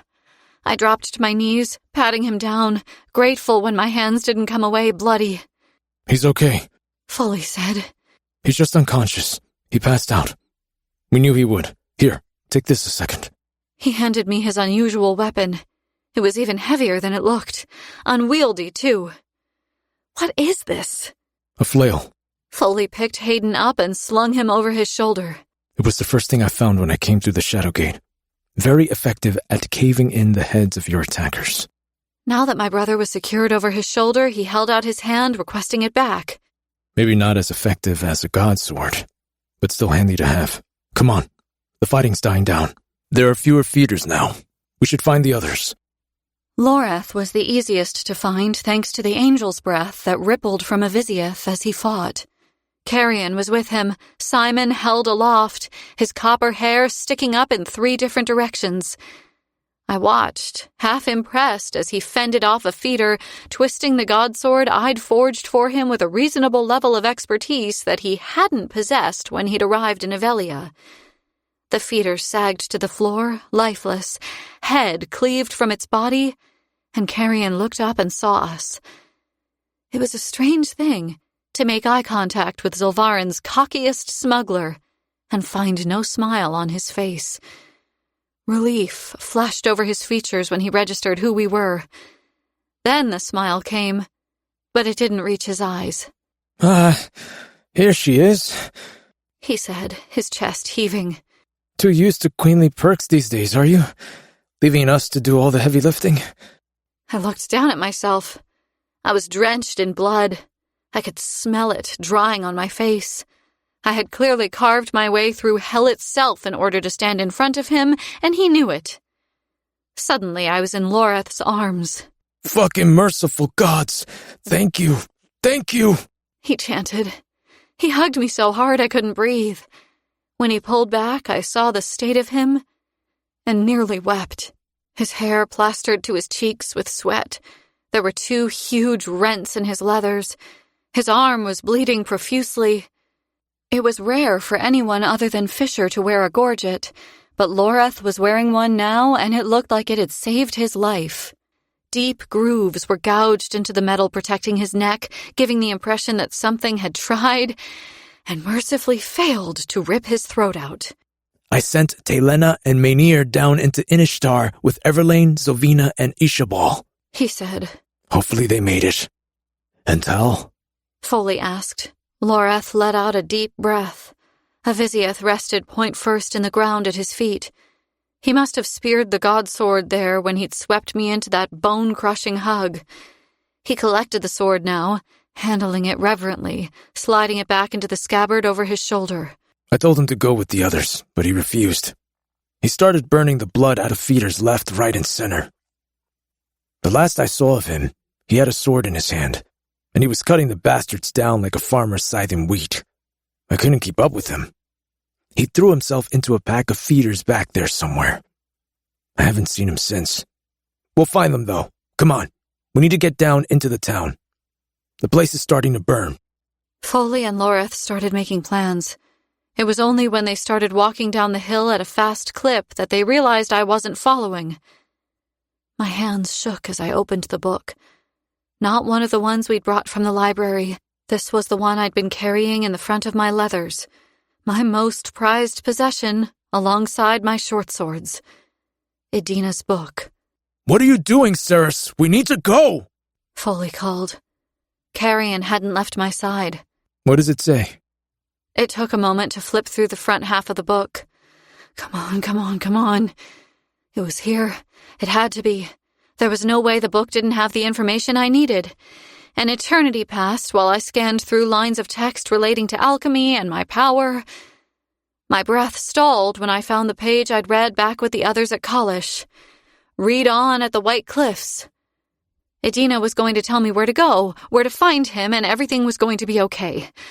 Hope soared in my chest when I turned the page for the third time, and I blinked, trying to understand what I was reading. Read on after the trade. What? The trade? What the fuck did that mean? Where was the message? This was another cue to proceed on to the next message, but the one I was looking for wasn't there. I flipped back to the previous page and saw only read on at the White Cliffs. The pages were stuck together. They had to be. My fingers plucked at the paper, trying to will there to be two sheets fused together where there was only one. No page had been torn out. The message just wasn't there. Ceres? I looked up and found Loreth looking down on me with worry-filled eyes. There's a lot to figure out, but we can't do it here, he said. I'm sure there's a perfectly good reason why Fisher didn't come through the gate.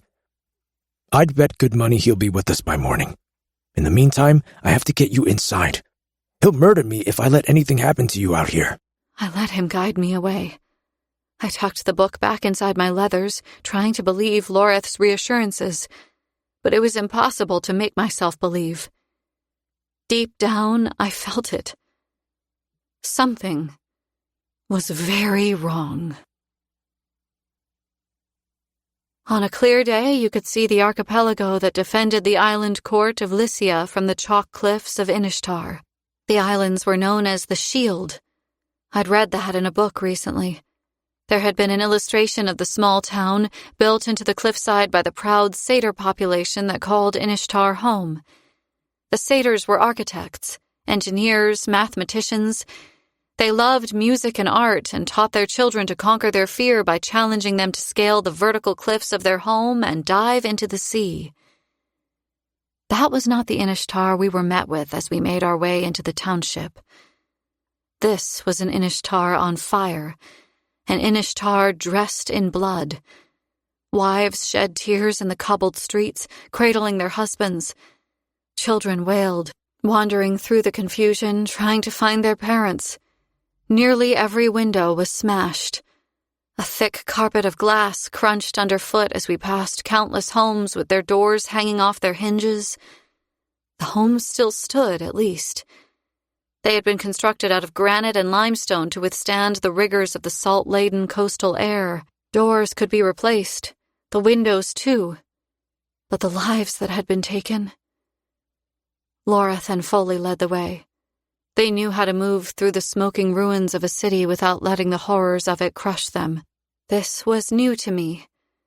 Carrion wore a dark look on his face as he walked beside me. Hayden had woken and insisted on walking, but he had completely shut down. He was somewhere far, far away, pretending that none of this was happening, and for a brief moment I was jealous. How nice it would be to retreat inside my own head and block out the world, knowing that someone else was making the decisions and dealing with the repercussions. The nearness of the ocean flooded my senses, the tang of it cut above the smoke. The rushing shush of its waves crashed against the rocks at the bottom of the cliffs. I knew it was out there, vast beyond imagining, a body of water so immense that it swallowed the horizon. I'd been excited to come and witness it for myself, but not under these circumstances. Not like this. We followed a paved walkway all the way to the edge of the cliffs, at which point we veered off the walkway, and Loreth forged a path for us among the scrubby vegetation and loose rocks. He was following a scent. That much was clear. It must have been strong for him to be able to pick it out over smoke and salt. I couldn't smell a thing around the two. Eventually, we came to a small 2-story house perched on a ledge that overhung the cliff. The glass in the window frames had been smashed here, too. On the ground floor, double sets of thick curtains had all been sucked outward through the open windows and snapped angrily on the breeze. "They're inside," Loreth said in a tired voice, gesturing to the front door. Carrion and Foley carried what remained of the books we'd brought from Kalish. More than half of the titles had been destroyed or lost in the fight. I knocked on the front door, hissing when I discovered the hard way that my knuckles were raw and bleeding. There was a scuffling, and then came the sound of something heavy scraping against the floor. A moment later, the door opened, and a tall female satyr with skin the color of warm mahogany stood before us. Her eyes were silver-flecked gold. Her tightly curled hair looked to have been tied back quickly into a messy bun atop her head, from which loose strands corkscrewed down, framing her face. She wore a black sleeveless shirt that displayed the extensive tattoos on her arms, and loose-fitting black pants that cinched tight 3/4 of the way down her legs, revealing shaggy, dappled gray and black fur and cloven black hooves. She put her hands on her hips, regarding us in a very displeased manner. "Forget it. You can bunk back in the town center with the other troops. There's no more room here." Her voice was warm. Her tone was not. "Aurelis, it's okay. They're friends." Taylena appeared behind the female. Soot stained the healer's left cheek. Her bottom lip was split open, though the blood had congealed and dried. She was alive. I pushed past the satyr and threw my arms around the female, hugging her just as tightly as Loreth had hugged me. She returned the embrace, her heartbeat pounding in my ears, her body trembling. "We were so worried about you," she whispered. "All of you." "Likewise. The others?" Taylena retreated, sniffing, her emotions getting the better of her as she gestured behind her. Ishabal was there, back pressed against the granite hearth that dominated the cozy kitchen beyond. The witch smiled at me briefly, the slight upward tilt of her mouth faltering when she saw Loreth. Maynir sat at the table in the center of the kitchen, elbows on the table, interlaced fingers propping his chin up as if he wouldn't be able to hold his head up otherwise. "Lane's upstairs," Taylena said. "Still unconscious." I scanned the room, searching for the one person I didn't see. "Zovina?" Maynir shook his head. "She darted off into the crowd as soon as we realized we were leaving the battlefield. She couldn't be reasoned with, and I wasn't leaving my mate to go chasing after her." Zovina was gone, then. And Hal had bolted into the fray as well. Half of me had hoped he'd be here with the others. The other half of me had known he wouldn't be. Maybe later there would be time to pick apart what that meant. For now, I could only focus on what was right in front of me. Fisher didn't make it through the shadow gate. Maynir sat up very straight. Taylena held a hand nervously to the base of her throat. "What do you mean, he didn't make it through?" "I'm aware that my house isn't exactly weatherproof right now, but I'd rather not stand here with the front door wide open if it's all the same to you people," the satyr Aurelis said. She was less angry and more resigned to the fact that she had more guests than she wanted, it seemed. Stepping aside, she gestured for us all to come in. Bang, bang, bang. Foley hammered nails into the planks of driftwood he and Carrion had scavenged from outside, blocking off the windows. The night rested heavy over Inishtar, a mournful weight pressing down on all of us. A cup of earthy tea sat on the table in front of me, long cold. Aurelis's fawn, Lanny, only 2 years old, squirmed in my lap, her tiny hooves leaving bruises on my thighs as she pulled on my braids and sucked on her plump fists. The forge was destroyed by the blast. Our blacksmith James was killed, too. There's the old forge, though, on the outskirts of town. It isn't much, but you could set up there, Aurelis said. "I'm sure it'll be fine," I told her. "But without access to a large amount of quicksilver, I can't make the relics anyway. I was supposed to make them at Kalish. That way I could have used some of the pool there to imbue the rings with, but now we were very far away from Kalish, and the one person who could have transported me back there was missing. As if that point had been made out loud, all eyes turned to Ishabal. She was bent over the map, spread out over the other side of the table, frowning deeply at the scrying pendulum that hung stubbornly still from her hand. "I'm sorry. I really am. There's no sign of wren or kingfisher now. It's not as if they're just very far away either. I'd still get some kind of reading if that were the case. But there's nothing." By the fire, Loreth scrubbed his face with his hands. We have to find them. But we have to get those relics made. We need them now more than ever. The infected are spreading like wildfire. Something tells me the attack last night was just the first of many. If more infected hit the smaller towns between here and the Galarian foothills, they'll be wiped out. With relics, we could evacuate the small holdings at least. The warrior had been honing Avisiath's edge for well over an hour before Aurelis had begged him to quit the incessant metallic grinding sound. She didn't want him waking the baby. Lanny had woken up shortly after anyway, but Loreth had refrained from resuming his sharpening. His jaw worked as he looked at Ishabal. Are you sure you're not purposefully struggling to locate them? He asked, the question measured and flat.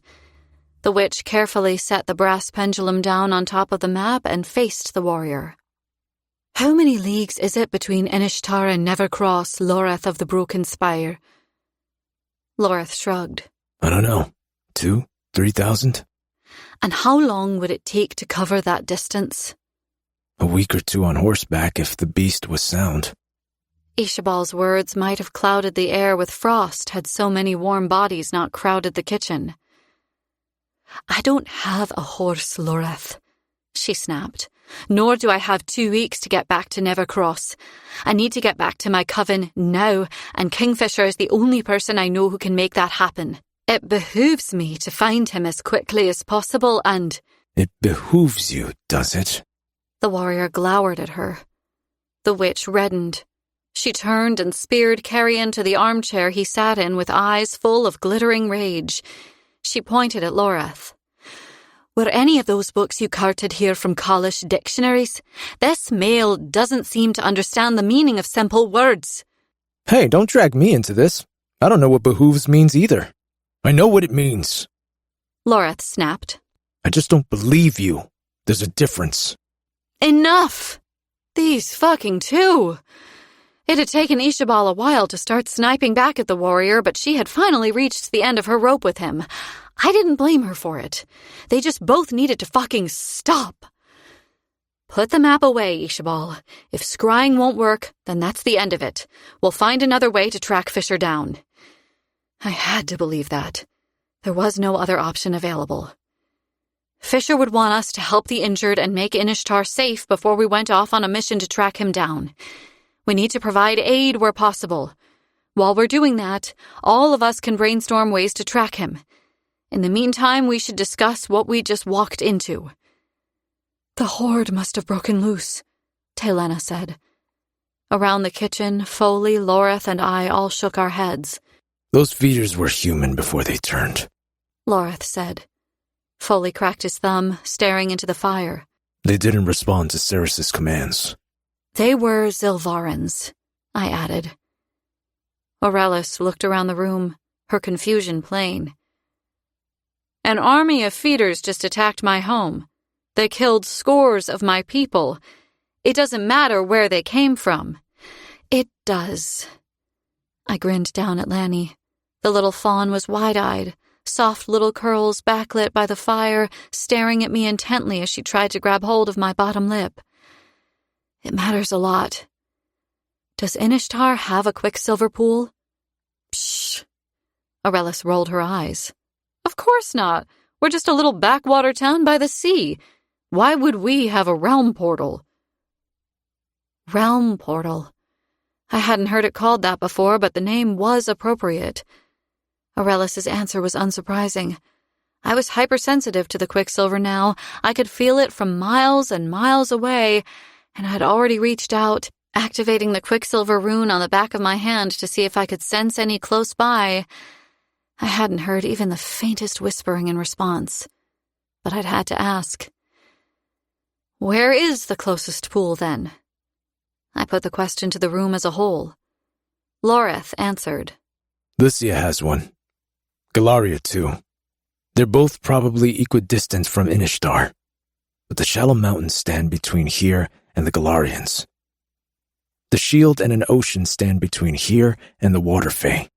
It'll take way too long to travel to either of those places without a shadow gate, Ishabal said. I don't want to use their pools for travel. Not yet, at least, I explained. I'm trying to work out how those feeders got here. Most of them were freshly dead. Some of them hadn't even fed yet. We can rule out the Lycian pool. Most of the feeders back at the Darn were terrified of running water. There's no way the feeders that attacked today crossed a whole channel to reach land. They could have come from Galaria, but that would have taken them days to make it down through the mountains. They would have been in much worse shape by the time they reached Inishtar. Which means Madra has found another way to travel between this realm and Zilvarin, Carrion said. The occupants of the kitchen all turned to look at him. He arched an eyebrow at us in return. What? I'm not allowed to theorize? It makes sense, doesn't it? The infected feeders that attacked Irin were Zilvarins, too. And they didn't come through the pool at Kalish or Amontreath. They had to have found themselves on the banks of the river somehow, and Madra has been controlling magic for centuries in Zilvarin. Who's to say she hasn't accumulated enough power to find a way to travel from there to here? It did make sense. It was, in fact, the only likely explanation for what had happened. Is it possible? I asked Foley. He'd spent the last 1,000 years reading books and researching in the library at Amontreath. If any of us were going to know the answer to that question, it would be him. The vampire shifted uncomfortably, casting his eyes up at the soot-marked ceiling. I never came across any text that spoke of inter-realm travel that didn't rely on quicksilver. I certainly read about individuals absorbing the powers of others to bolster their own magic, but the kind of magic it would take to open a portal between realms? Well, that would require an inordinate amount of power. The kind of power that would take 1,000 years to steal? I asked. The kind of power that would require a whole city to fuel? Carrion stared at me, eyes widening.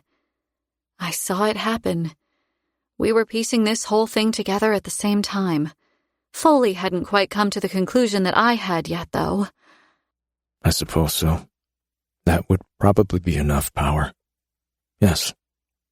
What are you getting at, Cirrus? You said it yourself, didn't you? Back in the library, the second time we met, you said... I tried to remember his exact words. They came back to me, ringing in my ears like a struck bell. You cannot eradicate magic from a city. Once it takes root within a community, it never leaves. It will find a way to thrive one way or another. You just didn't care to look for it. Something else had come back to me, too. My heart started to race. And what you said about the sigils in that book. The strongest magic is circular, like a wheel. It is the symbol of forever, the beginning and the end of everything. It carries magic on a loop, amplifying it, giving it strength. Foley nodded, though he looked somewhat confused. I remember. Zilvarin, I said breathlessly. The city, fashioned after the shape of a wheel. The walls form the wards, but they aren't spokes. The whole thing. My head was spinning. It's a sigil. This entire time, Madra has been using the city itself to siphon the magic of its inhabitants. Zilvarin is the biggest piece of spellwork ever created. The revelation sat there like a stone. It might never have mattered to the people of Avelia that my home was ruled over by a maniacal despot. They had their own to contend with, after all. But the news that Madra might now be in possession of this kind of power had stunned everyone to silence. If it was true, then nowhere was safe. She could open a portal and deliver more feeders whenever she liked, wherever she liked. And that made her even more dangerous than Belicon to the people of this realm. If we wanted to create a ward against her magic, could it be done? Telena asked at last. Ishabal seemed startled that all eyes had turned to her. No. That kind of magic. She hesitated, then looked anxiously around the kitchen as if she wasn't sure of what to say next. You're talking about warding a realm. That kind of spell work would require fae and witch magic working side by side. You'd need an entire coven of powerful witches and at least 10 strong fae wielders to build something that monumental. You'd also need something that belonged to Madra, and not just something she touched once. You'd need something far more personal if we were going to block her magic. I was already handing Lanny back to Aurelis and getting to my feet.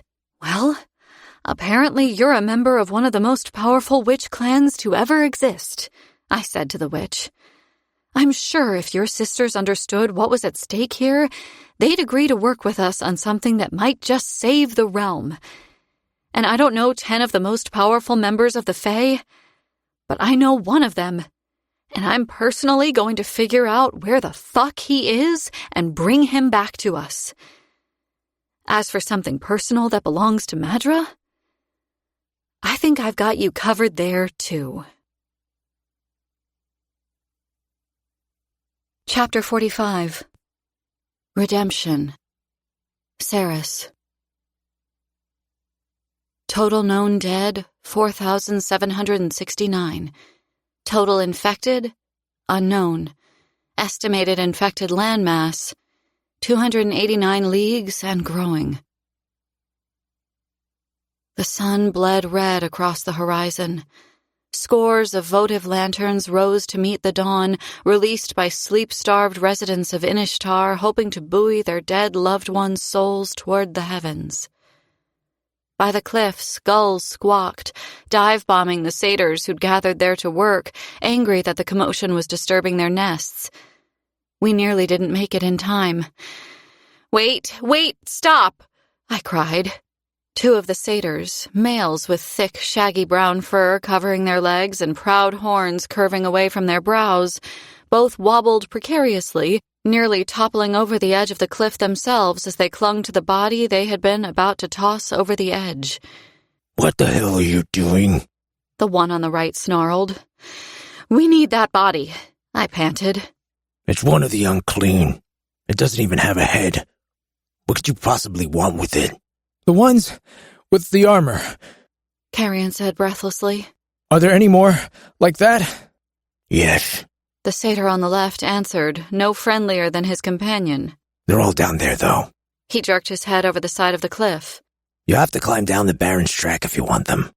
I peered over the side of the cliff, my stomach rolling at the drop that stretched away from me, and then again at the sight of all the bodies that lay contorted into unnatural shapes on the black rocks below. The dawn light glinted off burnished golden armor. The very same golden armor that had started all of this. White foam rolled in, submerging the bodies from sight for a moment, then rolled back out again, revealing the macabre scene once more. Carrion peered over the ledge, too. You actually go down that path? He said, eyeing the cliff face nervously. We do? The satyr on the left said. You don't. This place wasn't built for clumsy Fae feet. An oxymoron if ever I'd heard one. The Fae were far from clumsy. They were preternaturally light-footed in my experience, but it seemed the satyrs were nimbler still. I couldn't even see a clear line that led down to the rocks below. The cliffs were fucking vertical. Don't even think about asking us to go down there for you, the satyr with the curlier horn said. We don't hold with looting corpses. The fallen should keep their possessions. They're death-touched. We don't want to loot them, Carrion said, disgusted. We need something from one of them. In your shoes, I can see how, satyrs don't wear shoes, do you? Let us check that body and we'll be out of your hair. Fur. Carrion, stop talking. Carrion stopped talking. I stepped forward, careful to keep my hood drawn up over my head. Thankfully, there were few external signs that I wasn't wholly fey, but my skin did tend to smoke a little in direct daylight. The high bloods had rarely left the blood court. The people of Inishtar probably hadn't seen one in centuries, but I didn't want to risk someone spotting me and making assumptions about my intentions. We're not crows. We don't want to take anything valuable. Not traditionally valuable, anyway. Can we please just see that body for a moment, and then we'll leave you in peace? Fucking Faye, the satyr on the left hissed. Both males eyed us malevolently as they dropped the body they were holding. It hit the ground with a clang. Do as you like, Curled Horns said. but be sure to roll it over the edge when you're done. We don't want it haunting us because of something you took. The satyrs had strange beliefs. Turned out they also weren't very fond of the Fae. I bowed my head, agreeing to their terms, and the two of them darted away, expertly clambering up the rock face to the left. So mean. Carrion mused. How can you be so angry when you have a view like that to look at all day? He nodded toward the staggering sight of the ocean, but I trained my eyes on the guardian's corpse at my feet, refusing to look at the vista. I couldn't. Not with Fisher missing. Nothing was allowed to be beautiful in the world without him. Carrion's smile faded as we flipped over the body. As if he knew precisely what I was thinking, he said, We will find him, Saris. and then he let out an excited whoop that startled the gulls. Gods, Carrion, you nearly gave me a heart attack. Don't be ridiculous. Your heart doesn't even need to beat. And anyway, aren't you happy? Look. We'd gotten lucky. Very lucky. The object we'd sprinted down here hoping to find was right there, still strapped to the Guardian's belt.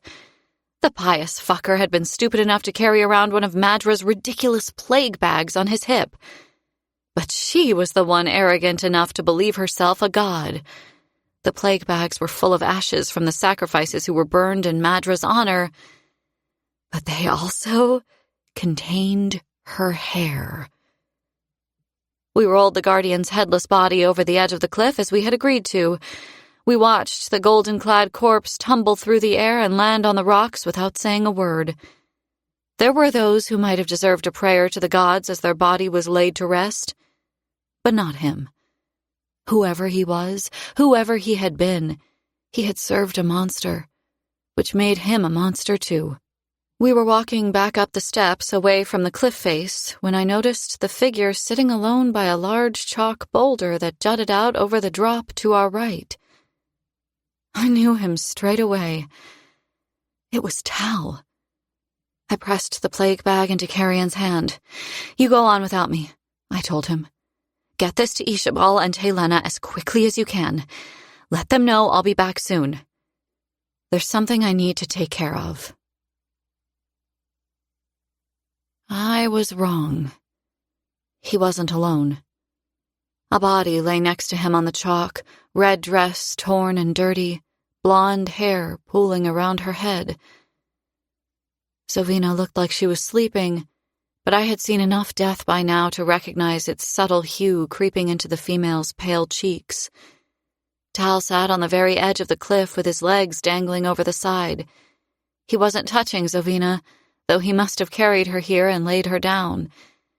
The wind blew his silver hair about his face, the strands glowing orange and red, reflecting the bloody sunrise. A sword rested on the ground beside him. His hands were covered in cuts and scrapes. He absently twisted the chunky ring he wore on his thumb around, as tears streamed down his face. He didn't look at me as I took a seat beside him, letting my legs dangle over the edge, too. The fates scorn me, he whispered airily. Every time I try to die, they rob me of my peace. What are we doing, Tal? The muscles in his neck worked as he swallowed. I had only ever witnessed the male in shadow, his features carved in monochrome or maybe washed green from the even light. The morning had painted him in peaches, purples, and pinks as soft as silk. He had been remade. His heart pumped warm blood around his body for the first time in centuries, For a second he looked so young. But then he turned to look at me, and there was that ancient sorrow in his eyes. I was having Fisher send me home so I could die there instead. At Bayland's End. The inconvenience of that unpleasantness would have served my mother right. But then we were in the middle of battle, surrounded by feeders, and for once... He choked on the word, biting back a strangled sob. For once, I got to fight on the right side. He shook his head, batting away fresh tears before they could fall. I found the sword in the grass and picked it up. I ran straight at death. Then I knew that he'd take me. But every feeder I faced, I killed. And then there were no more. And I found her in the dirt. His gaze went back to the rising sun, smudging light across the rippling surface of the ocean. He did not look at Zovina. She was a horrible person, he said, letting out a cracked bark of laughter. I found myself laughing at the insanity of it all the time. I do know it was insane, he said, nodding. All of it. Imagine. He squinted, for a moment seeing something I couldn't see. Imagine loving Kingfisher. Imagine not being able to stop yourself, and then imagine that he couldn't give a fuck about you, and he took pleasure in hurting you every opportunity that he got. And then imagine selling your soul to the devil so that you could follow him into hell. I couldn't tell if he was laughing or crying now. Willingly. Ha! Tal. She was already dead when I found her. Drained dry. He sniffed loudly. And when I looked at her, I stood there, waiting for the grief to land, to absolutely destroy me. And do you know what? He threw back his head, closing his eyes and sighing loudly. I didn't feel fucking anything. It was always a game to her. I don't know how she did it. If it was magic, or... He shrugged helplessly. It wasn't real. It was a game. And now I feel as though I've woken up. And all the sacrifices I made were for nothing. How fucking stupid I was. You're not stupid, Tal. 1,000 years. He stared blindly off into the distance, lips parted as if the gravity of it all had struck him dumb. So I came here to give her to the sea. I came here to die. And once again, the fates have snatched back my peace. What do you mean? Taladeus held up a hand, turned palm up, and pointed at the dawn.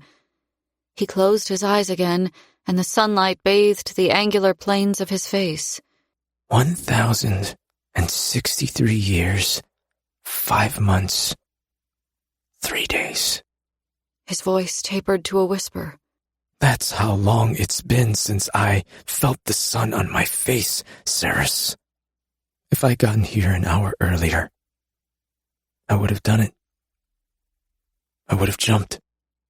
He blinked his eyelids open, a stillness falling over him as he looked out at the water. But now? A crooked, heartbroken smile hovered at the corners of his mouth. How can I consign myself to another endless dark when I've been given back the light? I didn't speak. What was I supposed to say? The only thing I could do was take my friend's hand. We sat in silence for a long time. Eventually I picked up the sword that he'd found and carried here, turning it over in my hands. It was a pretty thing, narrow-bladed and elegant as a rapier. Its razor-sharp edge was lethal. Something about it reminded me of Tal. I knew what I had to do. Knew that it would be right. With steady hands, I drew Aramar from its scabbard and held the god sword over the narrow sword. There was no need for silver now. No need for jokes or games or bargains. The quicksilver rune on the back of my hand blazed brilliant blue-white for a second, and then a bead of shining metal formed on the end of my short sword. It rolled until it welled and dripped down onto the other blade and immediately sank into the metal. Tal watched, his expression a little stunned. What are you doing? Out of nowhere, pain zipped up my arm, sinking its teeth into my shoulder. I dropped the sword between us, shaking out my hand. What was that? That, I said, a little disgruntled, was a warning. I held it too long. And you know as well as I do that a god sword may only be held by the warrior it chooses to wield it. I tried not to laugh at the surprise that flashed over Tal's face. He pointed at the sword. You're not serious? That's a god sword now? That's all it took? I shrugged. A bit of borrowed quicksilver from my blade, a little bit of magic, an abundance of good intentions. The former vampire looked lost for words. And it's for me? Yes, it's for you. What am I supposed to do with it? I'd recommend you start by picking it up. But what if it doesn't choose me? What if it doesn't think I'm worthy? You are, Tal. But you are. He stared at me long and hard, the muscles in his jaw twitching. And then he picked up the sword. Breathing fast, he ran his finger along its edge, donating a token amount of his own blood so that the sword might judge him. I saw the moment that the quicksilver began whispering to him. He started a little, his shoulders tensed, and his eyes darted to me as he listened. Whatever it said to him, it wasn't for me to hear. Tal's fingers closed around the sword's hilt, holding it tight. Acclaiming, then. He and the god sword were one. What's its name? I asked. This was becoming something of a ritual, one I enjoyed more than I could explain. Tal let out a long, shaky breath, considering the sword. Tarsaran, he said. It means redemption. I grinned at that. Couldn't help myself, despite everything. Fitting. I like it. Tal then asked the same question Carrion had after he'd bonded with Simon. And will it have magic? Like a Vizioth and your short swords? I bumped him with my shoulder. I can't tell you that, I'm afraid. That is between you and the gods. As for everything else, I'm not arrogant enough to declare that we're fighting on the side of right. I hope we are. But your precious fates are going to have to be the judges of that. Either way, right or wrong, from now on, Tal, you'll always be fighting with us. The former keeper of secrets to the blood court of Sanna's wrath smiled. Tell me what you meant. It wasn't a request. I gouged my fingernails into my palms, knuckles blanching white behind my back as I fought to look relaxed. We'd left Aurelis's home. She had other friends who needed the shelter far more than we did. Neighbors who'd lost their homes. Caustic though she was, Danya was an excellent leader. The warriors respected her.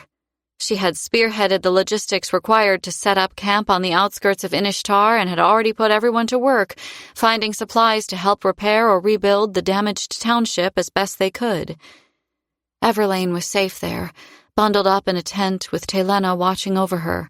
The rest of us had been about various tasks throughout the town, helping where we could. The explosions that had rocked the hillside during the battle had caused untold damage. Inishtar's healing center and its town hall had been targeted. The cause of the explosions was still a mystery, but the locations where they took place? Well, the reasoning behind why those buildings had been chosen was obvious. Without a town hall, it was harder for Inishtar's people to gather and regroup. Without its healing center, the injured populace had nowhere to go to receive help that might save their lives. Along with the town's officials, Foley and Maynir were sifting through the debris at the town hall, helping to recover whatever important documentation they could lay their hands on. Loreth, Carrion, Ishabal, Hayden, and I had been doing the same at the healing center, hoping to salvage supplies, but the structure of the building had been drastically compromised. We'd fled the center in the nick of time, only seconds before the roof had come crashing down. Since then, Carrion, Hayden, and Ishabal had been playing some sort of game with a crew of adolescent fawns in the town square, kicking a ball around and trying to score points against each other. By the sounds of things, the fawns were roundly beating them. Loreth and I stood together on the sagging stone steps that had once led up to the town hall, watching the game, though neither of us were actually seeing it. Loreth threw the piece of stone he'd been fiddling with, deep lines of concern carved between his brows. I spoke out of turn, Ceres. I shouldn't have. Fisher was right. The suggestion I was going to make back in the drawing room was mad. It wouldn't have worked. You should pretend I never said anything. I was going to fucking scream. Any second now, my fury and frustration would explode out of me and I wouldn't be able to stop it. A cyclone of panic, fear, and desperation whipped around me, invisible to everyone else. I stood at the eye of a storm, fighting to stay calm, but I was losing my grip. Maybe I could hold on for another hour. I was damn well going to try, but the way things were going, I only had minutes before my panic knocked my feet out from underneath me, and I became unreasonable. Fisher was going to explain it to me. He promised he would. You heard him make that promise, so now I need you to keep that promise for him, Loreth. He's not gone off on some harebrained suicide mission without you, if that's what you're thinking. That's exactly what I'm thinking.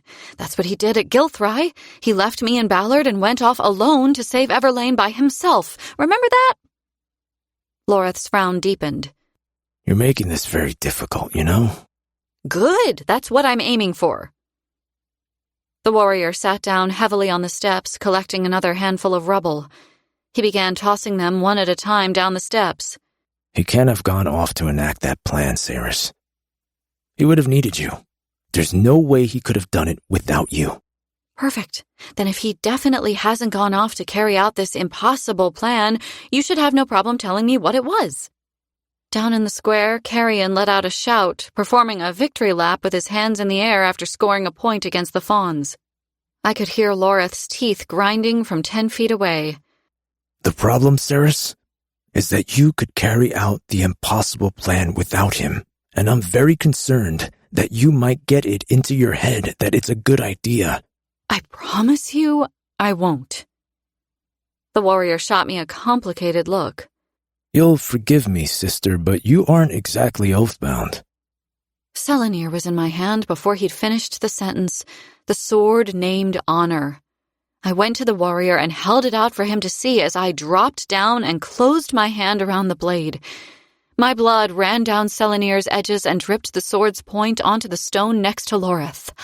I promise, I said.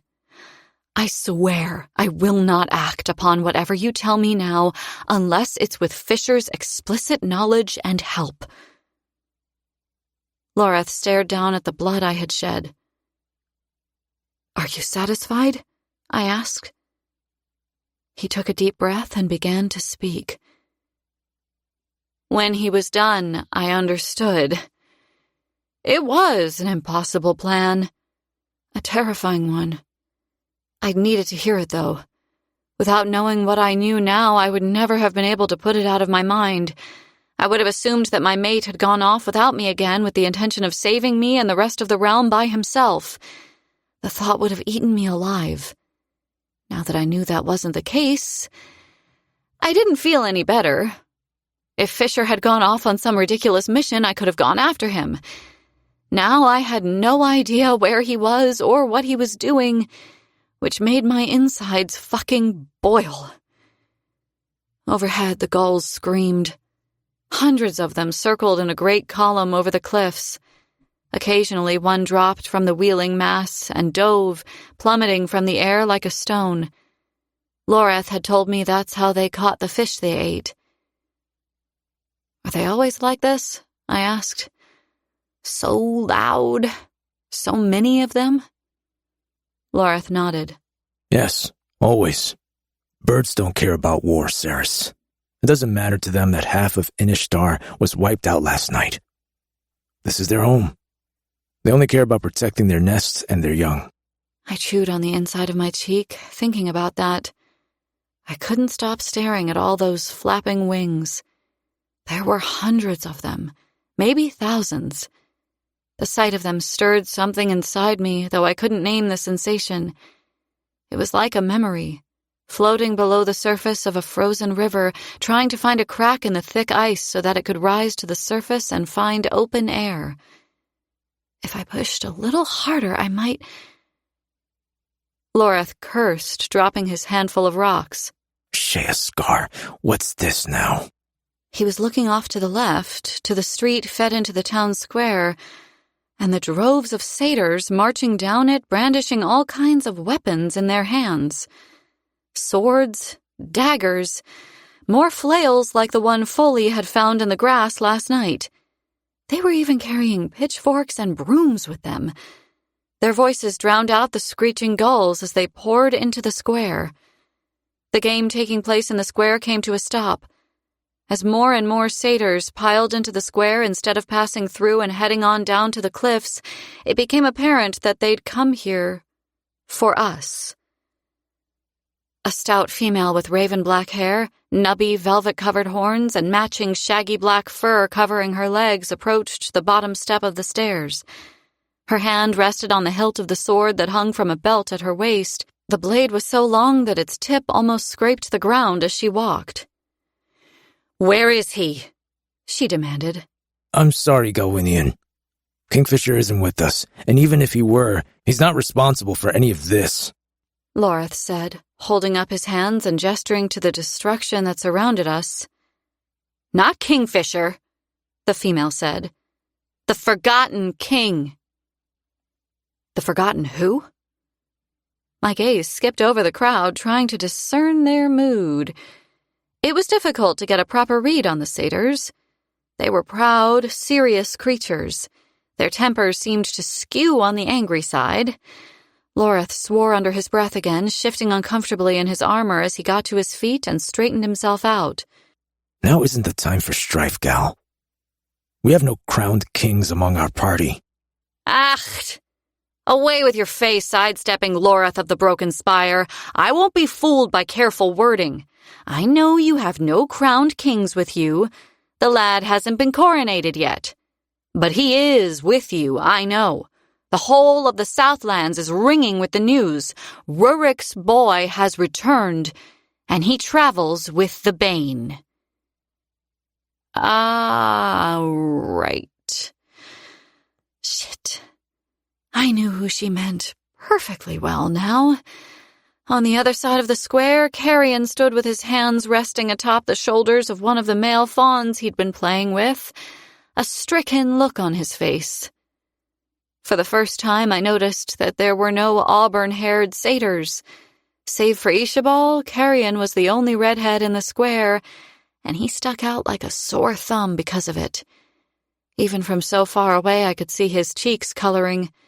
He drew his hands from the fawn's shoulders and slowly began backing toward the corner of the square, where a small side street offered the promise of escape. Loreth would have made an excellent poker player. Not once did his gaze flit toward Carrion. I, on the other hand, was openly staring at him. Kicking myself, I looked away, focusing on my boots, but it was too late. The damage was done. Slowly, the crowd started to turn and face the back of the square. Gods and martyrs, I muttered. This was going to be bad. There were hundreds of satyrs in the square now. They were strong, they were angry, and they were armed. If they planned on hurting Carrion, there was literally nothing we could do about it. I moved forward, boot hovering over the stone step in front of me, but Loreth grabbed my wrist and pulled me back, shaking his head. It's done, he rumbled. No taking it back now. Some things he's just going to have to face on his own, Ceres. Let him work it out for himself. Carrion sent a pleading look at us over the top of the crowd. Horns, twisted, straight, curved, bristled in the air, all pointed and deadly. I knew what he was thinking. He was imagining a set of those horns plunging into his stomach and disemboweling him. It would be a horrific way to die.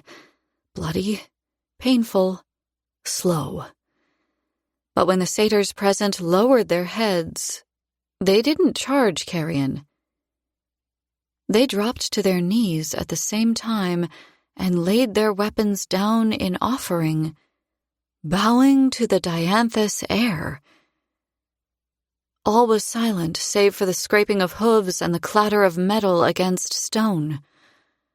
Oh, gods. He's going to be insufferable after this, I groaned. The satyr started to sing.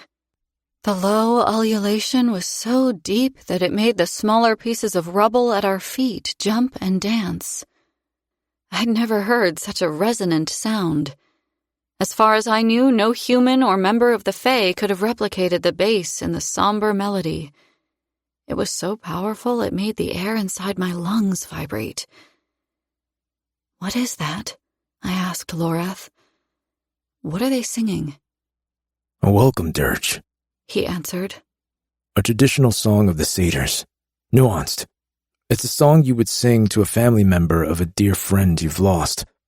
It's like a promise that you will show the love and respect you can no longer give to your friend to the living who still share their blood. It's complicated. The satyrs have a song for everything. They're too dramatic and flowery for my tastes. The satyrs' voices were thunderous, the tones so droning that I couldn't separate one word from another. Despite Lorath's less than favorable critique, the music still made the hair on my arms stand to attention. The song was moving. What should I do? Carrion mouthed over the tops of the satyrs' heads. I performed a one-shoulder shrug, unable to answer that question for him. Carrion scowled and then set out toward us, gingerly picking a path around the kneeling satyrs, who didn't seem to notice he was on the move at first. When they did notice, they hurriedly spun around on their knees so as not to give him their backs. Carrion looked a little unhinged when he pitched up at the top of the steps. I bet you're loving this, Fane. I was actually just thinking how inconvenient this is. Not to mention how disappointed they're all going to be when you tell them you won't be challenging Bellicon for the throne. Carrion went to speak, about to volley back a tart response, no doubt, but then the satyr's singing cut off. The female who'd addressed Lorath lifted her head, fixing a potent gaze on Carrion. "We welcome you to Inishtar, sire," she said. "We would usually have arranged a festival to celebrate your arrival, but given the current circumstances, we hope you'll understand." Lorath angled his body slightly so that he could speak without the female, Galwinian, seeing. Be careful, he cautioned. If you say anything to acknowledge you are the heir to the Yavalian throne, it'll be public record. You won't be able to take it back. It'll be tantamount to declaring war against Bellicon. A tight, unhappy smile contorted Carrion's features. Well, fuck me, he whispered through clenched teeth. "Will you address us?" Galwinian requested. "It would be an honor to hear the son and heir of Rurik Dianthus speak." Carrion bounced on the balls of his feet, his eyes traveling over the crowd. Above us, the birds' cries cut through the air, haunting and lonely. There were even more of them now, dancing gracefully on the thermals above the cliffs. 30 seconds passed. A minute. Well, you'd better say something, Lorath muttered. All right, give me a moment. I'm trying to come up with something pithy. God's alive. Forget pithy, I hissed through my teeth. He was going to cause some sort of political incident at this rate. Aim for short and sweet. Great idea. Yes, short and sweet. Lorath concurred. The satyrs held their breath when Carrion opened his mouth. He swung left, then right, eyebrows creeping higher and higher toward his hairline. My name is Carrion, he said. Nice to meet you all. I really like your horns. There were historians among the crowd. Someone would record this moment. The day the satyr community received the dianthus heir, and when they documented the first thing their forgotten king had said to them, it would be this: "I really like your horns." Loreth groaned. I managed to hold my own groan back, but it was a close thing. I sent my gaze upward, unable to look upon the confused frowns the satyrs were exchanging while keeping a straight face. My eyes caught on a bird, pinwheeling down toward the ocean, and the second I saw it, it struck me. The memory that had eluded me earlier. It had been right there, a millimeter from my fingertips. It was so obvious. Gods and martyrs, how stupid I'd been. I'd missed something, and now I knew what it was. I retreated from Carrion's side, pulse like lightning in my veins. Loreth's head snapped around, his nostrils flaring, his pupils contracting to pinpoints as he sensed the sudden change in me. What is it? What's wrong? It's something. A horrible answer, but I didn't know how or have time to explain what had just occurred to me. I might know how to find Fisher. Wait, let me come with you then. No, I'm sorry, Loreth, I called, running down the steps. Please, I need you to watch Hayden. Where I'm going, you can't follow anyway. I have to go alone. I'll come back and make those relics. I swear. Chapter 46. Break. Ceres. The war camp was bustling. Fey warriors milled around fires, eating from tin pots. They wrestled in the mud. Satyrs wove through the mud-spattered tents, hawking grilled meat on skewers and roasted corn. The smell of the food and all the blood was maddening, but I didn't have any time for that. I'd searched half the camp by the time I'd found what, or rather who, I was looking for. She stood in the middle of a group of males, poring over a rumpled piece of paper. When she looked up from whatever it was that busied her, she did not look happy. "Ceres," she said, folding the piece of paper and handing it off to one of her friends. "To what do we owe the pleasure? I need your help, Danya." The hair she'd lost during the attack on Erin would grow back, but it would take time. The shorn side of her scalp was marked with stubble now, a darker blonde than the rest of her hair. The warrior crooked an eyebrow at me, her surprise at war with her annoyance. "Help? From me?" She snorted. "Impossible. Not our precious alchemist admitting that something's beyond her. My ears must be deceiving me." I did not have time for this. "Danya, ever since I got here, I've done nothing but tell anyone who will listen that I am not equipped to deal with the tasks that have been sent my way. I've never pretended otherwise." She spat on the ground, her face impassive. "I need a word with you." I eyed her friends. "Alone." "If this is about Carrion Swift, you can relax, little Osha. I don't have designs on your friend. Not long-term ones, anyway." She used Fisher's name for me in a cold way, made it sound small and pathetic. Her friends bit their lips, snickering under their breath. So, this was how she wanted to play it? Fine.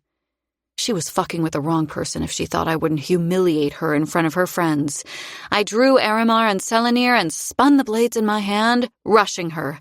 She reached for her blade, and she was a seasoned warrior. She'd slain more feeders than I could count. But I wasn't a feeder. I wasn't a fey warrior either. I had been human first, and now there was a good dose of vampire blood in my veins. I was faster than I had any right to be, and I was stronger than Danya to boot.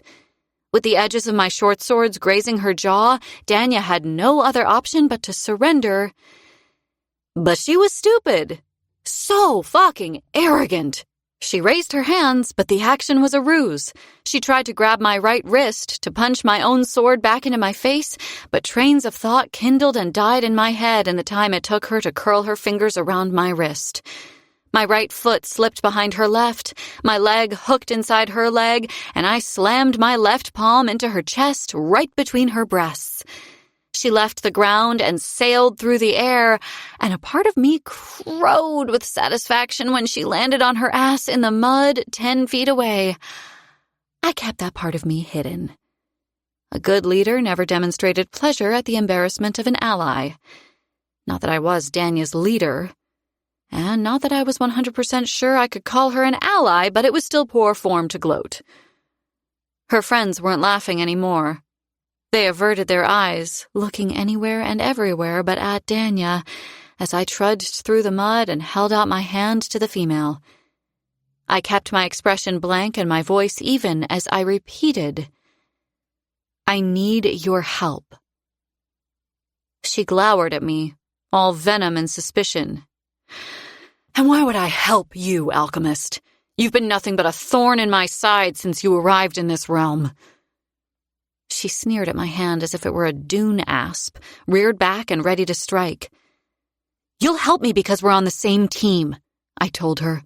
"Because despite how many fights you pick with him and how angry you are with him, Fisher is still your commander, and you still love him." Her objection was instantaneous. "I don't love him." I cut her off. "Yes, you do. I don't mean romantically, and you know it. You love Fisher because of all that he's done for this realm, because he's always been there for you, until he wasn't," she snapped. I knew the anger that burned in her eyes too well. She was furious with Fisher, but not for the reasons that she pretended. "Yes, until he wasn't," I said, agreeing. "But you're not angry with him for leaving you, are you, Danya? You're angry with yourself for not believing in him enough to start with. You knew he'd never abandon his warriors, and yet you chose to hide behind the lie Belicon told. That was easier than losing your friend, wasn't it? Easier than not knowing where he was and not being able to find him, not being able to help him. He doesn't blame you, Danya." "Shut the fuck up," she hissed. "He knows you would have come for him if you could have." "You don't know what you're fucking talking about." "I know Kingfisher," I said slowly. "But I haven't known him anywhere near as long as you. He was your brother, your blood, for centuries before I was born, and I know there's no way you fought alongside him all those years without forming an unshakable bond with him. This rage inside of you is a shield. It protects you from the emotions you can't face, from the guilt and the knowledge that you left him in Gilthry. You were with him on the battlements, weren't you? You helped him defend that city. When it fell, you helped him burn it, and then you listened to the vicious lies of a male you knew to be evil, and you left your friend there to suffer in that eternal maze. Stop." Her tone lacked its previous acid. The word was small, a hiccup of a thing jarring the air between us. Danya stared at me, propping herself up on her elbows in the mud, her eyes reflective as drowning pools. She was as stubborn as they came. She wouldn't admit that I was right, but she couldn't deny that I was wrong either. "What do you want from me, alchemist?" she muttered. "Want? Ha!" Laughter boiled up the back of my throat. I clamped my lips shut and caught it before it could burst out of my mouth and make me look crazy. Feeling crazy was enough, thank you very much. "It's very simple, Danya. You'll probably even enjoy it. I want you to punch me in the face as hard as you can." Danya's eyes widened. "What?" "I need you to knock me out." She recoiled, sinking deeper into the mud.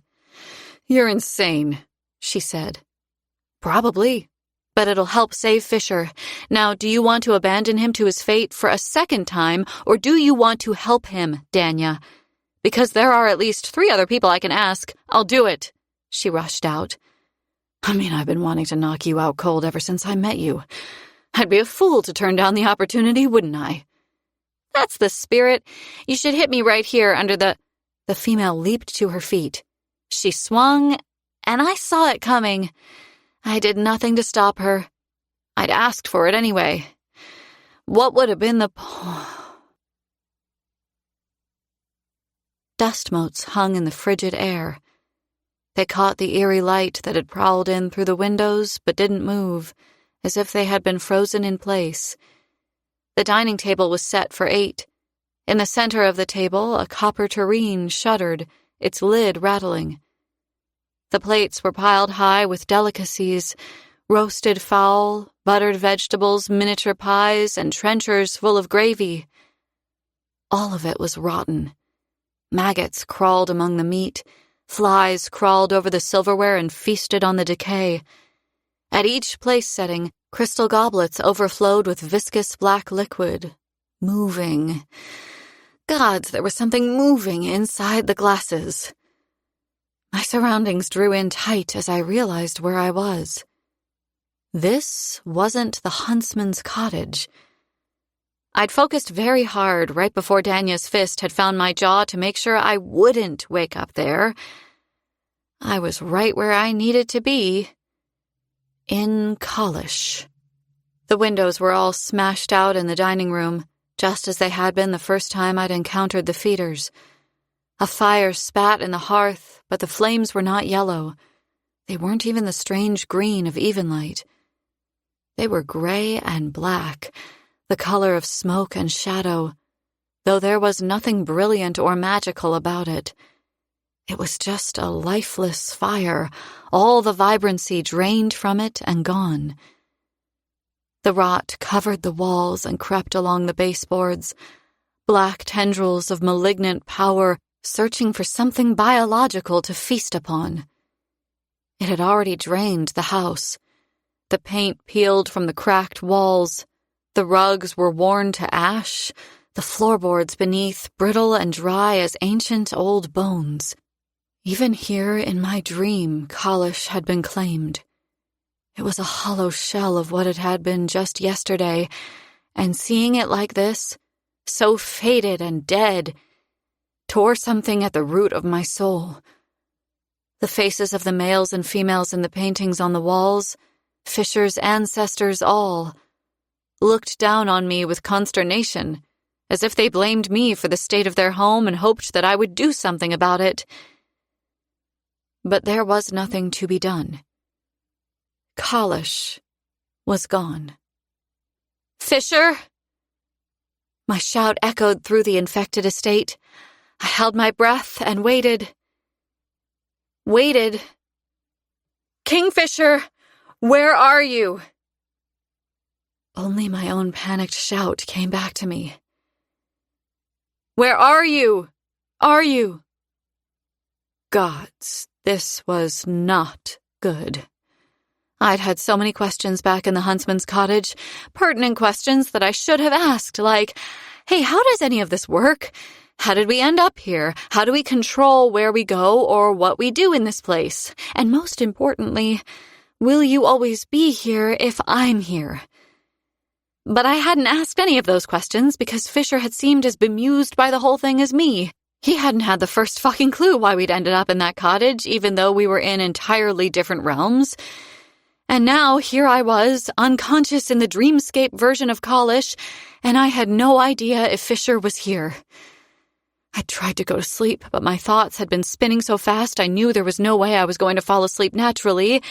Ergo, finding Danya at the camp. Ergo, the black eye I was bound to have whenever I woke up. "Fisher!" No cry came back to me. Nothing. Only the sad, desolate echo of a house that had been full of life only yesterday. Was this what it was like in reality? Was the rot choking the stonework and rooting into the foundations of the building? It was heartbreaking to see the estate like this, under attack and dying, but I didn't have time to lament the loss. I'd hoped Fisher would be here so I could talk to him and find out where the hell he was in reality. But if he wasn't here in this dreamscape, then I couldn't afford to linger. I had another task to tend to, and I was praying I wasn't too late. The door fell off its hinges when I tugged it open. It crumpled to the floor, dry as a husk. The rot snaked a path across the floor, filaments of glossy black corruption rearing into the air, searching for... me? Was I real here? Could the rot sense me as I hurried down the hallway? Could it infect me here? It wouldn't pay to find out. My footfalls echoed loudly as I hurried along the hallway, passing drawing rooms, the library, and a dozen other closed doors as I made my way to the stairs. The sole of my right boot had just hit the first step when there was a prodigious groan overhead. I looked up just in time to see the crystal chandelier above fall from the cracked ceiling. Fuck! I leaped back with no time to spare, and the crystal prisms and festoons shattered against the steps. My pulse beat out an erratic tattoo as I looked at the spot on the stairs where I'd just stood, and the giant hole that now yawned open like a snarling mouth in the ceiling. The rot dripped from the ruined plasterwork, patting onto the ground beside me. Gods alive, this place was not safe. I needed to get out of here, and fast. The foundations of the house shuddered as I skirted around the chandelier and bolted up the stairs, taking them 2 at a time. The rot hadn't succeeded in smashing the windows up here yet. The glossy black vines spiderwebbed up the walls and almost covered the glass in the window panes completely, though, shutting out the fading light. At the end of the long hallway, Fisher's bedroom door was closed. I went to open it and wrenched my hand back, cursing through my teeth. The handle was cold as ice, colder. The metal felt as though it had been forged in the 5th circle of hell itself. A red welt marked my palm, as angry and painful as if I just closed my hand around a poker that had been left in a fire too long. It hurt to make a fist. It fucking hurt to keep my hand open, too. Another fit of cursing under my breath. You don't want me to go in there, do you? The accusation was for the rot, for the house itself. Clearly, neither wanted me here. I took a moment to study the door. Why wasn't it splintering and dry like all of the other woodwork in the house, and quickly assessed where best to show it to the sole of my boot? Decision made, I kicked the door right by the handle as hard as I could, and nothing happened. The door held strong. I tried again, and again, and again. The wood didn't even scuff, and I put everything I had behind my kicks. My fae and vampire strength combined should easily have brought the damned thing off its hinges, and yet it didn't budge. A scream built in my throat, gaining momentum, but I clamped my jaw shut and focused. I didn't need brute strength for this. I had something better. I'd blown a 20-foot-wide hole in the side of Amentreth's library with my power, hadn't I? I could take out a fucking door. Hand outstretched, I summoned my power, trying to remember what it felt like back in the library, right before I blasted that hole in the stonework. The prickling, the tingling, the powerful rush, and then the wave of adrenaline that had cascaded through me as the magic fired out of me. It rose inside me. I closed my mind around the surging sensation, attempting to stem the flow a little, to control how much of it would jettison out of me. And it worked. Kind of. The bolt of white-blue energy that burst from my hand wasn't quite as astronomical as it had been back at the Black Palace, but it was pretty damned close. Surprise rocked me as the magic slammed into the wall. I hadn't even really believed my magic would work. This was a dream, after all. The very instant the magic came into contact with the door, and its frame and 3 feet of wall on either side, I knew I'd made a mistake. The tendrils of rot that covered the wood pulsed, flaring white, then doubled in size right before my eyes. The threads of dark power expanded, working itself into knots, forming a hard shell over the door. Oh, come on! You've got to be fucking kidding me! The rot had absorbed my power. Tiny white-blue orbs glowed inside its vines, traveling through the cross-hatched network of threads that now barred the door. I'd made it worse, infinitely so, and it was my own fucking fault. Fisher and Wren had used their power on the infected feeders, and it had only made them more powerful. I should have known my magic would do the same thing here. Idiot. Okay, so I couldn't use my power. I couldn't force the door open. So what could I do? What was missing? There had to be some way to get inside that bedroom. This was a dream. It shouldn't have been this hard. I stilled, chewing on my bottom lip as I stared at the cursed door. This was my dream. I was here right now because I'd willed it. Back in Zilvarin, I'd made a game out of changing the face of my dreams as a child. I'd willed the sky pink. I'd willed it so that the desert became an ocean. Later, when I was older, I'd willed it so that my mother wasn't dead. I would will this God's cursed door open. I closed my eyes and focused. I pictured the door. I imagined it free of the rot. In my mind, it opened easily, swinging open. I opened my eyes again, and the door was still closed. The gods and all four winds take this fucking place! I gnawed on the end of my thumbnail, thinking furiously. How was I going to do it? I could run back down to the forge and get a crowbar? No, that wouldn't work. I'd used enough force to kick the thing down just now, and it hadn't even cracked. A crowbar wouldn't work, and I couldn't risk touching the rot. The door was obviously warded. Magic was keeping me out, which meant that I'd need magic to get in. A different kind of magic, then. I stopped chewing my thumbnail, staring down at the back of my hand. Wow. I wasn't thinking clearly at all. The Quicksilver rune was sealed there in metallic blue-black. The Brimstone rune was outlined, requesting to be sealed. I had work to do before I accomplished that. There was research to be done and challenges to be faced. Idina had said that sealing the rune and being able to access its magic as a result would cost me dearly. I hadn't even felt a glimmer of power coming from the Brimstone rune yet, so that was no help. But then there was the third rune. Gods, the third rune which the Hazrax had given me. It was right there. And what had he called it? A rune for undoing? For breaking? He'd said it didn't give me magic. It gave me an ability. If I used it on the door... I closed my mind and sought it out. There was an energy there. I'd felt it the other night, quiet but powerful, when I'd gone to Tal's bedside and severed the spellwork he'd let Ishabal ink into his chest. I'd been afraid of it then. I hadn't been in control, hadn't had a clue what was happening. But now? I reached for the Hazrax's rune and held it as tightly as I could. It woke and answered inside the same breath. The ink didn't light up on the back of my hand. No energy surged through me. I knew it was listening thanks to the faint, barely there vibration that buzzed at the ends of my fingertips. Break, the Hazrax had said. I probed for the warding spell that guarded the door. I found it there, wispy and intangible, the vaporous strands of magic slipping through my fingers as if it were sentient and determined to elude me. I lunged for it in my mind, grasping with all my focus, and before it could slip away again, I broke it.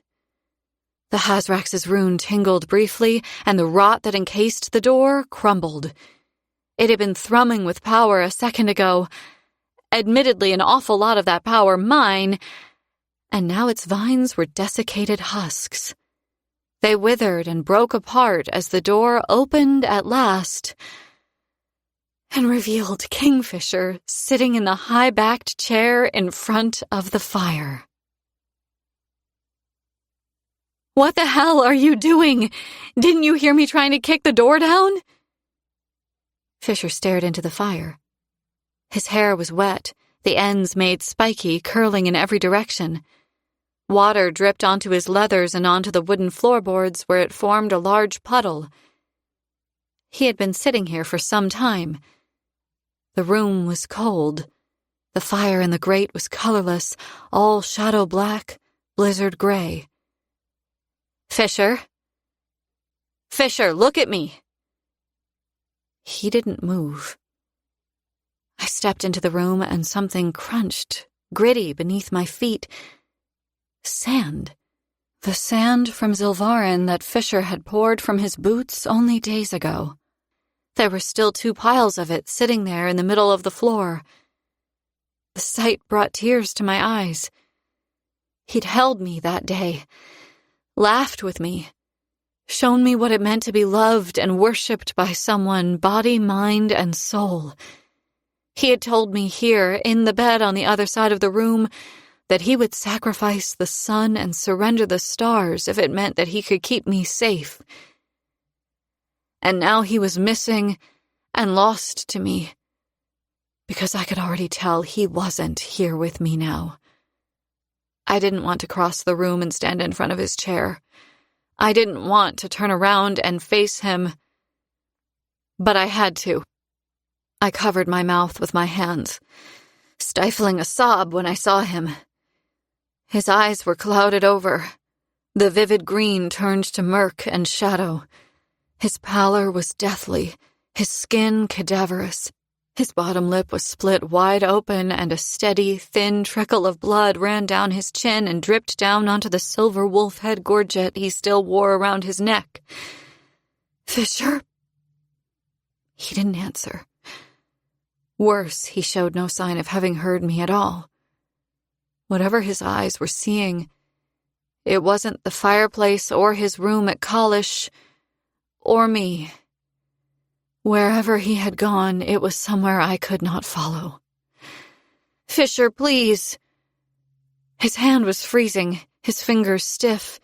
He could take on the entire realm with these hands normally, but when I lifted his left hand and took it in mine, it was so limp and lifeless that for a terrible moment I thought that he was dead. His rasping breaths refuted this, but it was hard to trust the shallow rise and fall of his chest when his lips were so blue. I squeezed his hand, begging him to respond both out loud and into his head. Fisher, you promised." Had he promised? I couldn't remember. The Fae were loath to make promises they weren't 100% sure they could keep. He wouldn't have been able to promise that he would never leave me. Death would have claimed one of us eventually. "Wake up," I whispered. "Wake the fuck up. Are you seriously going to do this to me? Are you going to leave me here alone to fix this without you? I huffed, my desperation rising. "This is your fucking realm, Fisher. Your friends, your people, and you're just going to disappear and leave it to everyone else to defend them?" His right eye twitched, the tiniest flicker of movement. But then he was still again. Could he hear me? Did he know wherever he was that I was here? There was no way of telling. "Fisher, if you love me, if you care about me or any of us, you will figure this out and wake up right now. We need you. I need you." Save your breath, Kingkiller. The voice took me by surprise. I'd been so fixated on Fisher that I hadn't heard it enter the room. The Hazrax hovered by the bed, its hands tucked formally inside the belled sleeves of its robes. Its pale skin was shot through with black veins, the same kind of black veins that marked the infected feeders. The former keeper of silence drifted across the floorboards, making that eerie ticking sound in the back of its throat. "Wait, stay over there. This isn't your dream, okay? You're not welcome here." The Hazrax snorted. I am welcome everywhere, Cyrus. Do you forget so quickly that you and I have a deal? The deal was for you to observe the Blood Court. I hate to break it to you, but the Blood Court doesn't exist anymore, so you're going to have to find someone else to observe. The Hazrax grimaced, showing its needle teeth. I'd been around it long enough to know that it was smiling. You're really hopeless at this, aren't you, child? I almost feel bad for you. What's that supposed to mean? That means that when you asked me in the forge if I wanted to strike the same bargain with you that I struck with Malcolm, and I said yes, the details of my deal with the old vampire king became the details of our arrangement too. The fine print of the deal I made with Malcolm stated that I could observe him, not his court. Him. It is irrelevant whether the blood court exists, Cyrus. It is you who I observe. Wherever you go, whatever you do, you have given me permission to follow and witness alongside you. God's fucking damn it! Again! I'd walked into another terrible bargain. Again! If I made it out of this nightmare and life somehow found some level of normalcy, I was going to make sure I had someone on hand at all times to vet the agreements I made. The sneaky, underhanded, vile piece of shit. Why? Why do you care about what I'm doing? This has nothing to do with you. The Hazrax's slitted nostrils flared. Naive child, he said in a piteous tone. Of course it does. I have a hand in everything, but you will learn that soon enough, I suspect. Wait, the favor. You said I could call it in at any time. The Hazrax made a hiccuping sound, but it nodded. Yes, that is true. Then I want to use my favor now. Can you bring Fisher back to me? The Hazrax shook its head. That is not within my power, I'm afraid. There are accords that prevent it. Then tell me where he is. I'm sorry, I cannot do that either. The Hazrax didn't sound apologetic. It sounded amused by the situation I found myself in and pleased that it couldn't help. I'd had enough of it. Fine, I snarled. I'll use my favor for this, then. I want you to go away and not observe me for the rest of the term of our 1-year agreement. And when you come back to renegotiate the deal for another year like I stipulated, you should know ahead of time that I will not be interested in renewing. Be careful, Saris, the Hazrax warned. What? Don't lie to me and say that you can't do that. I'm literally asking you to leave me the fuck alone. That is definitely in your power. It is, the Hazrax said, laughing its strange, stilted laugh. Then don't bother threatening me. I'm not threatening you, silly child. It snapped, its humor suddenly gone. I'm suggesting you err on the side of caution because per our agreement, you only get to ask me for one favor. And you desperately need that favor right now, Saris Fane. Of course you'd say that. Just honor the request. The Hazrax shivered as though the magic that bound our agreement were trying to force it to comply. I'd never seen anything like it. A being capable of denying a bargain even for a moment. First, answer me this. Why did you come here, child? The Hazrax demanded. I came here for him. It shook its head. No. I remembered then. The realization I'd had on the steps in Inishtar. The piece of information that had come back to me as Carrion had addressed the satyrs. I will allow you to change your mind, the Hazrax said.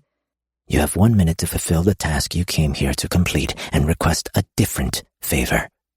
I suggest you move. 1 minute. In exactly 60 seconds, the Hazrax would disappear, and I wouldn't see it again for a year. And that would be bliss, but what if it was right? What if I needed my favor for something else? Another shudder rippled through the Hazrax's body. You're wasting time. It hissed. I let go of Fisher's hand and sprinted across the room. The nightstand by the bed was cluttered with books. So many books. There were pencils and an empty water glass that I knocked over. It shattered on the ground, but I ignored the broken glass. String, a length of leather cord. Where the fuck is it? I put it here. I know I did. 40 seconds. Shut up! That's not helping. I vaulted over the bed and picked through the sparse items on Fisher's nightstand. I hadn't put it there, but maybe it had been moved. Fisher was tidier than me. A single book, an ivory-toothed comb. No, it wasn't here. Shit, where else could it be? Where else? Fisher's desk was bare. The windowsill, choked with black veins of rot, was empty. The shelves. 25 seconds. I didn't waste my breath admonishing the asshole this time. There was nowhere else to look. There was... No. Wait. There. On the bookshelf. I'd seen it before, when I'd found Archer in here drawing me a bath. His friends had been helping. One of them had been looking at the items sitting on the shelf in front of the books, Lady Adina's favorite thing in the world. I ran across the room and picked up the tiny ceramic figurine of the kingfisher bird. Its left wing was chipped. Its blue and orange glaze was a little faded thanks to the many years it had sat on this shelf, but otherwise, it was perfect. I saw what had been placed underneath the figurine immediately. A small crumpled piece of paper. The same crumpled piece of paper I dumped on my nightstand a week ago, along with all the other bits and pieces I'd been carrying in my pockets. But it wasn't a crumpled piece of paper. It was a folded piece of paper, artfully crafted into the shape of a stargazer. It was the first little bird, the one that had lost its magic and fallen to the ground when it had left the library. The missing page from Edina's journal, not torn out because it had never been bound in. I'd had it here all along. 10 seconds, Ceres. The Hazrax warned. My hands trembled as I unfolded the bird and frantically began to read. The words ran together, Edina's neat handwriting swimming on the paper as I tried to process the information she had written there. 5 seconds. There was genuine concern in the Hazrax's voice. I looked up from the paper, suddenly covered in a nervous sweat, and spoke as quickly as I could. I've changed my mind, Watcher. I beg you for my favor. I need you to transport me to the Wicker Wood. Chapter 47. Unless. Ceres. I didn't have a choice. Edina's message had told me exactly where I could find my mate and had given me the tools to save him, too. What it hadn't given me was the means to reach him in time. That part, she had said, was up to me. So I'd done what I'd had to. A full year with the Hazrax looking over my shoulder in exchange for a one-way ticket to the Wicker Wood.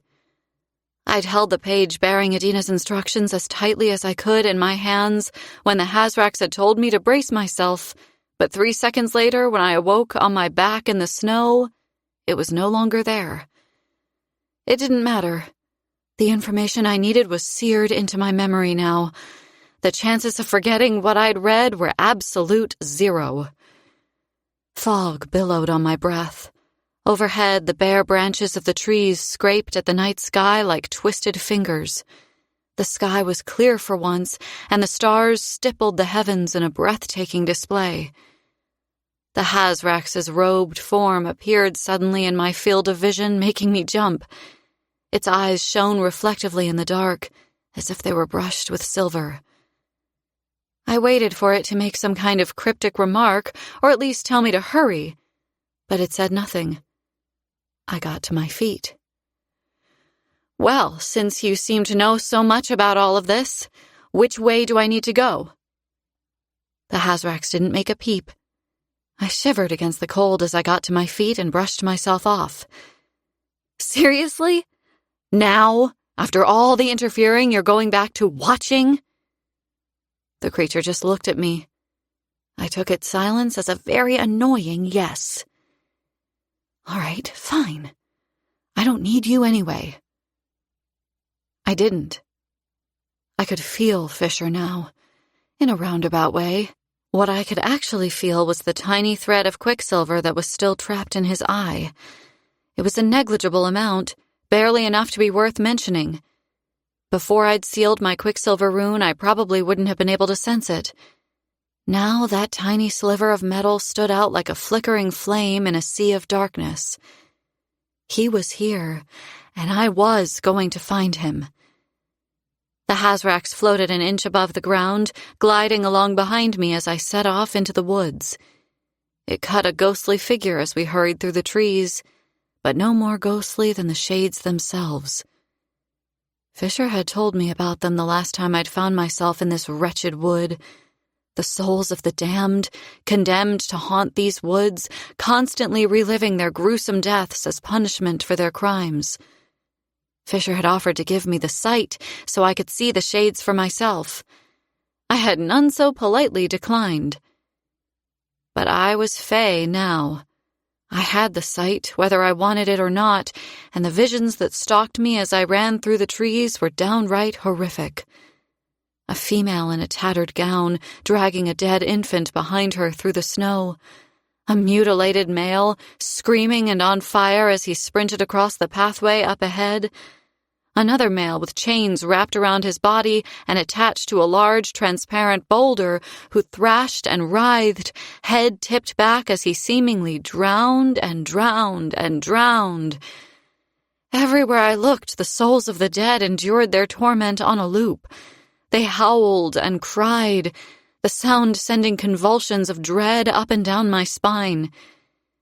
Fisher was here. From his appearance back in the dreamscape of Kalish, he was suffering along with the dead. Alive for now, at least. But why? And how? I'd only been running through the forest for 5 minutes before I stumbled into a campsite. No fire, no smoke.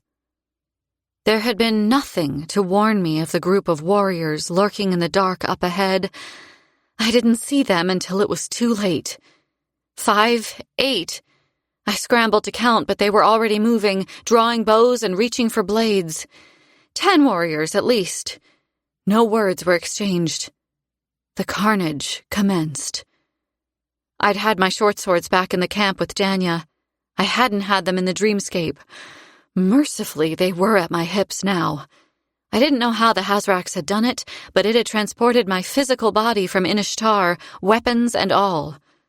Thanking the gods and all 4 winds, I drew my weapons and prepared to fight like hell. The first male to my left came for me. His blade cut through the air, whistling close to my ear, but didn't find its target. I ducked, shoving the metal in the blade away with my mind, and was met with immediate resistance. Fucking null blade. They all had them. The unnatural weapons felt like blind spots in my vision, black holes sucking at my energy and the magic of the woods itself.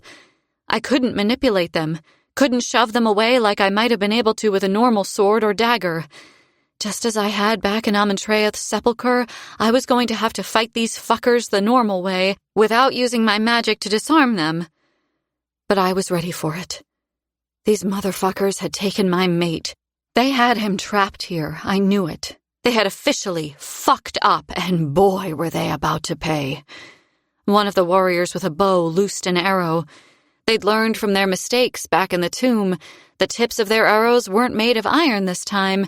They were crafted from the same material as the null blades. The arrow maintained its course, coming straight for me. I ducked, seizing the opportunity to bat aside another attacker's null blade as he came in to slash at my side. Parrying the attack, I flicked Aramar around, ripping the null blade from the guard's hand. The null blade sailed off into the dark. I flipped Aramar over in my hand and plunged the god sword in between the fucker's ribs, lighting him up from the inside. Holy fire blazed out of the male's eyes and mouth as he died. The arrow had thudded into a tree now on my right. I ripped it from the trunk and ran at another guard, plunging the appropriated weapon into his neck. As I spun away, I caught another warrior across the back of her legs with Selenir, and the female went down with a blunted cry. She'd be back up on her feet in a second, but I only needed a second to step over her and inside the guard of yet another attacker. This one was huge. A mean scar twisted his skin from his temple, down his left cheek, through both lips, and down under his chin. He snarled, baring his teeth as he grabbed me by the throat and squeezed. Fuck. Oh, fuck. Oh, fuck. My vision danced. Loreth's voice screamed at me from the past, urging me into action. Move, Ceres! Fucking move! Do you want to die? I wasn't dying here. Not tonight. No fucking way. None of these assholes was going to stop me from finding my mate. The male jerked, his eyes going wide. Disbelief rendered his features slack as he looked down and saw the 2 glowing short swords sticking out of his chest. As he dropped me, I pulled back Aramar and Selenir, then drove them into his massive torso again. For the love of the gods, contain her! A rumbling bellow demanded. She's one single female. Take her to the ground. That voice haunted my nightmares. In Gilthry, the owner of that voice had mocked my mate. He had crowed with satisfaction as he'd encouraged Fisher to explain the bargain he'd used to trick him into 110 years of misery. I couldn't see him, But he was here. Belakon Dabara, king of a stolen throne, oppressor of an entire court. A hail of arrows streamed through the air. I dropped to the ground and rolled, gritting my teeth against the pain that exploded in my mouth. I'd bitten my tongue. Fuck, that hurt. I pushed the throb of it away, freeing myself from it. Now! She's done the hard work for you. Pin her! Belakon raged. One of the archers threw himself on top of me, obeying his king's command. I drove Aramar up into his armpit, and the point of the burning white god sword burst out of the side of his neck. Smoke puffed out of the guard's mouth, and then he was dead. Another came, and then another and another. I let them pile on top of me. A nauseating jolt of pain fired up my leg, impossible to push away this time, but I forced myself to bear it, waiting for the right moment. A fourth set of hands tried to grab me, fingers digging into my throat again, and I let go. My quicksilver rune wasn't just useful for manipulating metals and making relics. It was also great at expelling very large amounts of power in very short blasts. None of the guards had noticed the rune on the back of my right hand glowing brighter and brighter, lighting up the thick, oddly shaped tree trunks that surrounded us. Belakon apparently noticed, though, but far too late to save his men. Back! Pull back! She's going to! My shield blazed to life, and the interlocking alchemaran runes projected in the air shone like a falling star. The quicksilver icon burned brightest, pulsing. When I flicked my wrist, the shield rotated, the icon growing larger. Magic roared inside me, swelling, mounting, growing. Belakon's mouth fell open as he watched my shield detonate, and the force of the resulting pulse of energy launched the guards into the air and obliterated them. A fine mist of blood and pulverized meat rained down, speckling the snow red. 6 of them were dead now. 7? I'd lost count. I got up again, ready for the next attack. But no one came. Belakon Dabara stared in wonder at the shield still hovering in the air in a way that made panic chase along my nerves. Spectacular, he breathed. Never before have I seen such layered power. It cannot be allowed to exist in this world unless it is bound to me. Well, I guess you should have thought about that before you killed all of the other alchemists, then, shouldn't you? I slammed my hands closed and the shield snapped out of existence. I shouldn't have let him see it. The madness in his eyes declared that he'd never stop until he'd found a way to chain me to him now, and that prospect was terrifying. Is that what they told you? That I killed off your kind? You should do more research before. I don't want to hear it. Before you start spinning lies. Insolent female! You are too fond of interrupting your betters. Hold your tongue. You won't make it out of this wood without my say-so. He barked. Chest heaving, I lowered Aramar and Selenir to my sides and spat on the ground, running him through with the most contemptuous look I could muster. Won't I? No, you won't. And you know why you won't, too. You will stand right there, and you will behave yourself because you want your mate to live.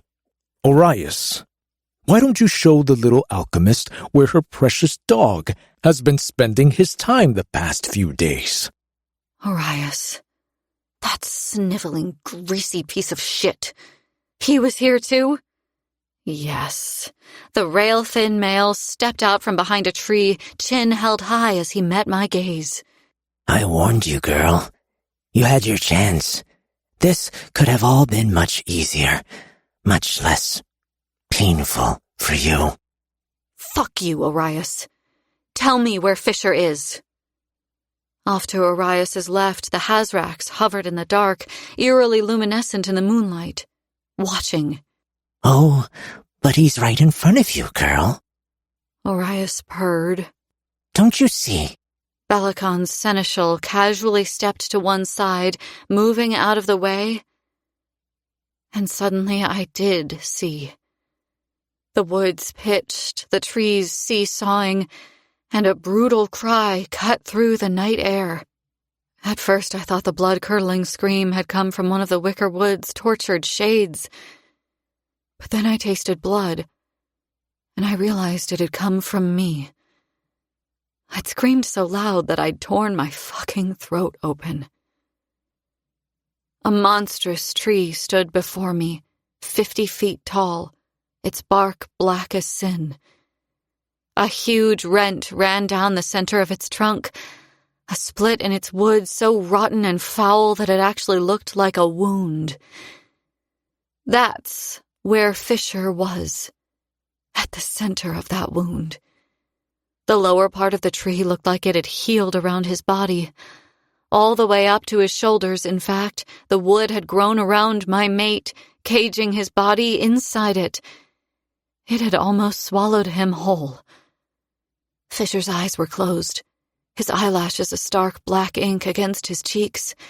His hair was plastered to his head. He looked far worse than back in the dream, seconds away from death. At the base of the tree, Nimmerel rested on top of a flat piece of stone, spewing clouds of thick shadow from her blade. Fisher's godsword was not happy in the slightest. "What are you doing to him?" I whispered. Bellicon grinned a wolfish grin, then turned his back on me, confident now that he had my attention.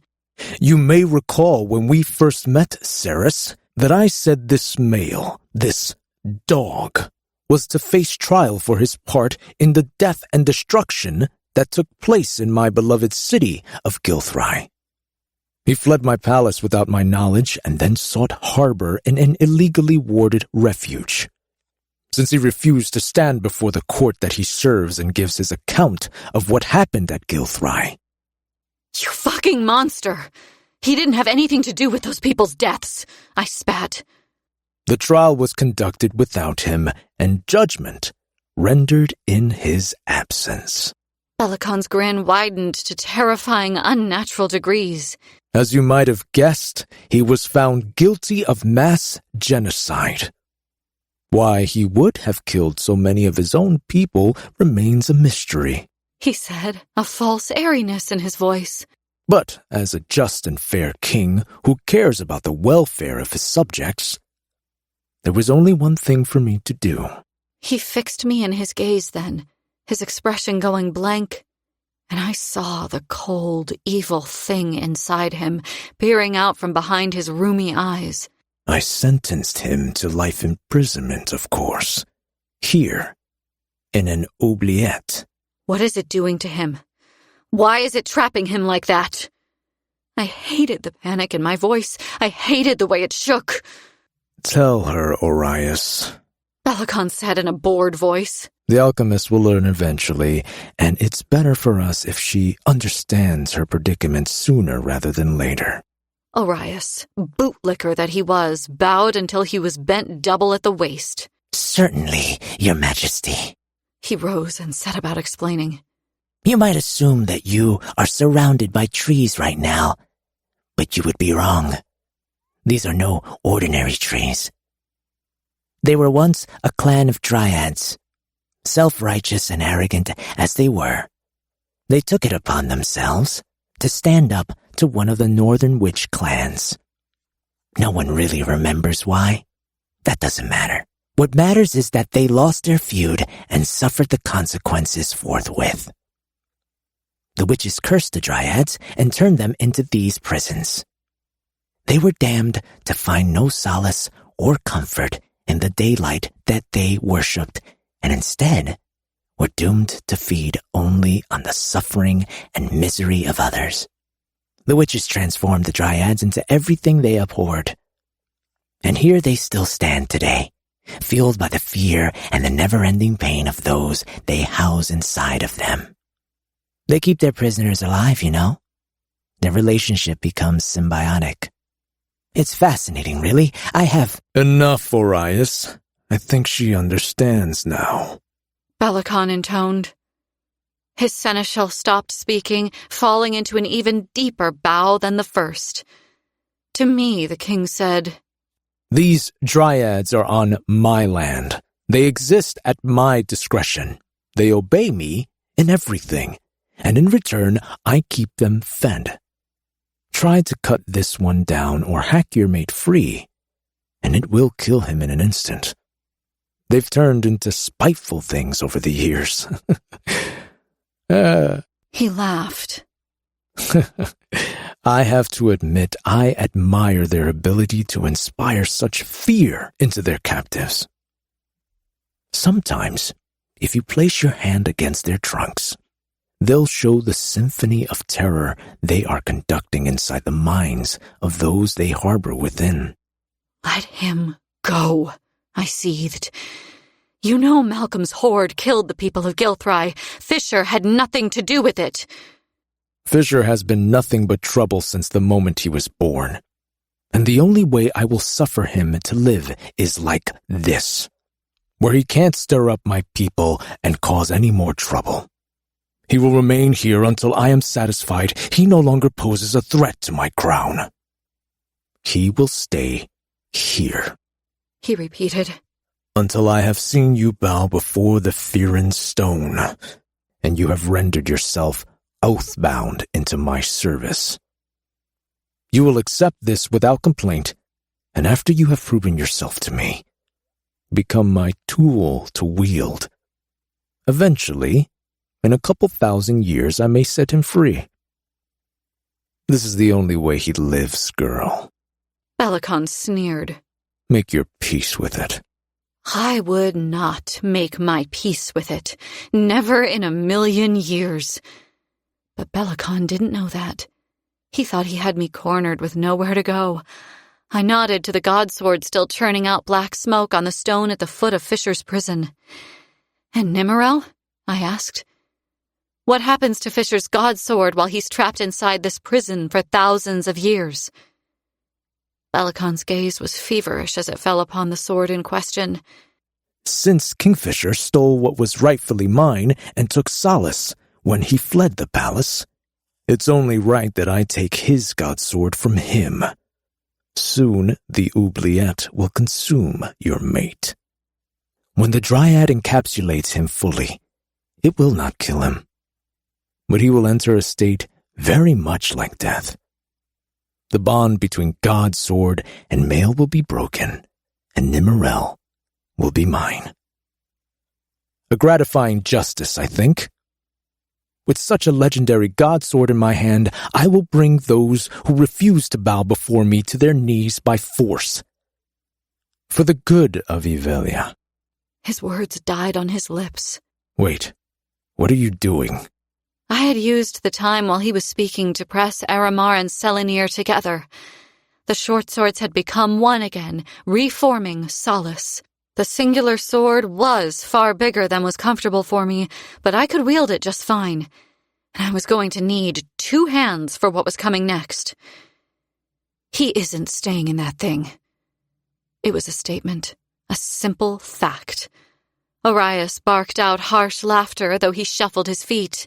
Stubborn until the end, Your Majesty. What did I tell you? She can't be reasoned with. But Belicon wasn't listening to his seneschal. He was staring, eyes narrowed into slits, at me. What are you hiding, girl? What do you know? I took a step forward. I know the history of that god sword over there. Do you? The bastard's frown deepened. He drew his cloak about him, arranging the fabric so that it hung correctly at his feet. It's a sword. Half-breed. Swing and it cuts. What else do I need to know? It was given to Fisher by the gods themselves. Did you know that it's made of iron? The king laughed dismissively. Don't be stupid. No member of the Fae can wield iron. 1 second holding that in his bare hands, and the dog would have been dead. He's carried it since Agen. Since Agen, yes. Agen, where he closed the iron gate that protects the city, again with his bare hands. He knew that would kill him, and it should have. But Baal and Mithin chose to take pity on their favorite, didn't they? They saved him. They gave him a sword of iron because he had shown strength enough to wield it. And there on the killing fields, his friend was slain by the dragon they fought, the very same whose skull you display behind your throne as if it were you who slayed him. You chastise me for claiming what's rightfully mine. The spoils of war always belong to the crown, you fool. Another step. I was nearly close enough. Almost. Now, her name was Morel, twin sister to Renfus, the male who later became general of your army.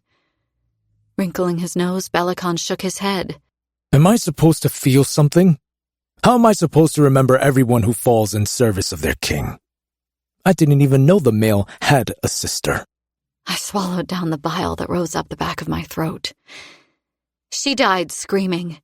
Fisher and the other members of the Lupo Prolia brought down that hateful beast, and Fisher found himself trapped inside its jaws. Morel came to him there. Her spirit, that is.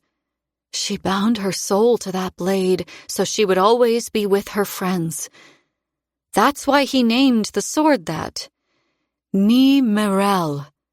For Morel. In Old Fae. Orias sneered, his top lip curling in disdain. Do not lecture us on the etymology of words formed in a language you do not speak. Another step closer. Only one more and I'd be close enough. I made a point of ignoring Orias's jab. The blade, then, as you can discern from the tale, is no simple godsword. It's made of iron. It houses the echo of a soul that died because of you. It doesn't matter if Kingfisher lives or dies. You'll never be able to wield Nimmerel. If the metal doesn't kill you, then the warrior who lives inside it will. He clearly hadn't known about the iron. Godswords always made the people they weren't bonded to uncomfortable. That was just the way of them. He'd put his unease around the sword down to that. He hadn't touched the sword without gloves yet. That would have been a death sentence, given who he was and the fact that the blade was still bonded to Fisher. The realization came crashing down on the king now, a hole in his plan. A disruption, souring the taste of victory in his mouth. He tried to wave the matter off. So be it. Fine. If no other member of the Fae can touch the damned iron, then it'll be disposed of. Buried in an unmarked site.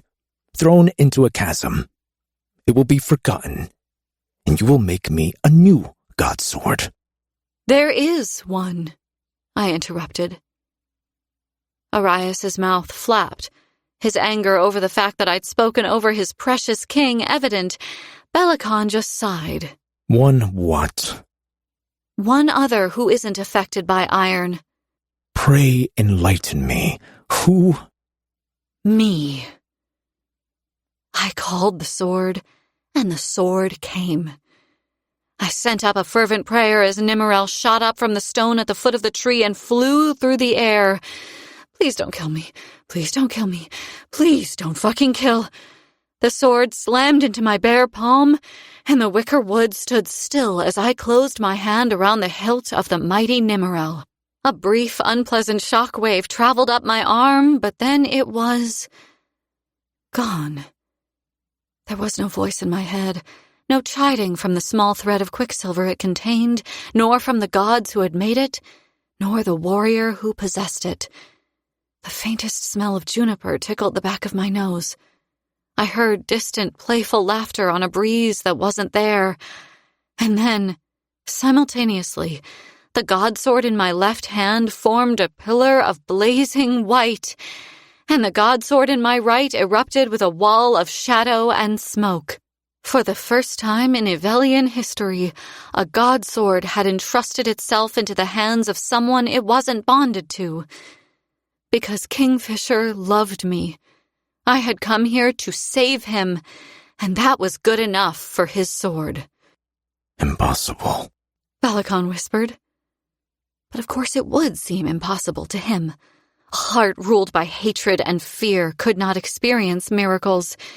You had to know love, joy, and trust for that, and those concepts were as foreign to him as the idea of Ivelia had been to me not too long ago.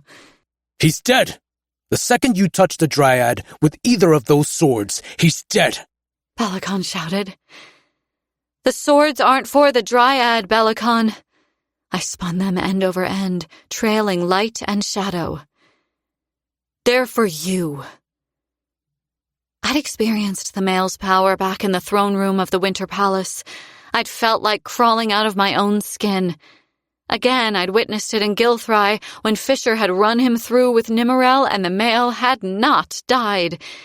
His power snapped against my skin again now as I prowled toward him. It tried to stop me in my tracks, but I wasn't the same girl who'd stood there and watched him torment her mate. I had power of my own now, and it was just as formidable as this pretender king's.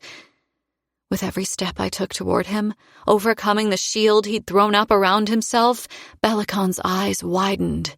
What do you hope to accomplish? You cannot kill me, girl. Killing him would be a win for Ivelia, but I did know that I wouldn't accomplish that goal tonight. That was for another day, another time, and another hand to plunge the knife. All I had to do was keep him busy long enough to say the words. Orias, I'm done with this nonsense. Belicon spat. Tell the Dryad to take him. Shit. Once that tree closed around Fisher, this was over. I had to act. Now. Belicon's seneschal darted toward the tree. He placed a hand on its trunk, and the whole thing shook at the contact. I hurled Solace, throwing the sword like a spear. It struck Orias clean through the side, cleaving him straight through the chest. But the damage was already done. A groaning, cracking, creaking sound filled the air, and the open, festering trunk around Fisher's shoulders and head began to close. Belicon was in front of me. He'd moved so fast, too fast. I'd let my focus drift for a split second, and now I was going to pay. The air rushed out of me as he punched me in the solar plexus. I should have flown back and slammed into the tree, the Dryad behind me. But I didn't. I was anchored in place. Belicon had hold of me from the inside. He hadn't just punched me. He'd punched through my breastbone into my chest cavity. And now he had me by the heart. This seems to be the source of our issues here. Such a problematic piece of meat. Could you survive without it, I wonder? Halfling that you are, I still think you need your heart, Ceres. Are you going to make me rip it out? Or will you start behaving so that I'll let you keep it? I couldn't answer. I could stop my heart from beating, but I definitely still needed it to stay inside my chest. Panic cinched tight around my chest, taking hold. Bend the knee, Ceres. Belicon rumbled. His breath fanned over my face, foul and reeking of death. Monster. Murderer. Villain. I would rather die than chain myself to a demon like him. Blood spewed up and out of my mouth. It ran down my chin in a river and coated my tongue in metal. I have a message for you, I wheezed. From your dead wife. It happened so quickly that anyone could have missed it, but not me. I saw the bastard flinch. I choked on another mouthful of blood. She told me to tell you. Never. Quick as lightning, I called Solace back. At the same time, I drove Nimmerel into Belicon's stomach and up, out of his back, mirroring the blow Fisher had dealt him back in Gilthry. The king dropped me, tottering back, eyes locked on the sword buried in his stomach and the glowing point of the other protruding from his chest. Funnels of shadow whipped around the male, spinning faster and faster, cocooning him in a lethal shroud. Cuts began to form all over his skin, cross-hatched and bleeding, but they healed before they could fully form. Impaled upon the huge godswords and wreathed in smoke, he fell to his knees, but he still threw back his head and laughed. Not enough! he bellowed. It'll never be enough! There was a fucking hole in my chest. A big one. But even as I took a staggering step toward the dryad, the wound was knitting closed. It should probably have killed me. If I had been only fae or only vampire, that might have been the case. But it seemed my fae powers, coupled with high blood powers, had increased my healing capabilities exponentially. I didn't understand it, but I'd take it. I would live long enough to finish what I'd started here at least, and for now that was all that mattered. An oath-bound fae male cannot walk away from the promises he makes, I said. On pain of death, they must obey. Have you just learned this lesson, half-breed? Kingfisher is already mine to command. You may as well join him. The king moved to pull Nimmerel from his stomach, but he had nothing to hold her hilt with. I left him where he knelt and made for the dryad. Only Fisher's face was visible now. Soon it would be gone. Unless, I said under my breath. The wording was important. I had to get it right. What do you mean, unless? Names hold meaning in this place. There is no power in this realm or any other that can supersede an order given using someone's true name. A true name can undo oaths. It can open doors. I pressed my hand against the dryad's trunk, and I felt him for the first time. Fisher was in there, and he could hear me. Ceres. The sound of his voice inside my head, weak though it was, filled me with courage. I steeled myself and spoke in a loud, steady voice for all the realm to hear. This was a tricky maneuver, one that had to pay off. I crossed my fingers and prayed. Kingfisher of the Aegean Gate, I hereby call you by your true name. I declare all oaths you have sworn null and void. Rise, Kaidan Greystar Finvara, in honor of the name you were given at birth. Rise up and fight. Chapter 48. Folly. Kingfisher. Kaidan Greystar Finvara. The endless dark shattered. As it did, the lump of ice in my chest thawed and exploded like a newly formed star, taking its place among the celestial sphere. Time contracted, and as I opened my eyes, the wood surrounding me came into brilliant focus. Many new pieces of information took root in my mind at once. I had been inside the Shadowgate. I'd heard Belacon's voice. I'd registered his command to come to him, and I'd been powerless to refuse. Things were blurry after that. I knew precisely where I was now, though, and my mate's cry was still ringing in my ears like a desperate call to arms. Rise, Kaidan Greystar Finvara, in honor of the name you were given at birth. Rise up and fight. The name resonated in my chest, triggering something fundamental, deep within the foundations of my soul. I knew the name, knew it like I knew the sky was blue and which way was up. It was part of me, had always been a part of me, and now it had settled on me like a perfectly tailored cloak. The command that came along with my name set my soul alight, but it was darkness and vengeance that poured out of me as I obeyed it. My magic thrummed, soaring up from the well of power faster than it had ever before. Glittering and furious, it slammed out of me in every direction, obliterating the cage that held me. Not a cage, an oubliette.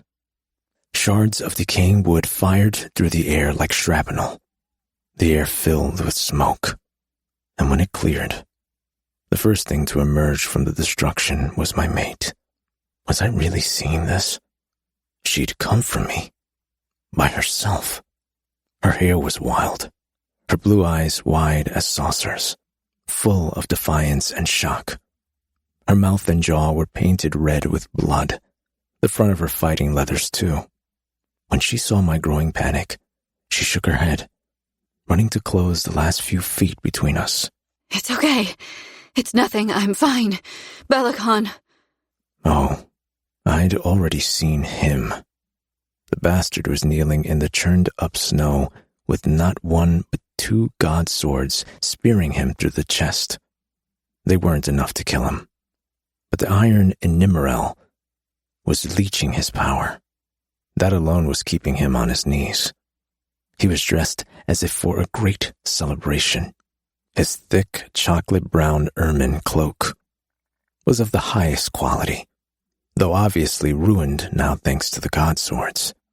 Atop his head, he wore an elaborate crown I hadn't seen before, far more ostentatious than the humble winter laurel he had stolen from Rurik Dianthus. Blood trickled from his mouth and down his narrow chin. He laughed when he saw me stalking toward him through the snow. If you want your sword back, you're going to have to pull it out of me. And trust me when I say you don't want to do that. I kicked him square in the face as hard as I could, and the king sprawled on his ass in the snow. The obnoxious jeweled crown fell from his brow and went rolling off into the wood. I've been waiting a long time to do that. My voice was raw. I had screamed plenty in the hellish landscape the Dryad had created for me, and it felt like I'd done all that screaming out loud. The king lay on his side, unable to roll onto his back thanks to the swords impaling him. I had questions about how Nimmerel had become wedged between the asshole's ribs, but I was a patient male. They could wait. My guards are posted throughout this wood. You'll never get past them all, Bellicon said. I cocked my head, considering him. Won't we? Another burst of laughter sputtered out of the king. He sighed, lying back in the snow. You know, he said, squinting up at the sky, you have done your mate a woeful disservice. She knows nothing of how this realm works, nothing of our ways, nothing of the rules that govern our existence here. I prowled toward him, wondering where I should hurt him first. Is that so? A deep, rattling cough seized the king. For a moment, he couldn't breathe. When he recovered again, he spoke. She came here and used your true name to free you, and it worked. But it's a hollow victory, he said, emphasizing the words as if I were stupid. She used your true name in front of me. She armed me with the most powerful tool I could have hoped for. You're fucked, Kingfisher. Or should I say, Kaidan. Let us see if I recall it correctly, shall I? Kaidan Greystar Finvara. I command you to draw this sword from my chest and use it to kill your pretty little mate. The air around me shivered. His will crashed down on me, bringing me forward, urging my hand to reach for Nimmerel. I grabbed the blade. I drew it out of him. I carried it over to where Sarah stood, bloodied and swaying on her feet, and I lifted it, aiming the point of the smoking black blade at my mate's throat. Now that he was free of Nimmerel, Bellicon was slowly getting back to his feet. Do it! I've had enough of this charade! He barked. Looking at my mate, I fixed her with a sorrowful smile. I'm so sorry, Osha. She didn't blink, didn't move. She returned my sad smile with one of her own. It's okay. None of this is your fault. I swung the blade, spinning at the same time, and plunged it back into Bellicon's chest. I drove the sword through him with both hands, slamming Nimmerel down so hard that she went straight through the sorry excuse for a male. pushing him back down to his knees and pinning him to the frozen ground. What? I commanded, Belicon insisted, panting out his words. It was Ceres who stepped forward to break the news. You see this? She said, holding out her right hand so that he could see the back of it. The simple interlocking rune she traced with her left index finger didn't glow, but Belicon's face turned the color of ash when he saw it. A rune for undoing, for breaking. She cut him with a bloodletting smile. Do you really think I would be stupid enough to speak my mate's true name in front of you without protecting him first? You're out of your addled fucking mind. I couldn't command the oath he spoke to you and render it moot. But with this, I could undo it. And after I'd spoken his name and told him to be free, what do you think I did then, Belicon? His name. You. She nodded. Yes. I undid the magic that binds it. No one can use it against him now. No one will ever control him again. You poor, deluded thing. The king bared blood-stained teeth. You are simple if you believe that. So long as you or your friends exist, there will always be leverage to control him. Pay him no heed, Osha. He'll say whatever he can to get under your skin. Let's get out of here before those other guards show up. I knew better than to hang around. We'd gotten lucky. I hadn't been permanently trapped inside the Dryad, and that was something to be seriously grateful for. Once you went in, you normally didn't come out again. Ceres flared her nostrils, her hatred pouring out of every pore as she slowly shoved away from the prone king. She grabbed Solace's hilt and began to draw her sword from the king's back. And a flurry of motion to our right came out of nowhere. Black swirling robes, a rough-edged dagger slicing downward towards Ceres's neck, and then white fur and snarling teeth and eyes the color of polished jet. Orias had been a second away from slitting Ceres's throat.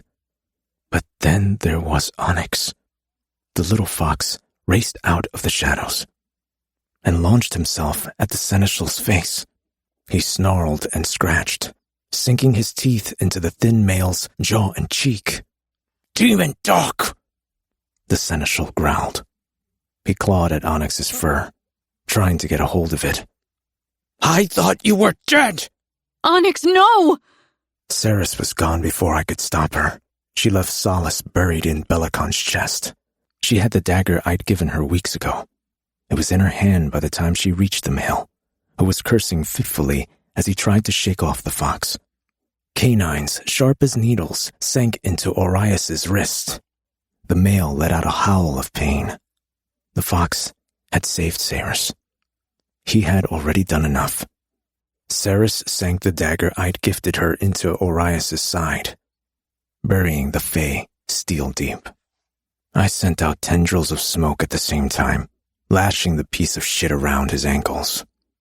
My magic swirled around his torso, about to draw tight and crush his ribs, when the seneschal pivoted, snarling like a rabid beast, and slashed out at Ceres again. The weapon, a null blade, carved an arc through the air, its wicked edge seeking flesh, and it found it. It just didn't belong to Ceres. Onyx let out an agonized yelp, dropping to the ground, and Orias let out a victorious swoop. The fox had darted in front of the blade, ruining his opportunity to end Ceres, but from the gleeful grin on his face, the seneschal didn't care. He wobbled, staggering sideways, mad laughter boiling out of him. At last! He hissed. I got you! Ceres's response was instant and ruthless. She buried her face in the seneschal's neck, and she ripped out his fucking throat. Blood and viscera sprayed the snow. My magic struck the male a second later. In, I ordered. Destroy. My shadows went hunting. I'd never commanded my magic with the mind to cause pain, but I sure as hell did now. Smoke and shadow tore down the male's mangled throat, eviscerating him from the inside out. He died in agony, robbed of the ability to scream. No, no, no. Ceres went to the small bundle that lay on top of the snow. Onyx's side was torn open, his eyes rolling and tongue lolling as he panted, trying to catch his breath. His fur was stained the brightest red. My mate turned and grabbed me by the arm, dragging me to the fox's side. Help him! She was sobbing. Like you did back at Amontreath. Do the thing where you held him, you touched him, and you healed him. Please. Please. I gently took her hand from my arm. She was digging her fingers desperately into my bracer, and forced her to release her grip, pulling her into my chest. I can't, Osha. I'm sorry, I whispered. But you must have some healing magic left. Your small magic, just a little bit. He's small. You said so yourself. Just try. I stroked her hair, holding her tight to me as I slowly shook my head. I'm sorry. My voice broke. I would try. I promise I would. But it's too late, Osha. He's already gone. Onyx had taken one last stuttering breath while she'd been crying. He'd shivered and let out a trembling sigh, and then he'd gone. Ceres shoved me in the chest hard, pushing away from me. She shook her head as if denying the truth made it false. No, he's not gone. He's not. But then she saw him, saw how still he was and how peaceful he looked. And the truth closed around her like a vice. She dropped to her knees and sobbed. I wasn't holding him. He went and I wasn't. Gods, I needed to comfort her, but what comfort could I be with my own tears streaming down my face? I went to her anyway, crouching down behind her and folding her into my arms. Cold laughter echoed through the wicker woods as we grieved. That cursed fox! It plagued us day and night while we waited for you, alchemist. Bellicon croaked. We thought it nothing more than a feral beast trying to steal food. It bit 3 of my men. It took Orias's finger last night. It harried the camp at all hours, yelping and scratching at the tree. The tree. The dryad that had imprisoned me. I'd been carrying Onyx in my arms when I'd entered the Shadow Gate to leave Kalish. I had inadvertently brought him here with me, and he'd never left me. Ceres lifted Onyx into her arms, cradling him gently. Velvet ears tipped with black, tiny white eyelashes, toe pads cracked and bleeding again. He looked so small, curled in on himself like that. But he was not small. In all my years alive and traveling this realm, I had never encountered anything so mighty and brave as this little fox with the heart of a wolf. My mate was breaking right now, but she couldn't break here. The sun would be coming up soon and the woods weren't safe. Osha, we have to go. I spoke for Ceres, and Ceres alone. The bastard pinned to the ground back there didn't deserve to hear another word out of either of us. Bring him.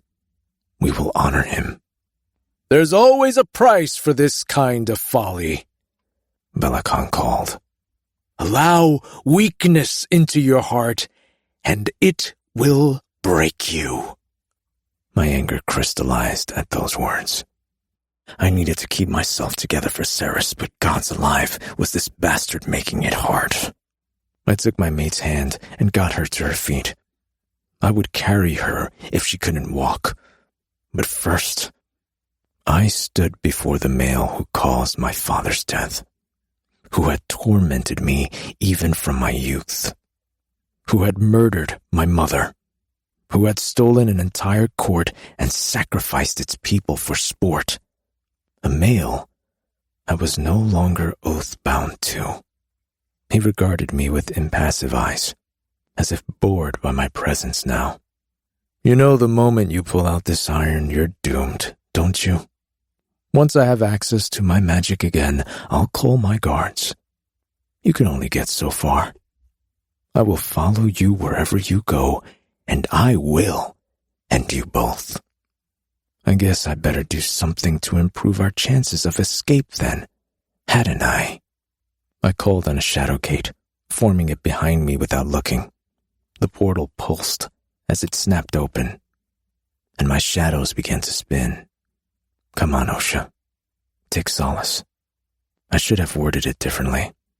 There would be no solace for her, given what she carried in her arms. But she needed her god sword. She wept as she pulled it from the king, not even bothering to look at him as he grinned at her loss. I hope you're ready, Bellicon snarled. Are you? I've been afraid of him as a failing. I had hidden from him in the palace whenever I could. But over the years, especially after I came out of the Quicksilver with silver-rimmed eyes, I began to understand the truth. That even though I was just a child, and he was a male who had claimed an entire kingdom, Bellicon was actually afraid of me, and I was about to prove to him that he should be.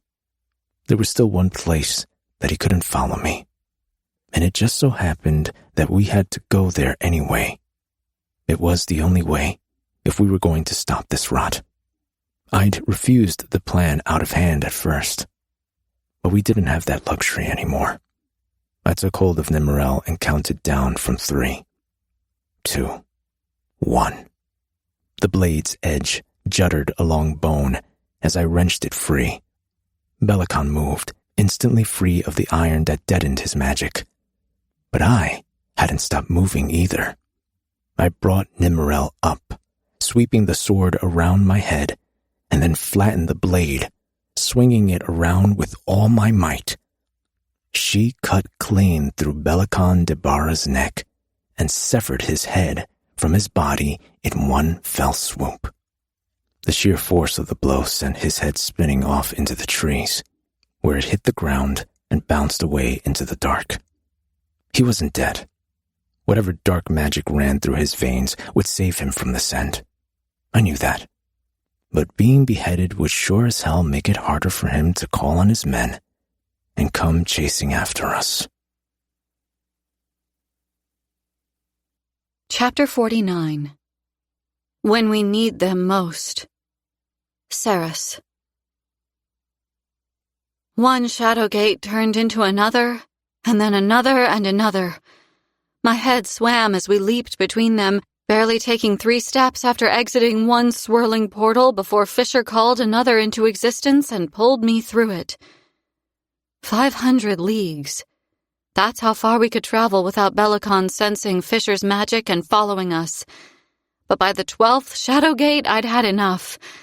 I needed a moment. I needed to breathe. I needed to sit down and fucking cry. When my feet found solid ground, the soles of my boots sinking into powdery white snow, I tugged against Fisher's hand and shook my head.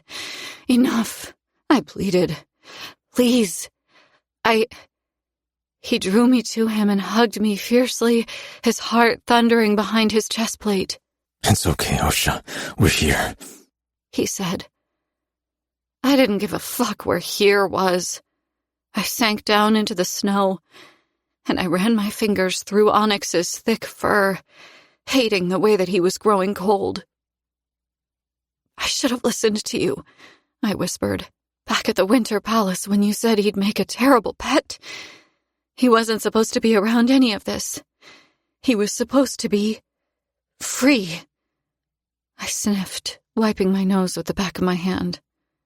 Fisher sat down heavily in the snow beside me. Gently, he put his hand on Onyx's head and left it there. We believe. He started. But then he stopped. He looked up at the stars. More stars than I had ever seen, drawing in deep, slow breaths. The night was so cold that you couldn't even feel it. Twin plumes of fog formed as he exhaled down his nose. We believe that animals are too pure for this life. They are all ascended beings who live in the after. Everything is perfect there. No pain or misfortune or heartbreak. But sometimes they peer beyond the veil between this life and the next, and they see us here in the depths of our suffering. And they choose someone, one soul they want to help over any other. They come to us as dear friends. He cleared his throat. When we need them most. You needed Onyx when you first got here, Ceres. He saw that perhaps, and he came. But now... I shook my head, blind with tears, refusing to hear him. No, I still need him. I tried to continue speaking. I failed. The loss was too great. Fisher leaned against me and shared in my grief. His hand, so much bigger than mine, remained on top of Onyx's head as shooting stars traced banners of light overhead. The sight would have been spectacular if it had been any other night. But it was this night, and all was terrible in the world. I held Onyx's paw until ice crept along my bones and hoarfrost formed in my blood-drenched hair. I thought he was in Ballard, I whispered. I hoped. I'm so sorry, Ceres. I brushed away his apology, fighting to swallow the lump in my throat so I could talk again. It wasn't your fault. It was him. Bellicon, it was... bad luck? A cruel twist of fate? Horrible timing? None of it made me feel any better. I stroked the broken little form in my lap, wishing harder than I'd wished for anything since my mother had died. I was sinking deeper into the depths of despair, hoping I would reach the bottom soon, when I stilled, staring down at the hand that I had buried in Onyx's fur. One of the runes on the back of my hand was shimmering. It hadn't flared before, not when I'd used it on Taladeus, not when I'd used it to undo the magic that gave Fisher's name power either, but was I imagining it? Was there a faint blue glowing line slowly tracing the outline of the Hazrax's rune? I held my hand up, heart stalling behind my ribs. You see that? I gasped. See what? Of course the light would fucking go out when I tried to show it to Fisher.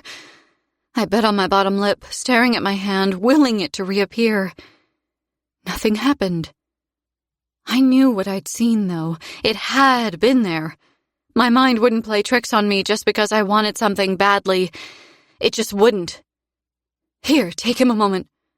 I handed Onyx over to Fisher as carefully as I could, trying to calm my breathing as I got to my feet and spun around. Oh. Fuck. We were on the side of a mountain. A steep one at that.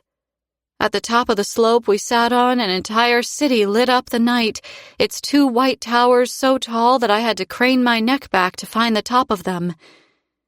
It was beautiful. It was... Action, Fisher said quietly, twisting to look back over his shoulder. We should head up to the gate. This far north the sun rises later, but it'll be here soon. Ajan. Ajan's sky. I knew why they called it that now. This luminescent city had been built among the clouds. I'd wanted to see it for myself, but now that I was on its doorstep, I wasn't ready to go inside. I spun around, feeling utterly helpless as I scanned the dark that surrounded us. Where are you? I shouted. Where are you? Are you? Where are you? The question echoed back to me. Far away, then near, then far again. Come on, I know you're here. You got your way, didn't you? I said that you could watch. Watch, watch, watch. Osha, what are you doing? Come on, I screamed. Show yourself. Every bit of hope I had left in me flared and died as I waited for the figure to come floating out of the dark. I had almost given up completely when it suddenly appeared on the snowy mountainside in front of us. The Hazrax. Fisher reached for Nimmerel, but I stepped in front of him, shaking my head. No, don't, it's okay. What is it doing here? He hissed. I hadn't kept the deal I'd made with the Hazrax a secret from him on purpose. Fisher was gone when it visited me in the forge, and there hadn't been time to explain what had just happened with it in the dreamscape I conjured in college. I'll explain everything, I promise, I said into his mind. To the Hazrax, I said, I need to ask you a question. The creature looked even more sickly and unnatural under the canopy of stars. As always, its coal-black eyes were bottomless voids. With its slitted nose, the gills at its neck, and its hairless waxen skin, it looked like the kind of creature that lived in deep, inky waters at the bottom of an ocean. I had seen something very similar to it in one of Foley's books. It was impossible to read its mood normally, but right now I could feel the anger radiating from it like heat. Our agreement gives me leave to watch you at my leisure, Ceres Vane. It does not give you leave to summon me and ask questions. Then why are you here? I demanded. Why did you even come? I will not come again. I am here now to make this very clear to you. I am not your subject. You do not command me. Please, just one question. I'll never call upon you again, I swear it. I would drop down on my knees and beg. I wasn't above it. I'd make another deal. I'd let it watch me for the next 10 years in return. I just needed to know one thing. Why would I help you, child? I have no interest in assisting you with your questions. I needed to hold my tongue. I just couldn't. You're lying. Easy, Ceres. Fisher warned. It's more powerful than the two of us put together. Can't you feel it? Oh, I felt it.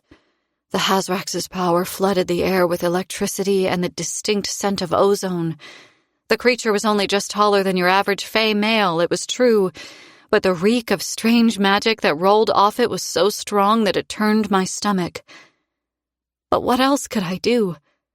I had to try. If you didn't care, you wouldn't have invaded my dream of Kalish.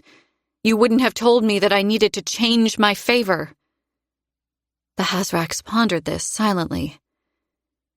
Just tell me. Please. Can you see the spirits of the dead? The moonlight threw wild shadows over the Hazrax's face. It grimaced, displaying row upon row of curved, sharp teeth. It would be blasphemy to admit such a thing. It hissed. I don't care about blasphemy. I care about my fox. Is he still here? Right now? I need to know if he's already... Sometimes words were steep hills, so fucking hard to summit. If he's already... gone, then I'll leave him in peace. But if he's still here... The Hazrax clacked its teeth together in a strange gesture that felt disdainful. What does it matter either way, child? The fox is dead. It will move on eventually. The tenuous hope I had lost soared from the ashes of my grief and rekindled at once. So you can see him then. He is still here? I will not speak on it. Please. The request was quiet. It hadn't come from me. Fisher was up on his feet now and still holding Onyx's lifeless form in his arms. He took a step forward, tucking his chin to his chest and bowing respectfully as he approached the Hazrax. You do not know me, he said. You owe me nothing. I won't make you promises or strike bargains with you. But if it's within your power to give my mate the information she seeks, I would be forever grateful.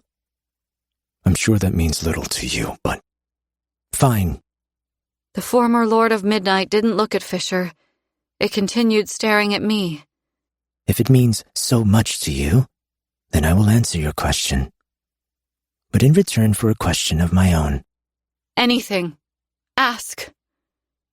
The Hazrax made that perturbing clicking sound at the back of its throat. What does it feel like to lose something that you love so dearly? The strangest question. Had it never known loss before? Had it been so sheltered its entire existence that it had never lost anyone that it cared about? The odds seemed impossible, especially when you considered how old the creature was. I was well equipped to answer it, though. I'd experienced more than my fair share of loss in my lifetime. My mother, my father, the few friends I'd been stupid enough to make when I was younger back in the Third. There were bodies piled high in the mausoleum of my memory. It feels like trying to make sand flow backward in an hourglass. It feels like being surrounded by people and being the only one who can't find the air in the room. It's drowning on dry land. It's the hollow ache of something that you know, from that moment on, will always be missing. It is a pain so acute and incurable that poets, pirates, and politicians alike die from it. And it never ends. The Hazrax's robes blew about it on the gentle, icy breeze. It was silent. For a long time it remained that way. And then... The fox's soul is still with you. It is currently sitting at your feet. It seems that the beast hasn't realized that it's dead yet. It follows you like a little lost shadow. Does that make you feel better? Onyx hadn't gone. He was still here with me. I glanced down at my boots, knowing what he would look like if I could see him. Glassy eyes, black as little chips of jet, looking up at me so trustingly, so full of love. And I shook my head. No, it doesn't make me feel better. But I am hoping it'll make what I'm about to do easier. Give him to me, Fisher. Please. I need him. What are you going to do? Fisher asked, sounding cautious, but he did as I asked. I took Onyx from him and dropped down on my knees in the snow. Balakan and Madra were afraid of the alchemists. They were afraid because the people who came before me were capable of things they would never be able to do. The alchemists sought perfect knowledge, and they possessed remarkable control over elemental magic. But they also chased immortality. I don't want to make anyone immortal, but if I'm capable of healing myself from awful burns and a hole in my chest, then I can heal a tiny fox. The Hazrax had already been fairly still, but now it froze, its entire being locked in place as if cast in marble. Fisher laid a hand on my shoulder, dropping down beside me in the snow. Ceres, that's not... The second his eyes met mine, he abandoned whatever he had been about to say, though. Never mind. If you think you can do it, then I believe you. He said. Such a thing is impossible. The Hazrax said. The alchemists tried and failed for centuries to bring their fayed loved ones back from the dead. And I'm sure they tried very hard. I bit out, already pulling my magic into me. But they were trying to bring back people. Onyx is tiny.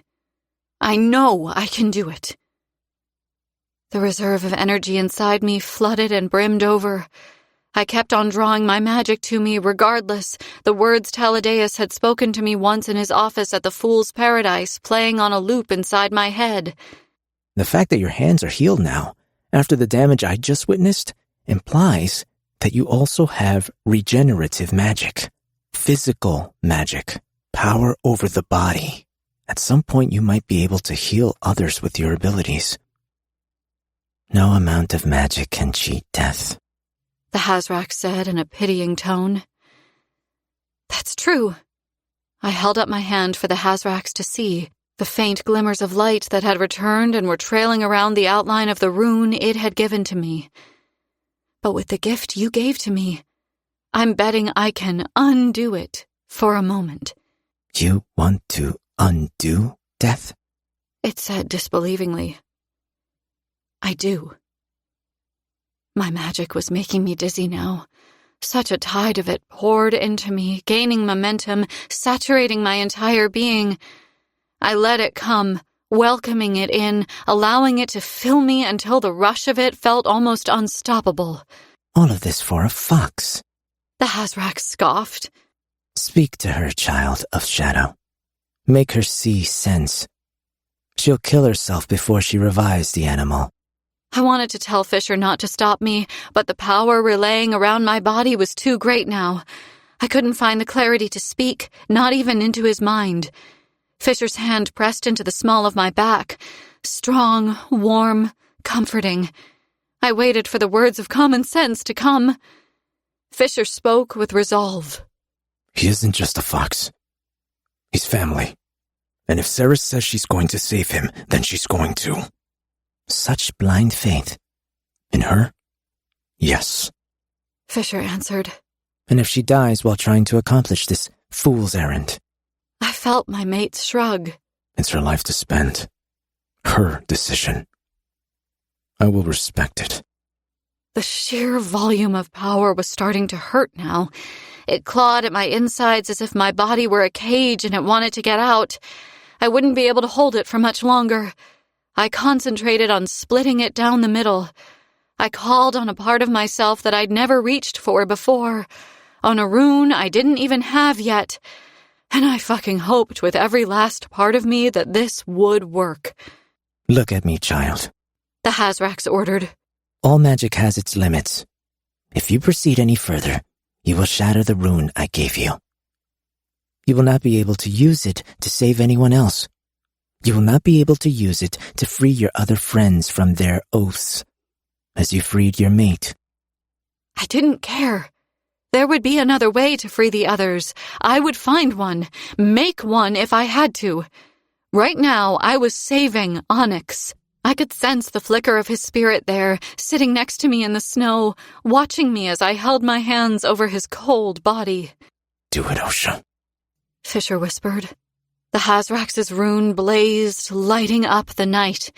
The creature had called it a silent rune, had said that it didn't possess magic the way my others did, but it sure as hell responded when I forced the flow of my magic into it.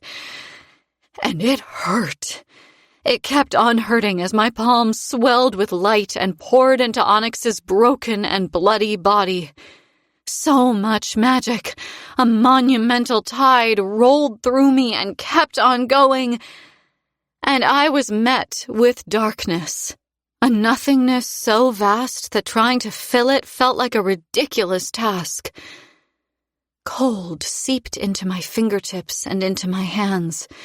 It climbed up my arms, creeping slowly, slowly up toward my elbows. The agony of it fractured me, my body, my mind, my hope, leaving only my will intact. I would not give up here. Even if I wanted to, I suspected that I couldn't. I'd opened a door, and death stood on the other side of it. If I didn't push it back and succeed in my goal, he would step through and claim me instead. Higher, higher. The cold of the eternal dark crawled up to my armpits. Come on, Osha. You can do this. Wind whipped at my hair. My eyes were closed or unseeing. I couldn't differentiate. I was locked in a tug of war, funneling my magic into a bottomless vessel that did not want to be filled. Keep going, Fisher urged inside my head. The cold clamped around my throat, closing off my airways. It beckoned to me, promising such restful sleep. I pushed harder, hurling my magic into the Hazrax's rune. Blisters ballooned on the backs of both of my hands, filling and bursting in seconds, the flesh beneath raw and singed. Yes, that's it, Ceres. Go! Go! One last push, one huge shove, and the door between this life and the next slammed closed. The cold in my chest disappeared. Onyx's eyes were closed. He was so still. He moved. His paw, there! I saw it! It moved! But his body was still broken. His side was torn wide open and bleeding afresh. He didn't have long. I'd brought him back into his body, and it could not sustain him. He had a minute, maybe, seconds. I reached for the magic I had bet everything on and found nothing. I'd used it all. There was nothing left. I'd drawn so much power to me, and it was all gone. I reached for it again, found nothing. I was falling through the air, stomach churning, weightless, trying to find a handhold, something to stop the fall, but there was nothing. Panic! No. There was no time for that. I reached beyond my magic, beyond my runes, beyond the bond there connecting me to my mate. I reached, fighting millimeter by millimeter, until I finally found what I was looking for. I didn't know the words. Was I even supposed to say anything? Was there some kind of covenant or... fuck it, my intentions would have to be good enough. Death rattled the door handle. I could feel it. He was coming for Onyx a second time. I acted quickly, plucking up a small kernel of the energy I had discovered, and I pushed it up, past my bond with Fisher, past the empty reserve where my magic should have been, into my body, into the raw alchemical shield that was smoking on the back of my hand, and then into the little white fox. The world trembled in response, a shockwave rocking the snowy slope. And out of nowhere, a grim white dawn broke over the saw-toothed mountain range of Ajan, casting back the dark. Chapter 50. Night. Ceres.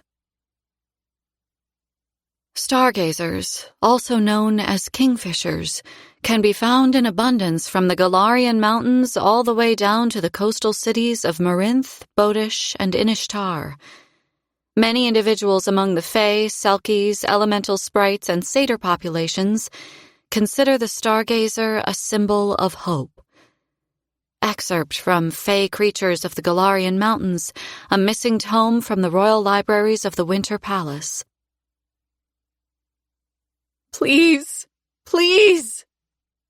The scream burned as it rose up my throat, my skin too. Everything hurt. I was being jostled, carried. Kingfisher was running. Hang on, little Osha. Almost there. He rumbled. The sky was wrung out, streaked pink, as if someone had taken a paintbrush and slashed over a warped canvas. I craned my head back, trying to remember where the hell we were, what the hell we were doing, and the details of the last 24 hours suddenly came rushing back in with stunning clarity. A solemn, dark figure stood motionless 100 feet down the slope of the mountainside. The Hazrax watched us flee, the shape of it smudged around the edges, as if it were only half there. My head was killing me. I looked down at the snow as it whipped by beneath me.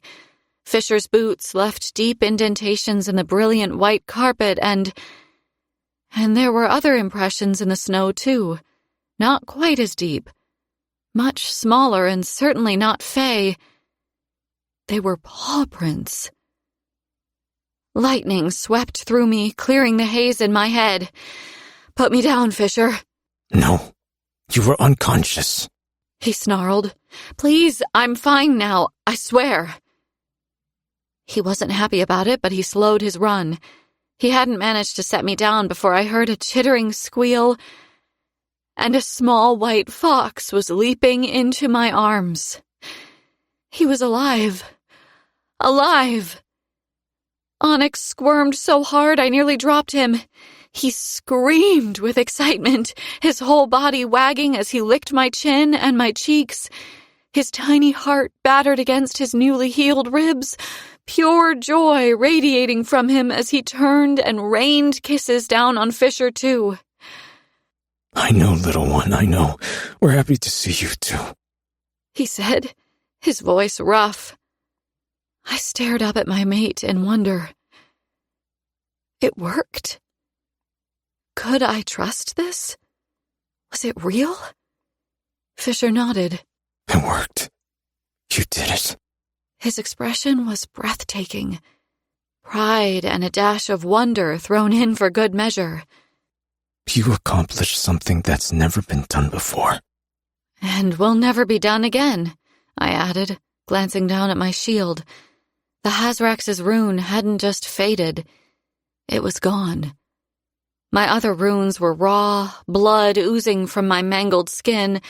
Even the god bindings spiraling around my wrist and up my arm were pulsing with pain, but the hurt could have been 1,000 times worse, and it still would have been worth it.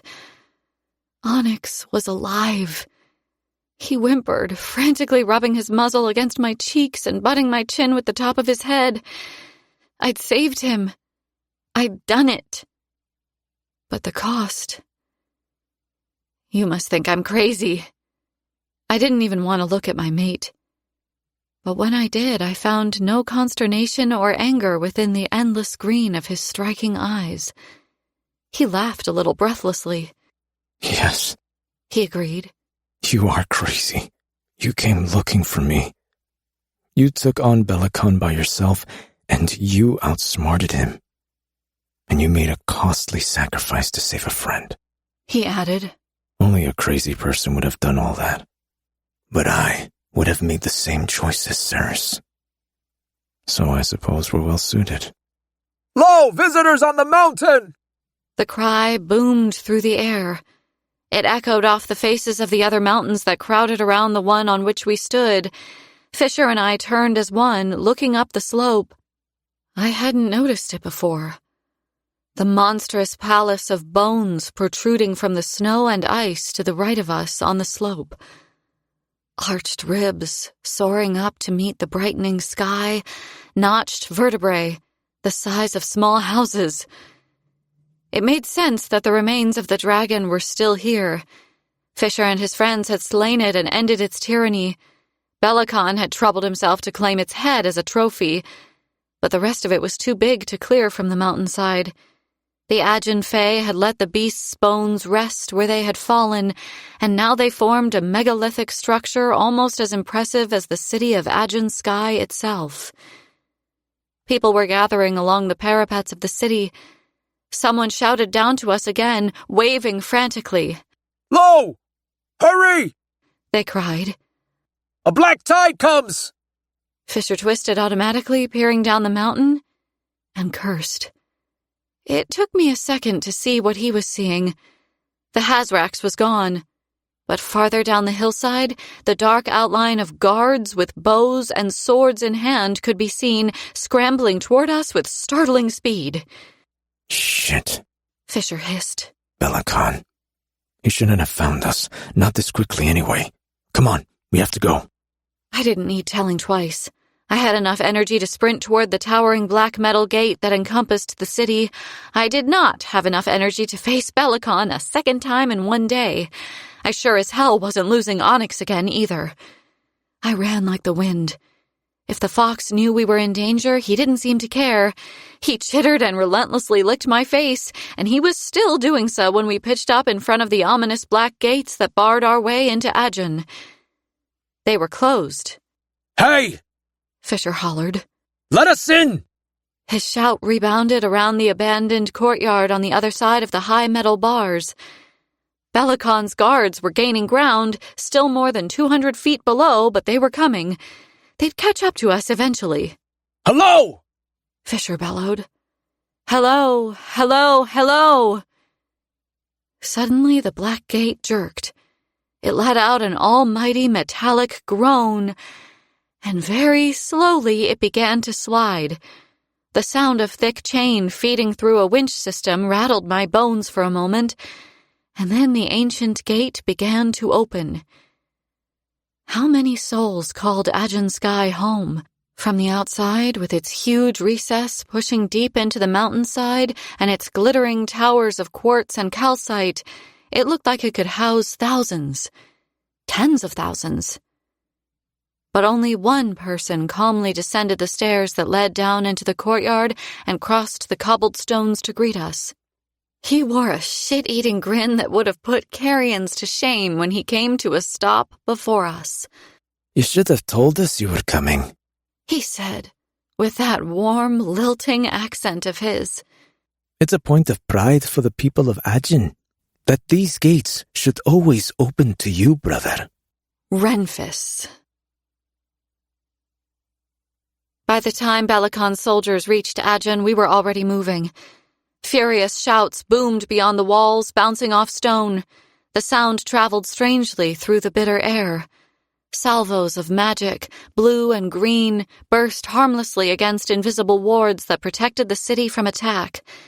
Even the arrows and hurled spears crashed into the boundary magic and were deflected, shooting off in other directions or splintering to shards upon impact. The mountains shook as they attacked the battlements. The tall struts of iron remained unmolested, though. Belacon's guards were still fey, after all. They wouldn't touch the gate. How sure are we that they won't get through? The wind caught my words and carried them away. I wasn't even sure my mate had heard me until he replied. Very sure, he answered. The city has never been breached, and there are only 1,000 or so guards out there. Far greater forces have tried and failed to bully their way into Ajin Sky. There's only one way in or out, and Belacon has no friends here. No one in their right minds would just let him in.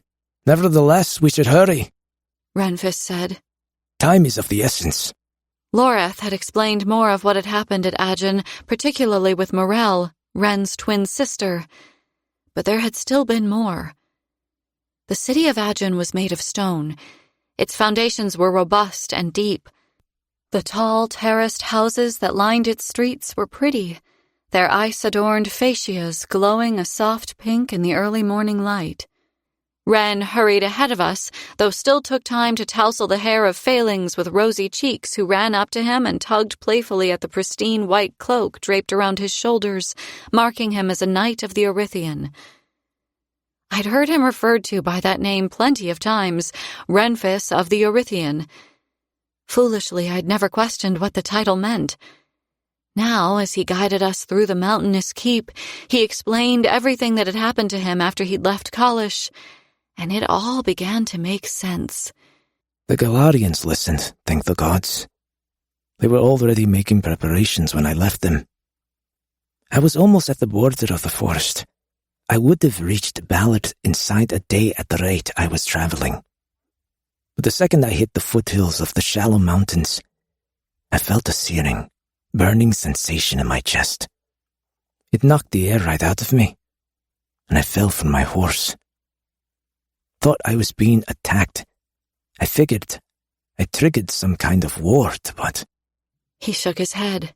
I ripped off my chest plate and tore my shirt open, and there it was. Kingfisher had been making frustrated, grumbling noises ever since Ren had stopped hugging him and clapping him on the back. There had been a lot of hugging and back-clapping once we were inside the walls of the city and the gate had closed behind us. Now my mate was audibly berating himself for not solving the mystery of the general's disappearance sooner. Your oath, Mark. He sighed, shaking his head. Renfis nodded. My oath, Mark. I was being called to serve. I didn't have any choice but to go.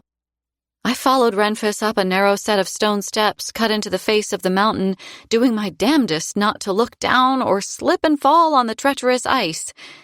Onyx bounded up the stairs ahead of the brown-haired general, tongue lolling out of his head and full of energy, as if he hadn't been dead less than an hour ago. I grinned at the fox, overcome with relief. But I still managed to fake annoyance when I said, "Don't leave me out, you two." "What oath mark?" "What did you swear, Wren?" The general ducked his head, seemingly embarrassed. His cloak swirled around him as he continued on up the stone steps. "You explain, brother," he said, handing the task off to Fisher. "I never liked telling this one." Kingfisher had insisted on coming up the steps behind me. He'd whispered something obscene into my head, something about staring at my ass and planning all the scandalous things he was going to do to it. But I knew he was only bringing up the rear so he could make sure I didn't topple from the narrow steps and fall to my death. I was exhausted and genuinely worried I actually might do that, and so I hadn't put up a fight. He grunted under his breath. The wind whistled past my ears, but he didn't raise his voice above its normal level. My hearing was just as sharp as his these days. After we killed old Shakrai, the horde left Ajin, descending back down the mountain, and the people inside the city came out to bury their dead. Renfis's sister was among their number. Morel had always loved Ajin, so Ren asked the city elders if she could be buried here. They gave her a burial site at the very top of the mountain, a high honor, in thanks for the sacrifice she made to protect the Ajin Fae. As soon as we were done laying Morel to rest, Renfis felt a burning pain in his chest, much like the one he described just now. We were on our way back down into the city when he dropped down to his knees and let out a terrible roar. "It wasn't that bad." Renfis cut in. So loud it caused an avalanche. Fisher said, attitude coloring his voice. The other mourners who'd been burying their loved ones at the top of the mountain knelt with Ren and began to pray. None of us had any clue what was happening. But the Ajin Fae told us that, as soon as your blood was one with the mountain, you belonged to it in a way. That, because Ren had buried his blood relative here, and she was his twin, no less. He was now a member of the Ajin Fae. And only the Ajin can be called to join the knighthood who guard its gate, Ren said quietly. "So, you were called back here to watch the gate?" Not the gate that protects the city, Osha. The other gate. A thrill of panic and adrenaline chased up my spine at that. Lorith had told me of the other gate in the square at Inishtar. I'd promised that I wouldn't go off on some harebrained mission to secure the brimstone we needed to stop the rot without Fisher, and in return, Lorith had told me where brimstone came from. There's always been a city here, Fisher said. Because there's always been a gate, a portal between this world and another. Like Quicksilver, but not, I breathed. I could sense Fisher's annoyance at that Lorith had obviously told me what he had, but he refrained from voicing those feelings out loud. Yes, and in many ways the same. But in others, not. The original alchemists could never control it. Not even the strongest of them. It sent most of them mad. The gate would open by itself, and it wouldn't close. Foul creatures used it as a doorway into this realm. They caused chaos and terror throughout Yuvelia. Since no one could close the portal, the Knights of Orithian were created. They were imbued with an old line of magic. Powerful. 6 of them stand watch over the gate at all times, channeling their magic into wards that prevent all manner of evil from spilling into this world. They take it in shifts to protect not just Ajin, but all of Yuvelia. When the Quicksilver was still here, cutting us off from the other realms, Renfis said, joining in the explanation despite himself. The gate at Ajin remained open. Belicon declared it was a sign. He said that because it was the only gate left open, it would lead us to riches and glory. He brought a failing here to Ajin to visit the gate. He was barely more than a boy. Belicon put the sword in his hand and declared that he should be the first to go through the gate. And behold the paradise that awaited for us on the other side. Since this pool was different from all the other pools, he said I wouldn't need the relic my mother gave me. Fisher whispered. Wait. Loreth hadn't said anything about this. The stairs were steep and the air was cold as ice, but those things had nothing to do with my sudden shortness of breath. What are you talking about, Fisher? He carried on, speaking slowly, carefully, stripping all emotion from his words. I was oath-bound to him. 11 years old. He said that I was already a fully grown male in his eyes, that I was ready to become a vaunted warrior of Ivelia, held in high esteem in his court. My mother had been dead a week, and he planted me on my knees in front of that stone and made me promise. It was easy for him after that. He ordered me to give him the relic, and then he ordered me into the pool. The wind howled as we climbed higher. It grew colder, too, sinking vicious teeth into the sensitive tips of my ears. I was trying to keep up, to understand what I was being told, but the cruelty of it all made it almost impossible. This was where Kingfisher had entered the Quicksilver. This was where it had infected him from the inside out and almost driven him mad. I did as my king commanded. I stepped into the pool. As soon as my bare feet touched the tainted ore, I knew I was going to die. I was transported to another realm. A place. Fisher trailed off, as if he'd reached the midpoint of his sentence and found the rest of the words suddenly missing. The king and his men waited for 2 hours for the failing to return, Wren said. And when he didn't come back, the king feigned the loss of his stepson, the only remaining link to his precious Edina. He'd already bequeathed Kalash, along with the title that accompanied the land, to his seneschal. When the pool erupted and spat the failing out, his eyes were rimmed silver like the stars. I didn't know myself. Fisher whispered. It took me a long time to come back. Mentally. Bella Khan was disappointed. He'd thought it a good way to dispose of me. One of the Erythian knights returned my relic to me. Bella Khan sent me off to learn the trade of killing in his war camps. Wren had reached the top of the stairs and was waiting for us, grim-faced. Inexplicably, the Adjin pool closed that day, he said. It opened and closed 3 times since without warning. The knights always remained to guard it, just in case. No one's been called to replace any of them in centuries. Until now. Those words. Where had I heard them before? It came back to me quickly.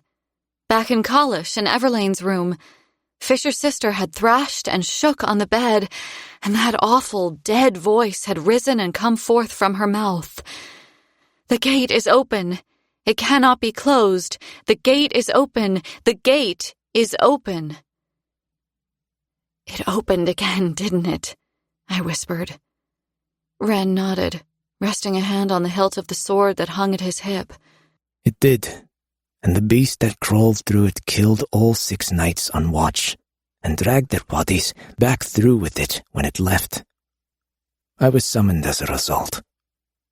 Since then, it's opened every day, for a period of 3 hours each time.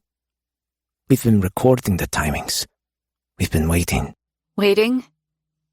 I already wished I hadn't asked. For the wards to break once and for all. Wren said, looking down at his boots. For the monsters of old to return and wreak havoc anew on Ivelia. It's only a matter of time. I hadn't asked where Wren was taking us as he led us through Adjin and up the steps into the clouds. But I knew now. I could feel it, seething, close by. Too close. It was behind the ornate carved wooden door Renfis stood before. It was a cold thing, bitter and detached. A black gate. It had been corrupted a long, long time ago. It wanted Ivelia to burn, and that was precisely what would happen if the malevolent forces that gathered on the other side of that gate got their way. Onyx whined, jumping up at me, begging to be picked up. I held him tight, shivering when Wren put his palm on the door handle and slowly began to turn it. Wait, we're going now? Fisher, what are we doing? The gate will close soon. Wren explained. You can wait until it opens tomorrow, but... He grimaced awkwardly. Waiting a day might be catastrophic. Fisher said. We're losing ground to the rot too quickly. People are dying. And the gods only know when more infected feeders might show up. We need you to seal that brimstone rune. And brimstone only has one source. I'd known it. Even when Loreth had told me in the square what we'd have to do if we wanted to secure any amount of brimstone that wouldn't kill our sprite friends, I'd known we'd wind up here eventually. The fates were at play yet. Renfis had been drawn to Agen for a reason, and so had we.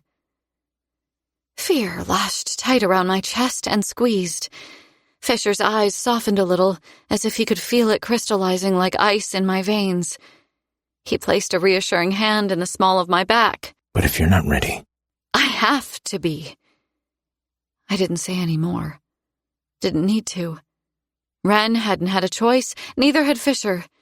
They had duty. They had honor.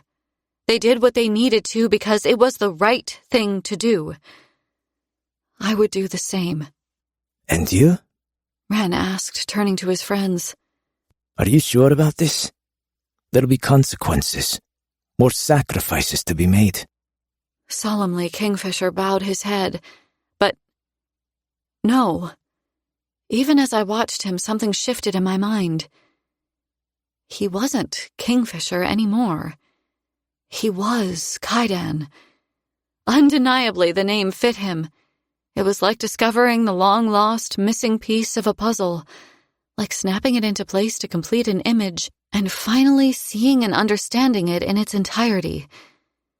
He could only ever be Kaidan to me now, and he was ready to face whatever awaited us on the other side of this door. All right then. Hold your breath. Wren turned the handle and opened the door. The smell can be a little overpowering. Inside, it took a moment for my eyes to adjust to the dark. Another moment for me to comprehend what I was seeing and wish I could turn back around. Onyx let out a panicked yip and hid his face in my armpit. The pool wasn't like any of the others. There was no stone lintel surrounding it, no stone basin to contain it either. It was organic, like some sort of festering sore. And the roiling liquid inside it was black. Where does it go? I asked. What's the realm called? Only Fisher knew the answer to that question. He had gone there as a boy. The troubled look on my mate's face didn't inspire confidence, as he admitted, It's never been given an official name here. The pantheon of undergods and the dragons they breed there call it Diaxis. But personally, I've always called it Hell. Chapter 51. The Obvious. Kaidan Greystar Finvara. I fucking hate dragons. Chapter 52. Promises and Hope. Ceres. Thick, cloying, putrid. Usually the quicksilver rolled away, beading from clothes, hair, and skin alike whenever we exited one of its pools. Not so this time. Whatever the foul substance was that filled the pool at Agen, it was nothing like quicksilver. It probed up my nose and coated my tongue, filling my mouth with the taste of rot. Passing through it felt like drowning. Unbridled panic ratcheted in my chest as my lungs pulled, desperate for air, urging me to breathe, breathe, breathe. My head breached the pool, and I immediately sucked down a lungful of pain. I'd inhaled razor blades. I couldn't... Easy, Osha. Don't panic. Kaidan was close. I didn't so much rise from the pool as find myself being spat out by it. On my hands and knees, I crawled forward, gasping and choking as I tried to make sense of the sensations assaulting my body. The reek of sulfur and a wall of tremendous heat slapped me in the face. Until very recently, I'd spent my life in a desert. I'd never imagined anything could be hotter than the third during reckoning. But this was unimaginable. I was in shock. Panic spiraling up and down my spine as waves of adrenaline warned me to move, to step out of the fire, to retreat to safety. But there was no retreat. There was no safety. There was only a crushing dark, and air so superheated that it felt like it was tearing my lungs to ribbons. My eyes stung, either from the sulfur or from the heat, I couldn't tell. It seemed as though they should be watering. Perhaps they were, and the moisture wicking from the surface of my eyes was the source of the unbearable stinging. Osha, can you stand? Kaidan's voice was low and quiet, but the worry in his words made them loud as a shout. I felt his hand on my back, then on my arm. He helped me to my feet as I tried to hack the tar-like, disgusting filth up and out of my throat. That's it. Spit it out. Whatever you do, don't swallow it. Oh, gods. What is it? I rasped. Kai took longer than I would have liked to answer. It's probably best if you don't ask, he said. His voice was too quiet, as if it were being carried away by an invisible wind. Are you okay? His hand found mine in the dark again. The squeeze he gave me calmed my nerves enough that my voice only shook a little when I spoke. I'm fine. At least I think I am. I can't see anything, and I feel like I'm being cooked. Pale green light flared next to me, almost white but not quite. Kaidan held a thin tube in his other hand, the top half of which glowed with even light. He held it out to me. Once I'd accepted it, he produced another of the strange tubes from his pocket and shook it hard, activating it so that he held one too. My mate's eyes were dark as drowning pools, the brilliant green muted almost to black. His hair dripped with foul liquid that still churned in the pool behind us. It mottled his skin, viscous and thick, his fighting leathers sticky with it. My own hair was plastered to my skull, the liquid soaking all the way through my leathers.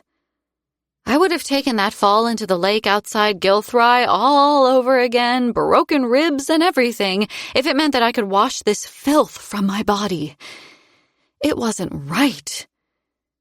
Shooting me a lopsided smile that was probably supposed to be reassuring, Kaidan said, 2 hours. That's all the time we can spend here. Otherwise, you will wind up cooked. Your body wasn't made for this place. Then we'd better get moving. But where do we need to go? Had I really been so foolish? You'll need to pass through the gate at Adjin, Loreth had said.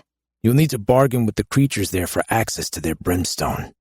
I had accepted that doing so would be gravely dangerous, but I hadn't thought to ask how to find these creatures. Didn't know where they would be, or where we would be when we stepped out of the pool, for that matter. Our even light torches were far from enough to fully illuminate our surroundings. A 6-foot-wide sphere of light embraced us, but on the other side of it waited the unwavering darkness. Roiling beyond the bounds of even light, it felt sentient, cold and cruel. Kaidan swept a hand over his face, smearing the black muck in a futile attempt to wipe it away. His eyes roved, sharp, staring out into the dark. The moment he opened his mouth to speak again, a thunderous rumble split the fetid air, and 2 glowing orange-red points blazed to life in the near distance, piercing the veil of dark. They were balls of living flame, those twin points of orange and red. Only they weren't, because they were eyes, and they burned with hate. The ground shook beneath our feet as a booming voice spoke. Bold. The darkness retreated, unveiling a cavernous stone hall draped in shadows and littered with bones. When the beast ahead opened its maw, its giant jaws parting to reveal the glowing glands at the back of its raw, bleeding throat, the air buzzed with sulfur so badly that the stench nearly upended my stomach. I knew what it was. The name of the monster bounced around inside my head. I didn't dare speak it out loud. It was 70 feet tall from its huge taloned feet to its withers.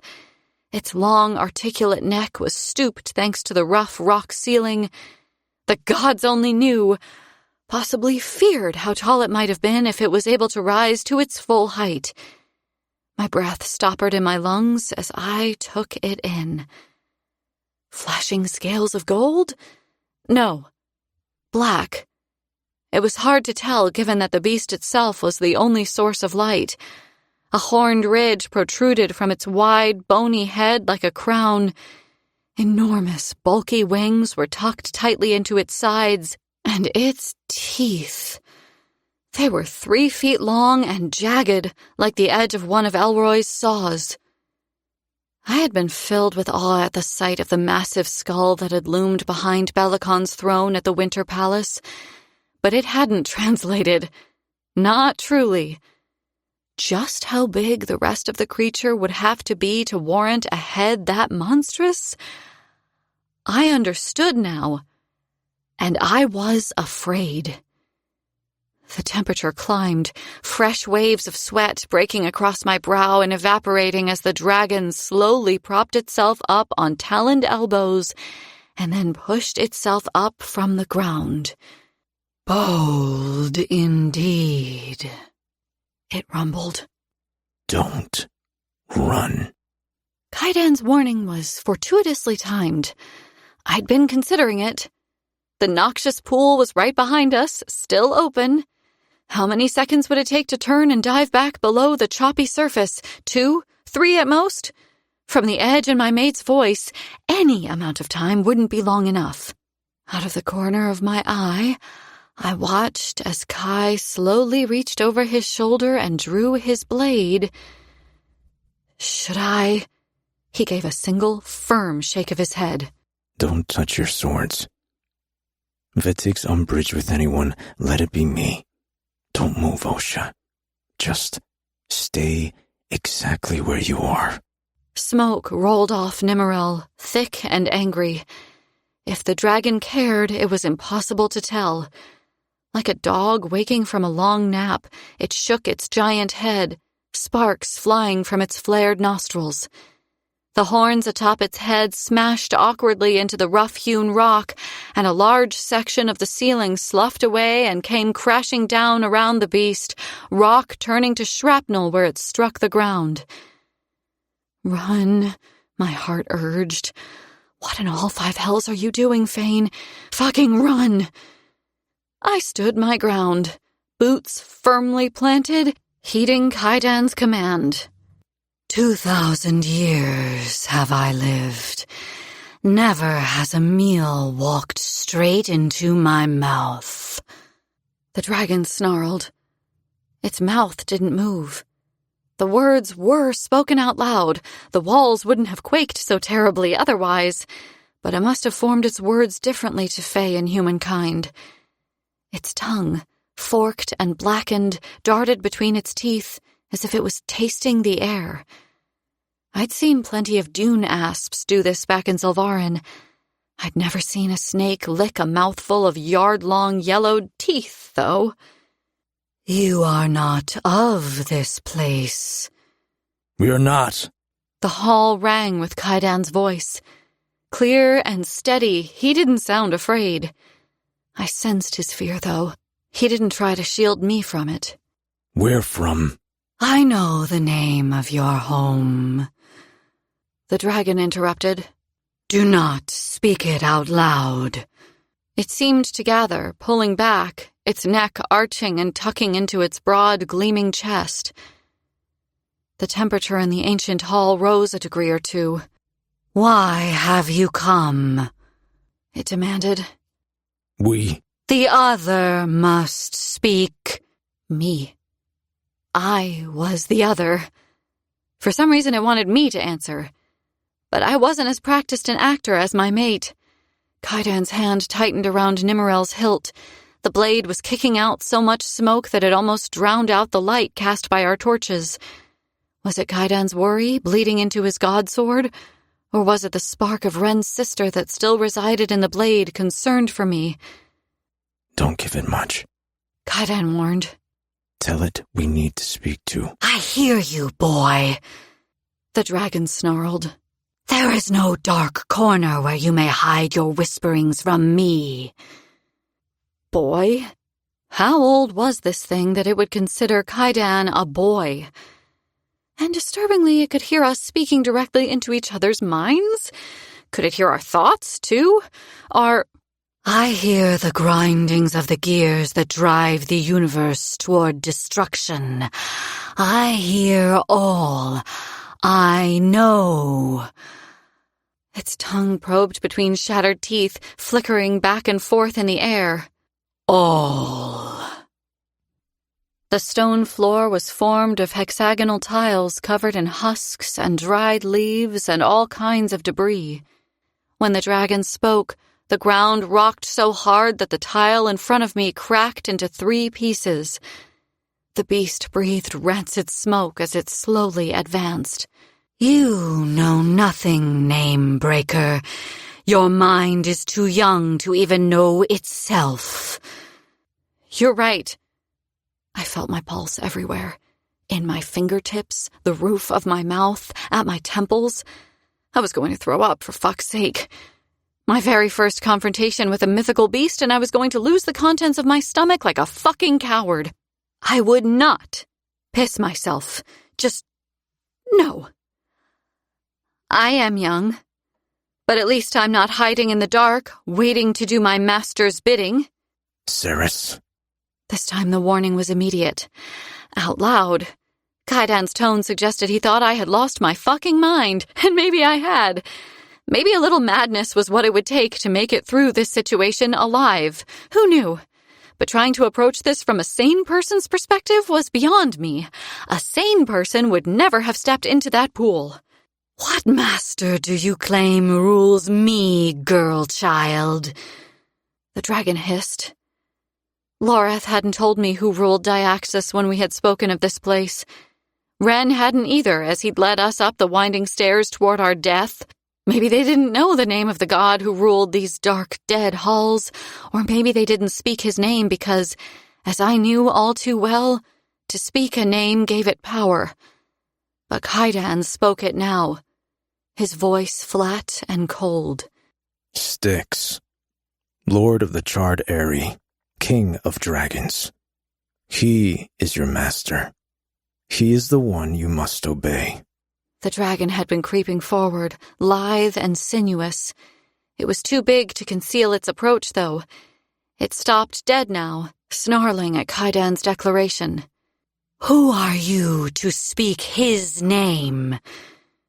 I am King Kaidan stopped himself. Old habits died hard. It was true. I had made the shift and referred to him by his true name easily enough, but something inside of me knew it was right. His whole life, Kaidan had only known himself as Kingfisher. How much of a person's identity resided in their name?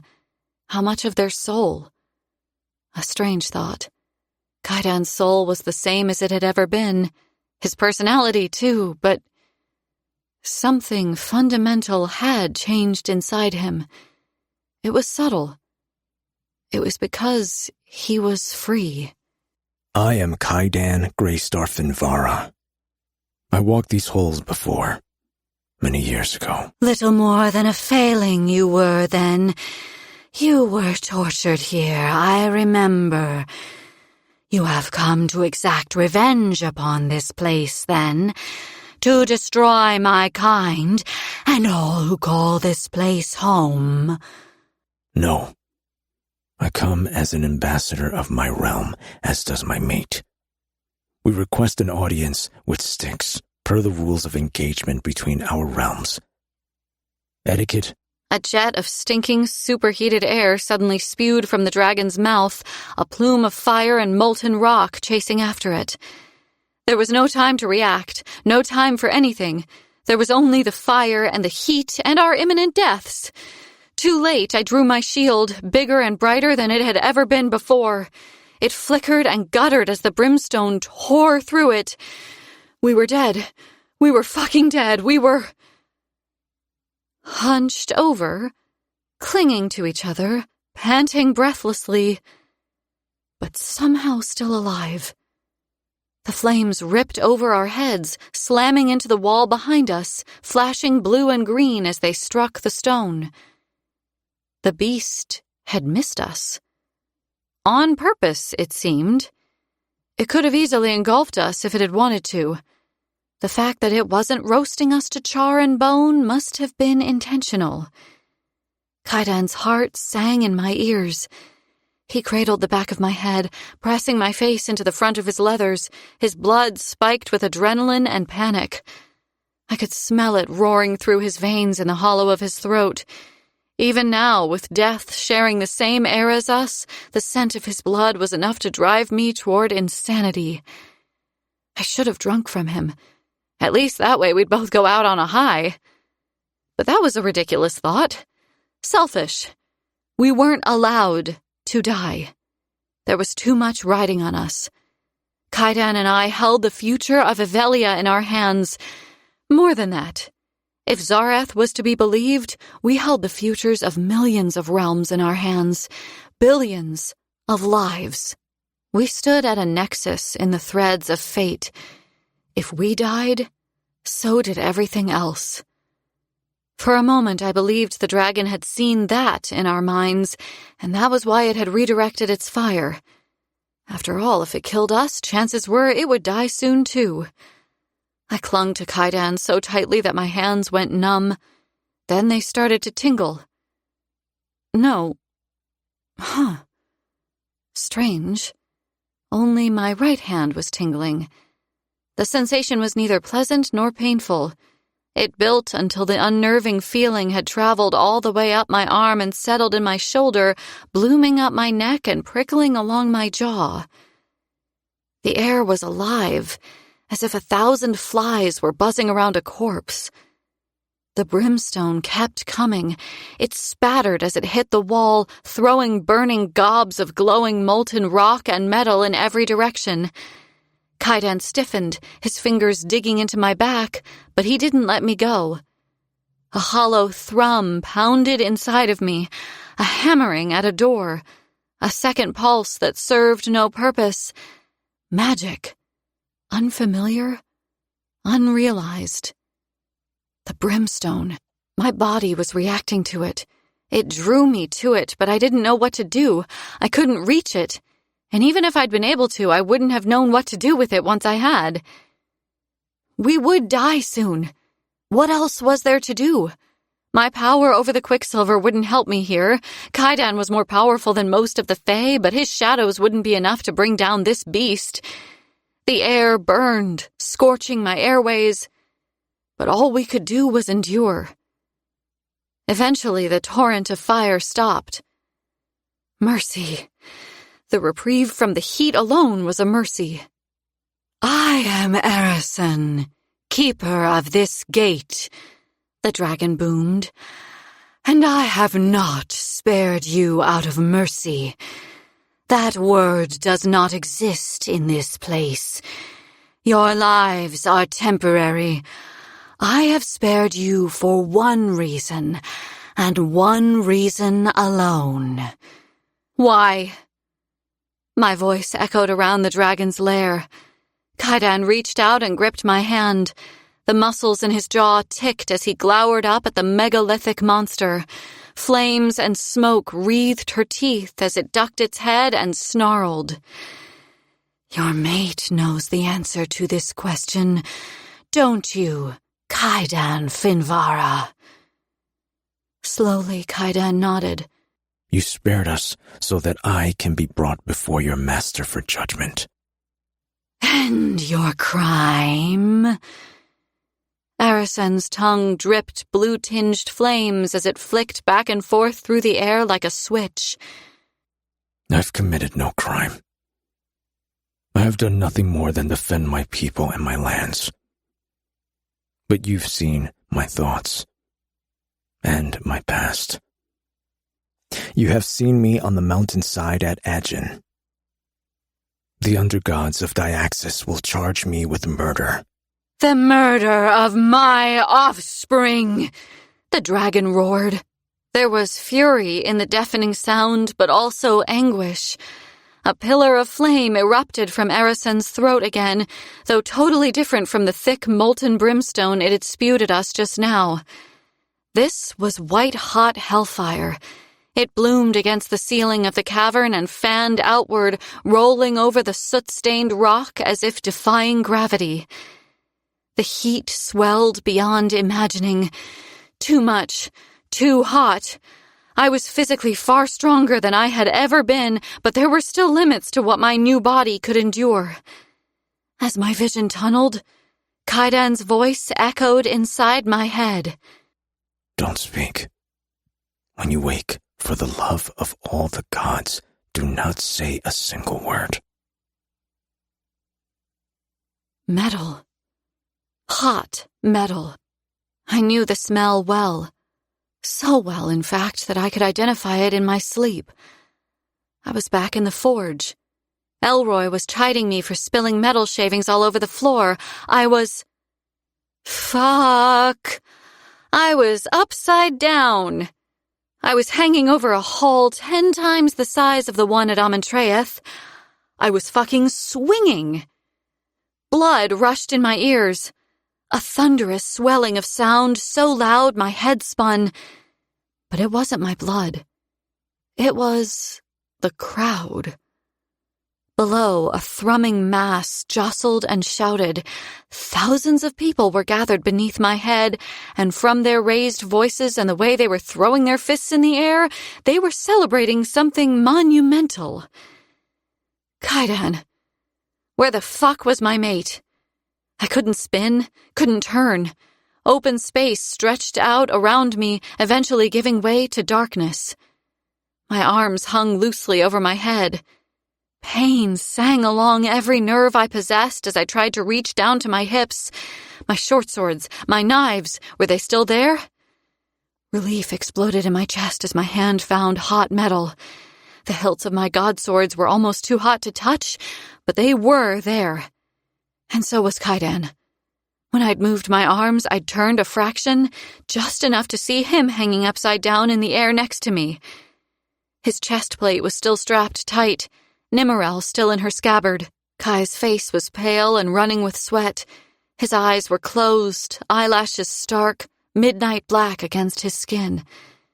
Even passed out, he looked troubled, a small frown drawing his brows together as if he were hammering at the door of his consciousness, demanding to be let back into his body. A thick chain, pitted orange with flaking rust, looped around his ankles, suspending him. The same kind of chain cinched around my own feet, cutting off my circulation. Above, a huge statue of a robed figure clasped the ends of the lengths of chain in its huge stone hand. There were other lengths of chain dangling from the statue's grasp, some longer than the ones we were suspended from, some shorter. All were vacant, bar one. A corpse hung from a chain dangling from the statue's other hand. The body, or what was left of it, was rotting, its skin swollen and purple, its tongue fat and protruding through its teeth. The remains of a shredded white cape hung from its shoulders, partially shrouding its head from view. A huge black spear with a vicious, serrated razor head lanced through the body's torso, a very clear cause of death. The cheering below surged, reaching a fever pitch of excitement. Kaidan? Why the hell was I whispering? I wasn't speaking out loud. Kai! Nothing. He couldn't hear me. Couldn't answer. A maelstrom of energy whipped and whirled behind my breastplate, begging to be unleashed. The magic tied to my Quicksilver rune was awake here, alert. It would answer if I called, there was no doubt about that. But who the fuck was I supposed to attack? There were thousands of people. Silence. The noise stopped. My uneven breath was all I could hear. Below, the mass of bodies was so quiet it felt as though they'd suddenly disappeared. They hadn't.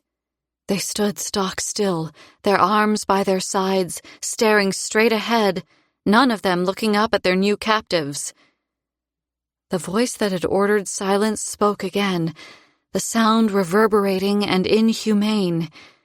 No creature, human, fey, or otherwise, had a voice that low.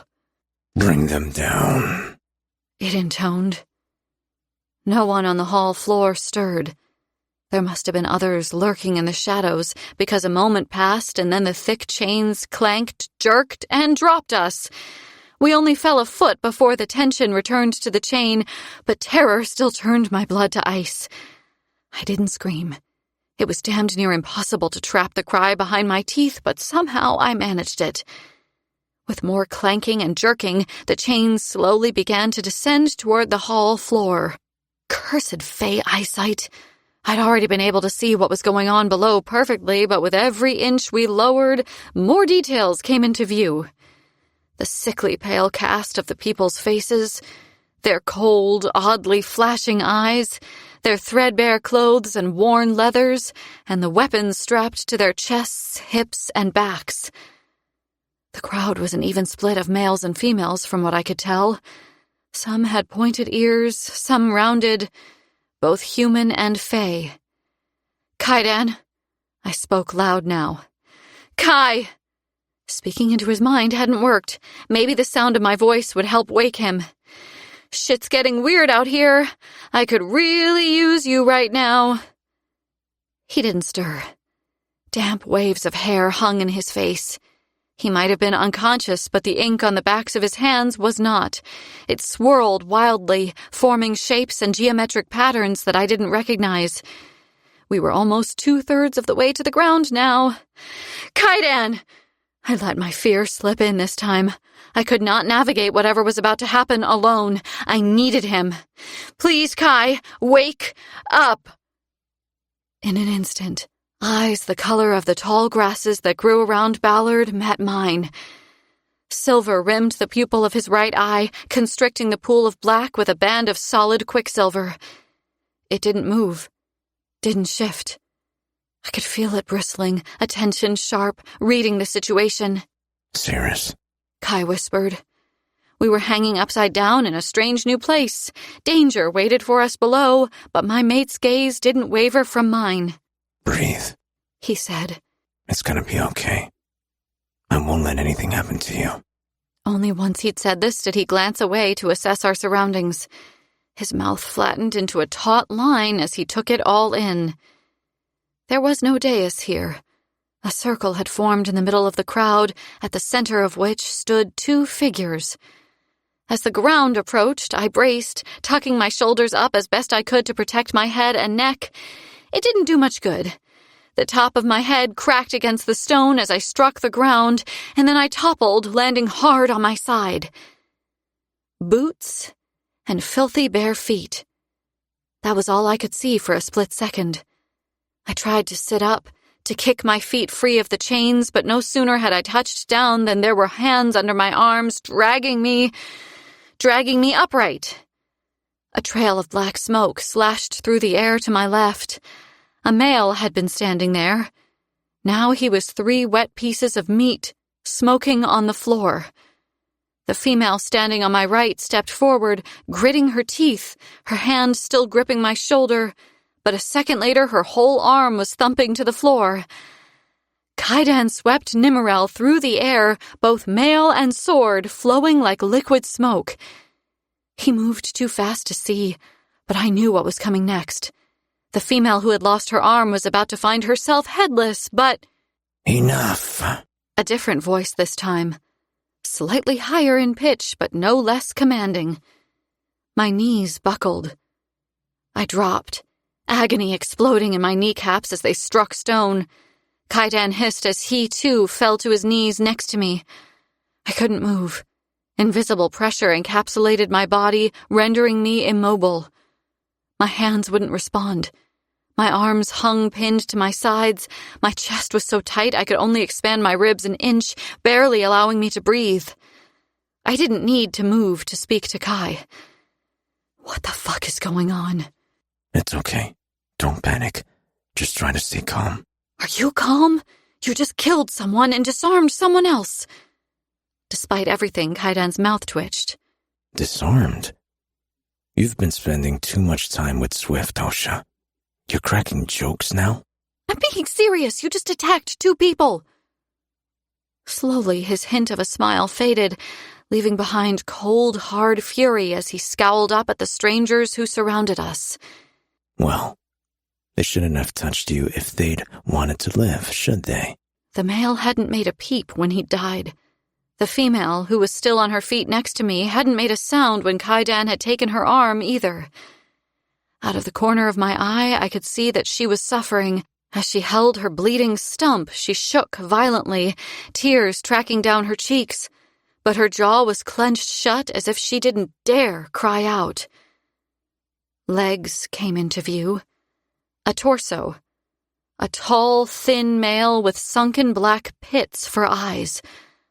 A moment later, he was followed by another tall male, almost identical in features and stature, except that his eyes were glowing red coals. Long black hair hung down their backs, knotted into the most elaborate war braids I had ever seen. They were dressed for battle. On the right, the male with the black eyes spoke first, revealing himself as the owner of the deeper voice. Look, Githran. The old one has brought us some new toys to play with. Warm bloods, Evalians. The red-eyed male sniffed, his upper lip curling in disgust. That one isn't Evalian. Oh, really? The male regarded me with a curiosity at war with Githran's distaste. Gods, but their features were strikingly similar. Surely they had to be brothers. And what might she be, then? He pondered. I know not, Crave, but there's a scent on her that I dislike. It's called soap. Maybe you ought to try it. Kaidan had warned me not to say anything, and then he came out with that? He wasn't that stupid. This was something else. A tactic designed to... what? The males didn't look at either of us. Didn't even acknowledge that Kaidan had spoken, but the look they shared implied that he had just made our situation significantly worse. A laughable thought, really, considering how bad our situation already was. Next to me, Kaidan tensed, his back stiffening as he straightened. Nimmerel was still in his hand, the end of the blade resting on the ground. The god sword rattled, as if the piece of Morel's soul that lived inside it was doing her best to shatter the magic holding us in place and get back to the business of killing. Red, burning eyes drifted slowly down to look at the sword. Where did you get that, pet? Crave might have asked in a disinterested way, but damn was he interested. He cocked his head to one side, narrowing his gaze as he studied the sword, even going so far as to take a step toward the god sword. As he came forward, the female with the bleeding stump let out a tiny whimper. She took a step back, away from Crave, and scores of eyes widened as the crowd realized what she'd done. Some of the strangers gathered around us even looked down at the ground as if they didn't have the stomach to watch what would happen next. Crave just smirked coldly at the female, then ever so slowly crouched down and turned his head so that he was eye to eye with Kaidan. I repeat, he said icily. Where did you get the sword, pet? Anger roiled in my mate's eyes, plain as day. A muscle ticked in his jaw as he spoke through gritted teeth. It was a gift from the gods. He still couldn't lie, even here. He had no choice but to tell the truth. Crave arched an eyebrow down at Nimmerel, for a second revealing the hunger that he was trying so carefully to hide. You see this, brother? He spoke loudly for show so all could hear. A weapon from one of the dead houses, older than the halls of this kingdom and theirs combined, and he expects us to believe that the traitor gods gave it to him. It's just a sword. Kaidan growled. Crave huffed down his nose, looking at Kaidan, a sour smile twisting his mouth. That sword could end worlds in the right hands. If it's what I think it is one of the forgotten blades of our ancestors, and you do not have the right to wield it. Is that so? Kaidan answered Crave's smirk with one of his own. You should probably go ahead and take it then. Yes. Crave nodded enthusiastically. You'd like that, wouldn't you? I really would. Crave made a sucking sound, rocketing to his feet. There were golden clasps on the straps of his leathers. They gleamed like someone had spent hours polishing them. Crave let out a bark of laughter, drawing his own sword that hung at his waist. It looked very similar to Nimmerel from where I was kneeling. A little smaller, perhaps, less beautifully made. In short, the sword in Crave's hand was a very poor imitation of Nimmerel. The male held the weapon aloft and pointed it at Kaidan's godsword. I can sense the magic on that thing, he said. It smells like death. You're afraid to take it from me, then? Kai suggested. As soon as he'd uttered the accusation, Githrand launched into action. He let out a raw shout, tearing around his brother to get at Kaidan, but Crave calmly grabbed Githrand by the arm and held him tight. It's all right. He does not know how he insults me. He does not know his place. Not yet. Oh, I know my place here. Kaidan said. And I know what's about to happen. Githrand let out a stiff, disbelieving laugh.